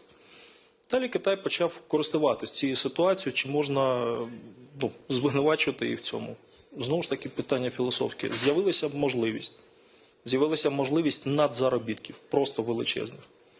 Після цього пішла політична частина, вони почали, скажімо так, мати ще більший вплив на Російську Федерацію. Чим більше працювали санкції і тиск ззовні, тим більше Росія, в принципі, йшла в руки Китаю. Що, зрештою, зараз вже всі просто неприкрито бачать. Що з цим робити далі? Питання, оце і є основне питання. Тому що зараз вже пішов обмін військовими технологіями з Росії до Китаю. Китай, до речі, не передав жодної готової одиниці озброєння. Як би ми там не ставились до Китаю, гарно чи погано, але він цього не зробив. Жодної готової одиниці озброєння він не передав, і це просто теж є фактом.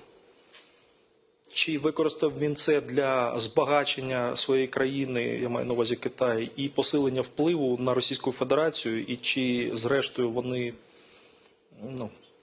поглинають цю Російську Федерацію? Так, це є. Це є. Росіянам боляче це визнавати, але вони це теж знають. Вони чудово це знають. Сподіваюся, я відповів на ваше питання. Well, first off, I won't get into details because it was a question back. Russia is losing.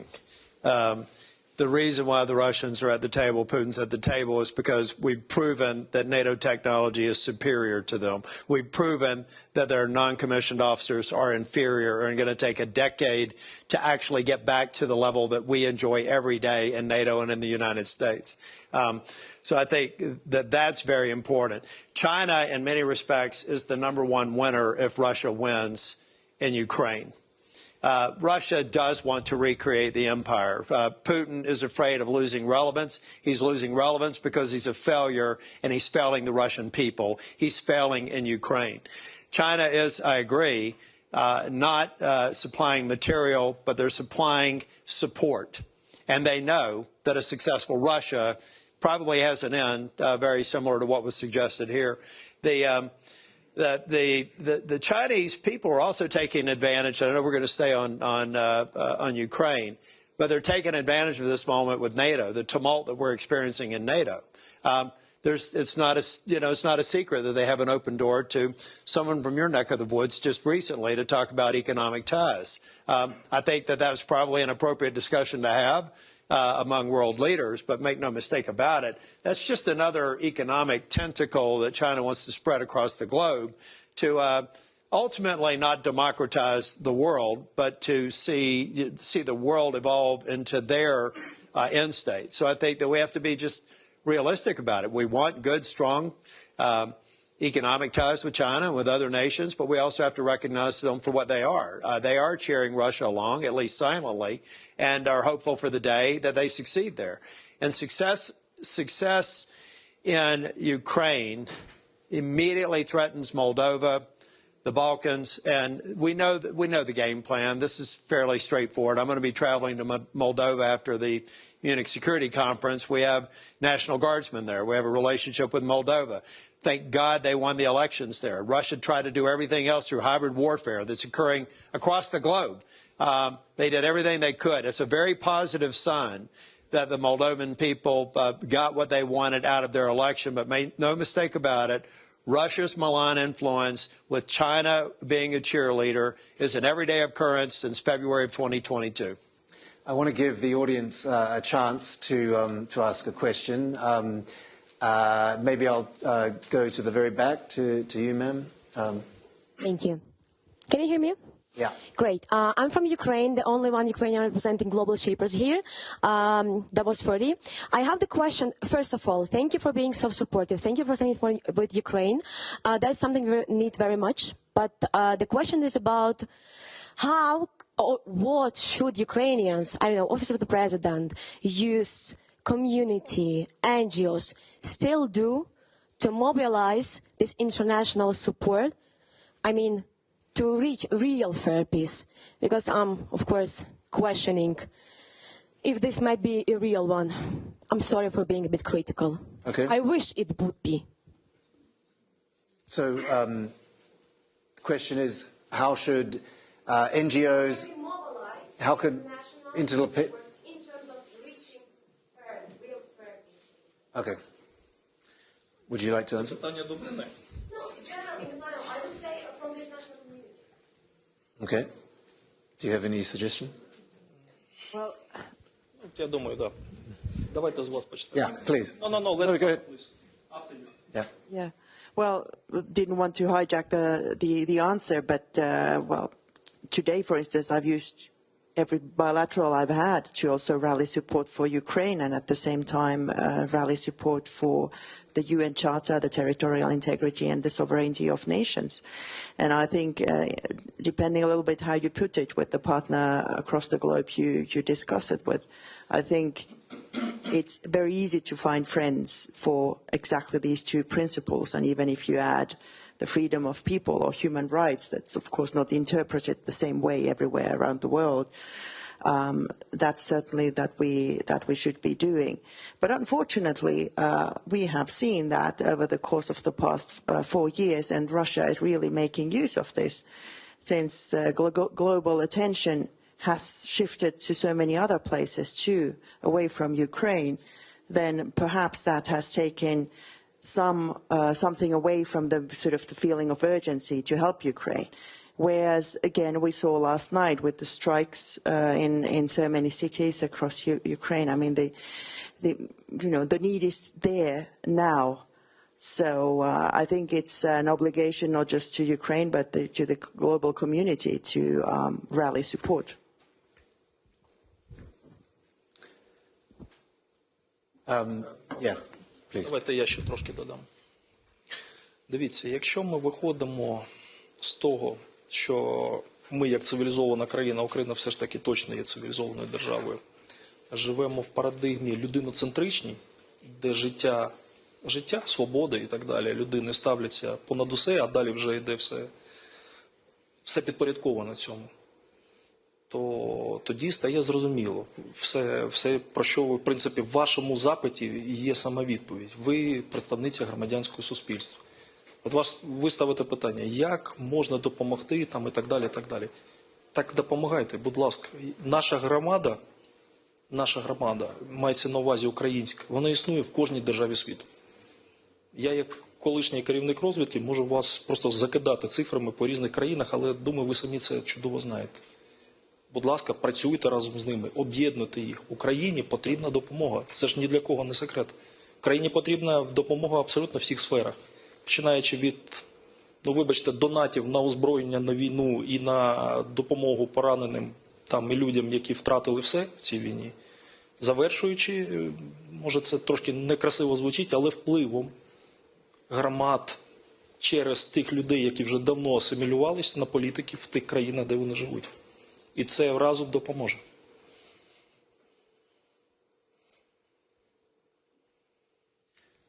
Thank you very much, and I think that is the perfect moment on which to end this fabulous panel. I want to thank my excellent panelists for your contributions. I want to thank those of you watching on the live stream and everybody in the room, and happy Davos. Thank you. Thank you so much. Thank you. Good luck with the next year. Yeah.